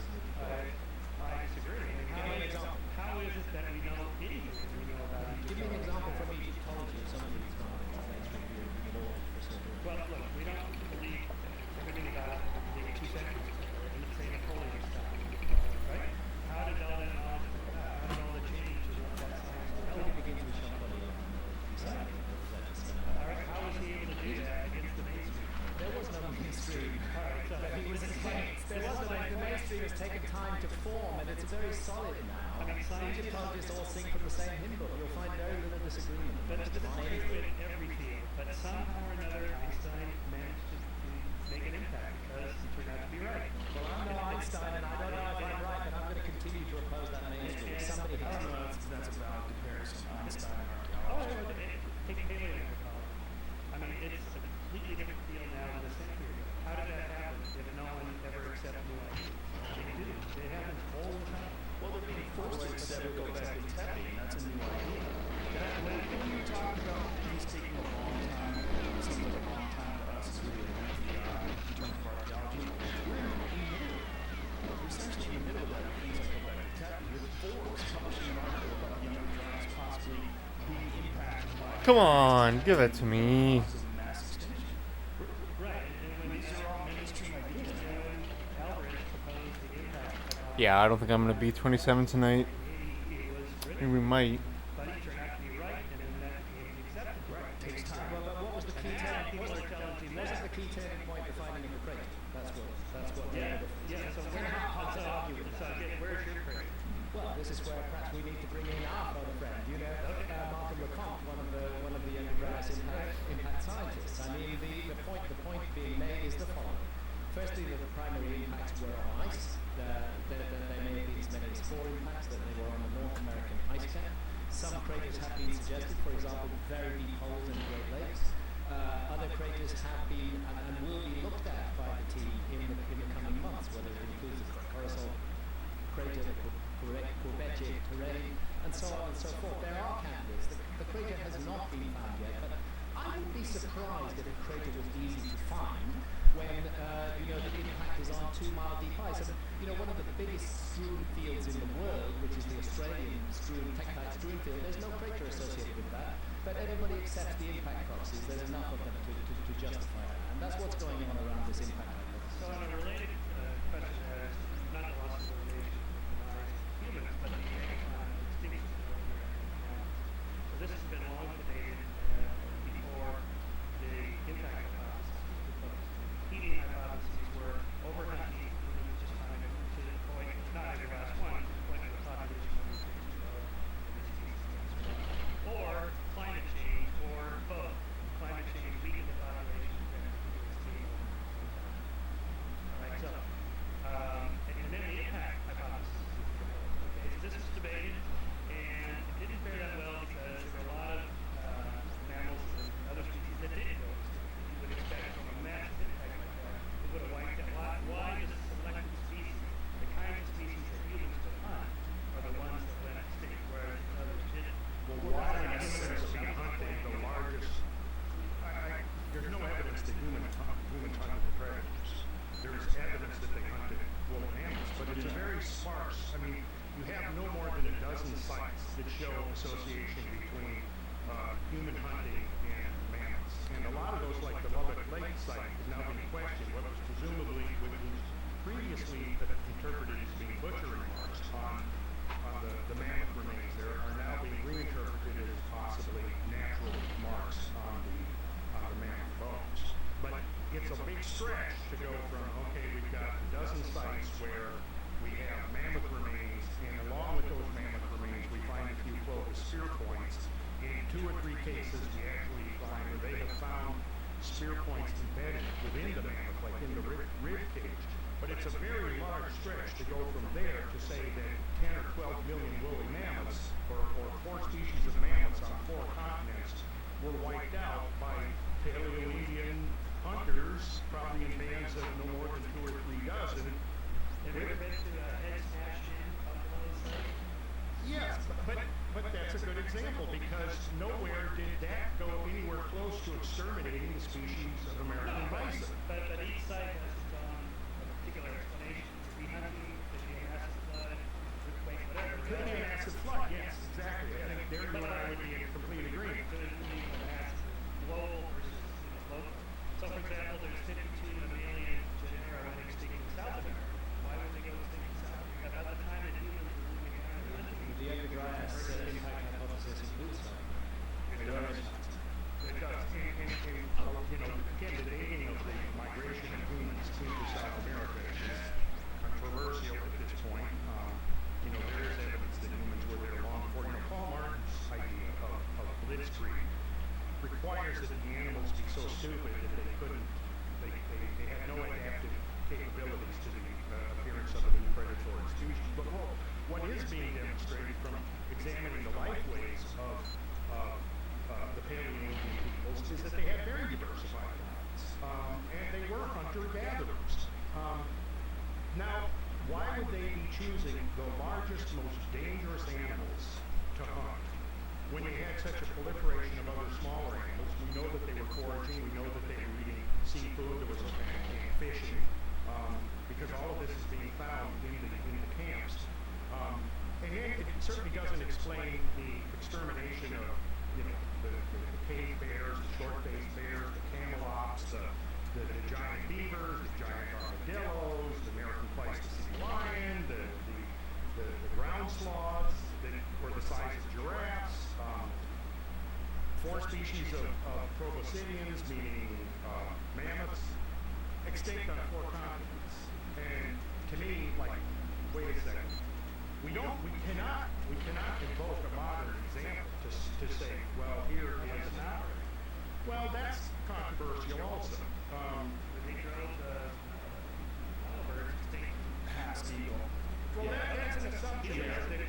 If you ask the Maori themselves, that and people with axolotls killing off all the saber-toothed tigers. And here's another answer to one of your questions. You were saying, why would some of the animals be alive? Well, we know that the asteroid that killed the dinosaurs 65 million years ago didn't kill everything. Right? And that is a massive impact, far bigger than anything we're talking about, and many, many animals survived that. So we don't know why things survive and why they don't. It could be proximity to the impact. It could be that their food source wasn't removed. It could be that their predators were wiped out and they managed to survive. I mean, there's a lot of animals that are alive today in this continent. Like, for instance, a pronghorn antelope. Pronghorn antelope.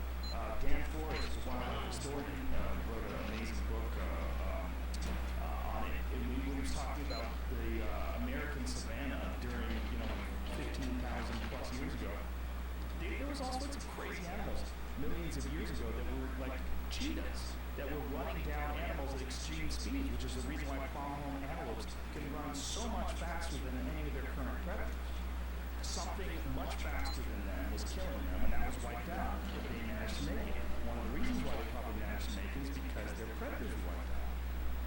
So it's not an even. And another point, Michael, if it's overkill, it's intriguing that the overkill occurs, precisely in the young dryas window, because I think you'd agree that now the whole story of the peopling of the Americas is pretty much up for grabs. I mean, Clovis first was the dominant model for a very long time, and under that model, I think I'm gonna play for maybe 5 more minutes or so. coming in across the Thank you for being here. I really appreciate it. down the I-Street corridor, and then in like 800 years, with their sophisticated fleeted points, they wipe out all mounts in North America. But now we know that humans have been It's gonna take a miracle to get 26 tonight, I think. So let's see. I might play 5-10 more minutes. tens of thousands. Thank you, Irie, and thank you, Eric. Thank you, everyone. I don't Ninja, Shazad, I mean, I can cite you from Nature magazine just recently. Huge number. I don't Stretch 99, Starcraft, Baron Badcock, everybody. Appreciate it. Jackson Mars, Tylosaurus Rex, Dick, everyone. Yukon. Back in the 1970s, was proposing that human beings had been in Americas at least 24,000 years ago. His reputation was utterly destroyed. His research funding was withdrawn. He was given no access to grants. He wasn't able to do his work. He was heavily penalized and punished by the community. And now, just a few weeks ago, we have the Smithsonian coming out saying, sorry, we got it wrong. Jackson Mars was right all along. And Tom Dillahey, with his work in Monteverde, the shit that he had to take. I think we're in a very interesting time. The peopling of the Americas is really a paradigm that has absolutely been overthrown. The notion of Clovis first, well, you disagree with Smithsonian then, which is fine. I do No, too. the Mesa Verde, it's an isolated site. Where are all those sites between Clovis and Monteverde? Do you honestly think Clovis was still first? For thousands and thousands of years. Come on, Michael, do you think Clovis was still first? Where are all the people between Clovis and Monteverde? Not my problem. It is your problem. No, it's not my problem. They're there in Monteverde and they're there in North America. Go figure. More like that. Go figure why there's a Denisovan trace in South American Indians and not in North American Indians. It's like the nature Why do people cross the ocean? that there were Neanderthals when we were in San Diego. You look at that. Looks like they might I hate this fucking troll level. We're kind of changing subjects here. You're trying to quibble the evidence on earlier human presence. That's right. You're trying to quibble it. What I quibble Well, is you're quibbling it. You're quibbling it. And you're going to be right. Are you saying very specifically that's opposing what you just said? the reason archaeologists don't accept earlier people, say earlier than about 13,000, They 14,000 do. It's massively accepted. Like, say Mesa Verde. Why don't they accept Mesa Verde? They do accept Mesa Verde. As a, It is accepted. Like, are you sure about this? As what, 24,000 years? 15 plus, possibly significantly. Yeah, okay, so 15, significantly so older. 15 is kind of the outside window that humans came across the Bering Strait. That's possible. Not 24,000. You open close first. Not 130,000. Now, if it turns out that Mason paper is right and that's confirmed, then that does overturn Mason's theory for sure.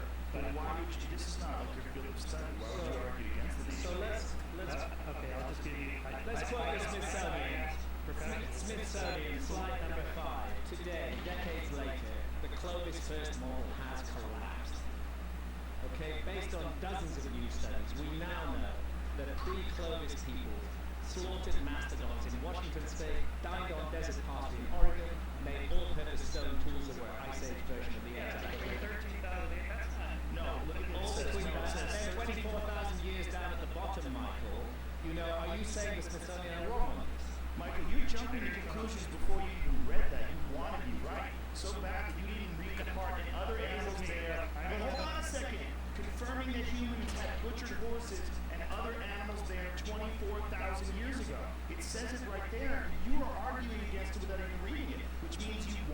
right. No, that's absolutely what's going Because on. I have no dog in this fight. Well, why didn't you read that whole thing before you started pointing at you being You correct? published Skeptic magazine and you have no dog in the fight.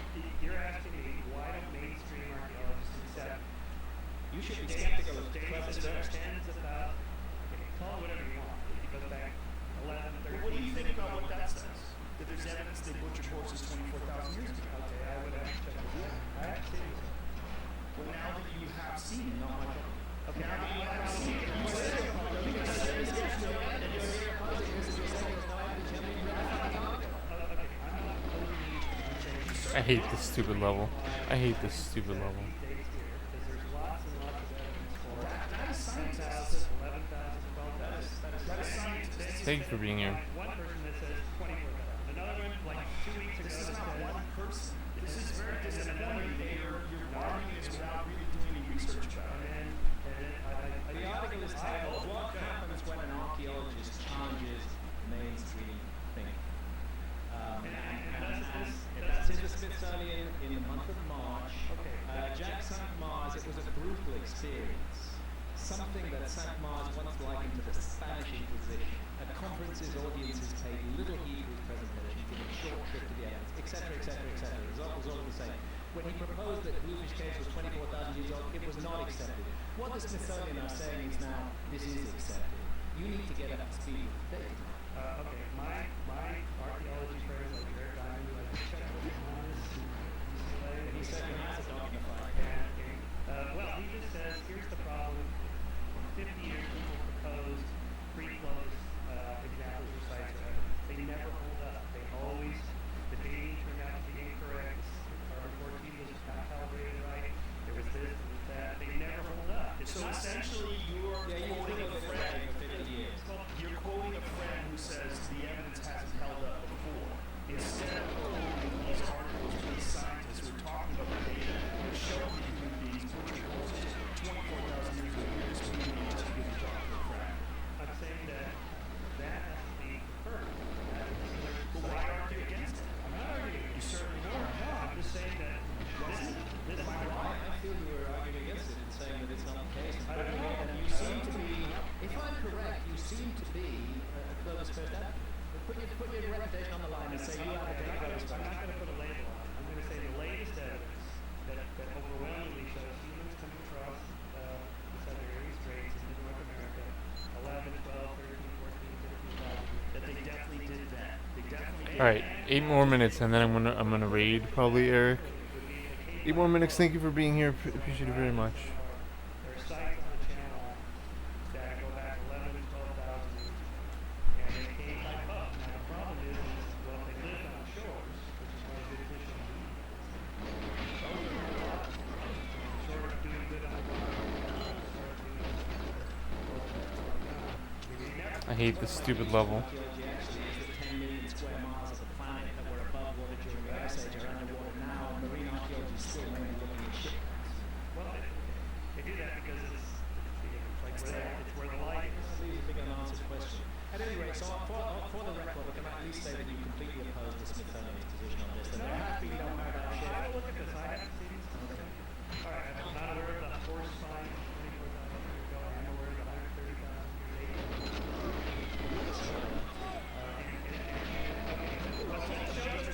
Nothing like close. Like hand rock. It might have been real.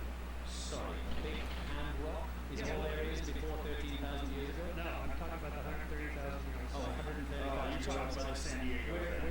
We don't need to talk about that. That raises interesting questions. Was it Neanderthals? Was it Denisovans? Was it anatomically modern humans 130,000 years ago? It raises interesting questions, but I'm not hitting on it. I'm saying yes, that report. Questions are not necessarily just about the stone tools, it's about how the bones were shattered, and they believe the bones were shattered deliberately, indicating that someone's trying to get at the marrow. Or a tractor rolled over and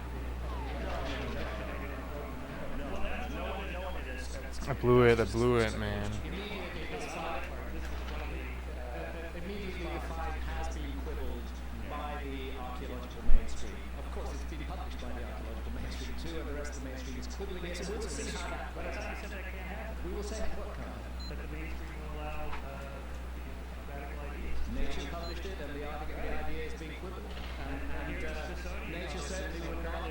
Nature certainly would not have published it if the evidence were not strong. I accept that. Nature's not in the business of publishing, fringy stuff. It is a radical proposal, but it's strong enough to justify publication in Nature. What's interesting to me is that the immediate reaction of the archaeological community is so, well, what could this mean? Let's look into the implications of this. I mean, if there were Neanderthals or Denisovans in North America 130,000 years ago, we have a whole new scenario building here that really should interest everyone. Instead of the first reaction is, let's destroy this because it's really annoying, let's get rid of it, let's prove it's wrong, let's suggest that it was a fucking bulldozer or something like that. Maybe it was, I don't know, the work hasn't been done yet, but that instant sort of, it's almost like an immune response to an idea that doesn't fit into the prevailing paradigm. But the other work, the work in South America, the bluefish cage work, that's really not controversial anymore. That's very widely accepted. Clovis first is a discredited and abandoned position. And I have something else to ask you, actually, concerning genetics and DNA. I'm sure we'll get up on that. I mean, can you explain why we have a strong signal of Denisovan DNA in certain groups of South American Indians and in Australian Aborigines and Melanesians, but that Denisovan DNA doesn't crop up in North? How would we explain that if they all came through the Bering Strait? Well, it could be both. But this just happens to be something I don't know about. Okay. So part of the problem with even doing this is that... Well, your idea. Well, here we are talking. This is good. But part of the risk is that you're going to find something I don't have to know. And then it's like, you see, I mean, what? Okay, so like the history of the people in that area, there's always somebody that comes in with this hot flow, this, that, and rarely do they last. Why? The danger was tolerated or whatever. It's not just that scientists are close-minded, it can. It's that the convergence of them is strong enough to overturn the mainstream theory. So, but it does happen. Maybe there are multiple migrations. All right, 3 more minutes. And you just don't have all the sites. 3 more minutes to get 26. Tens of thousands of years earlier than all the others except here. And it's over here. Where are all the sites in between? It's like the gap, 5,000 year gap with the Egyptians and that complex. Where are the sites? It's true, we didn't fly there. So how did they get there? Well, and there must be a trail somewhere that we can find, unless they came by boat. And that's got to be Or unless you're dealing with 24,000 years ago, there's not much evidence to find. But if they came by boat, then that clearly implies they had navigational skills, they had the ability to build boats and find their way across the ocean. Well, you can do the coast. That's not quite, the ocean. But you don't need an ocean. But I mean, this is there's one also hypothesis that's proposed, that they came across by following the shore. The same areas the Bering Strait. Yeah, you get 100 feet offshore, you go in and Most likely both, right? And one of the issues, of course, was the short... Yo, was that Joe Bro Science Rogan in the background? Yeah. Yeah, alright. Yeah, for sure. This is the well, you have to add that to the list of predators that there would have been no reason for humans to. Yeah, well, that's enormous. So there's sort of two factors involved. There's positive. I'm gonna have to sign off though in like I'm gonna sign off in like 2 minutes though. Thanks, dude. So it's not enough to just say, I don't accept the evidence is here. Okay, that's fine. What else? Well, let's speak in specifics, because you keep doing this. You keep saying, well, we find things, and it turns out, no, that's not true. You're essentially like proving your point of being a skeptic without having any real cases. Well, you just keep saying this. All of the cases. But no, you're not saying, you can't say all the cases. If you want to cite anything specifically, don't keep bringing up things that are refuted, because you don't have anything you can point to. So you're just muddying. Yeah, I'm gonna do one more like pretty good run and then I'm gonna sign off. Thank you for being here. I really appreciate it. All of these, What's been disproved? slightly different point. That's the problem. Is that you're not addressing the actual issues we're talking about. You muddy the water by saying things have been tossed out the window, so we have to be careful here and toss these things out the window as well. And the top that, just contemplate them, published in Nature, for example. So let's watch what happens to the 130,000 hypothesis. If it holds up, and these other sites are dated that way, and so on and so forth, then that will be truly revolutionary, and scientists will accept it. You see, the problem is that when you have a very strong paradigm like Plato's first, which really dominates American archaeology, prehistoric archaeology, for a very long period, it's difficult from a career point of view for archaeologists to come up and propose alternative sites. Those who did, like like Gyges, paid a very heavy price for so doing. So the incentive to go looking for older stuff in clothes is extremely low in the archaeological community as a result of this ferocious reaction. This level is so fucking troll, man. This level's the most fucking troll level. Also consider the Barsequillo excavations in Mexico, where the suggestion of some sort of human presence 230,000 years ago. I mean, that good archaeology, but it was utterly dismissed, and the archaeologists involved were ruined for getting involved in that. It's hard to see how that's a profession that encourages people to think outside the box. When careers get ruined and research funding gets withdrawn. Alright, we got 27. We're pretty happy with 27. We're not gonna grind out for all night for a friggin' 26. Are you familiar with Mike Crane's book, Forbidden Archaeology?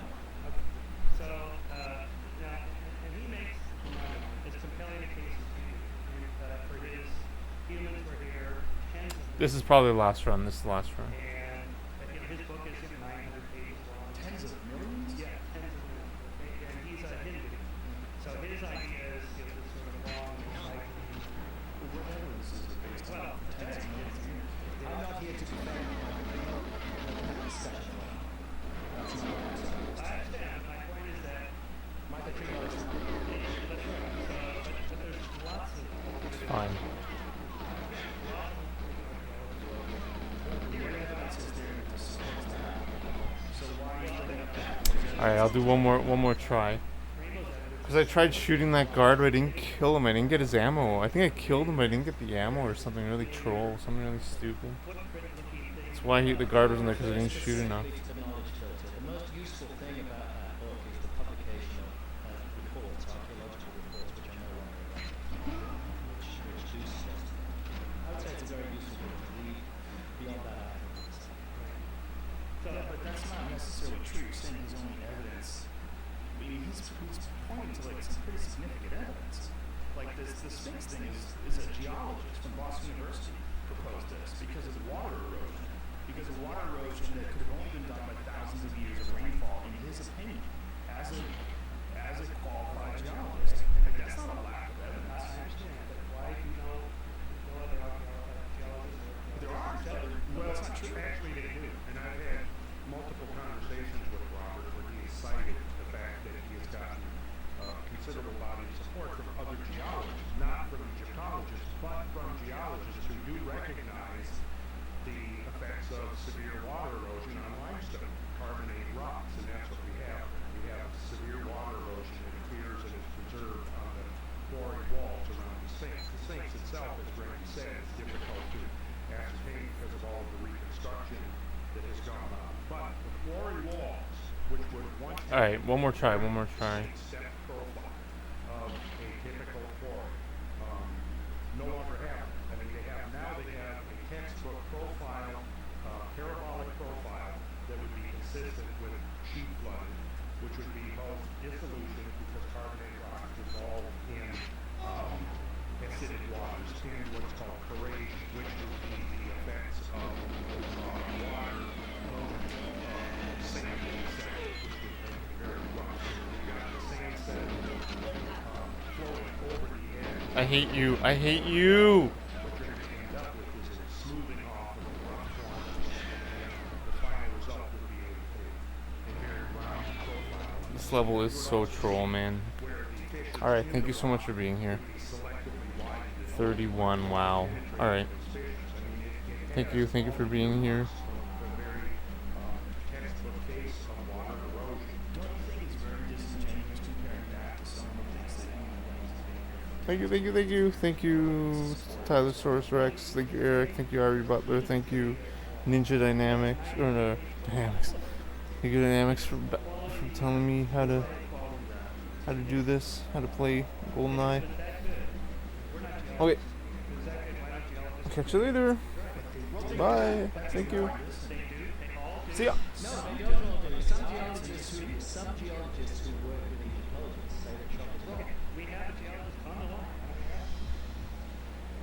We could have one guy's opinion. We could also have other guys' opinions in general. I mean, this matter has been in the public domain since 1992. It hasn't gone away.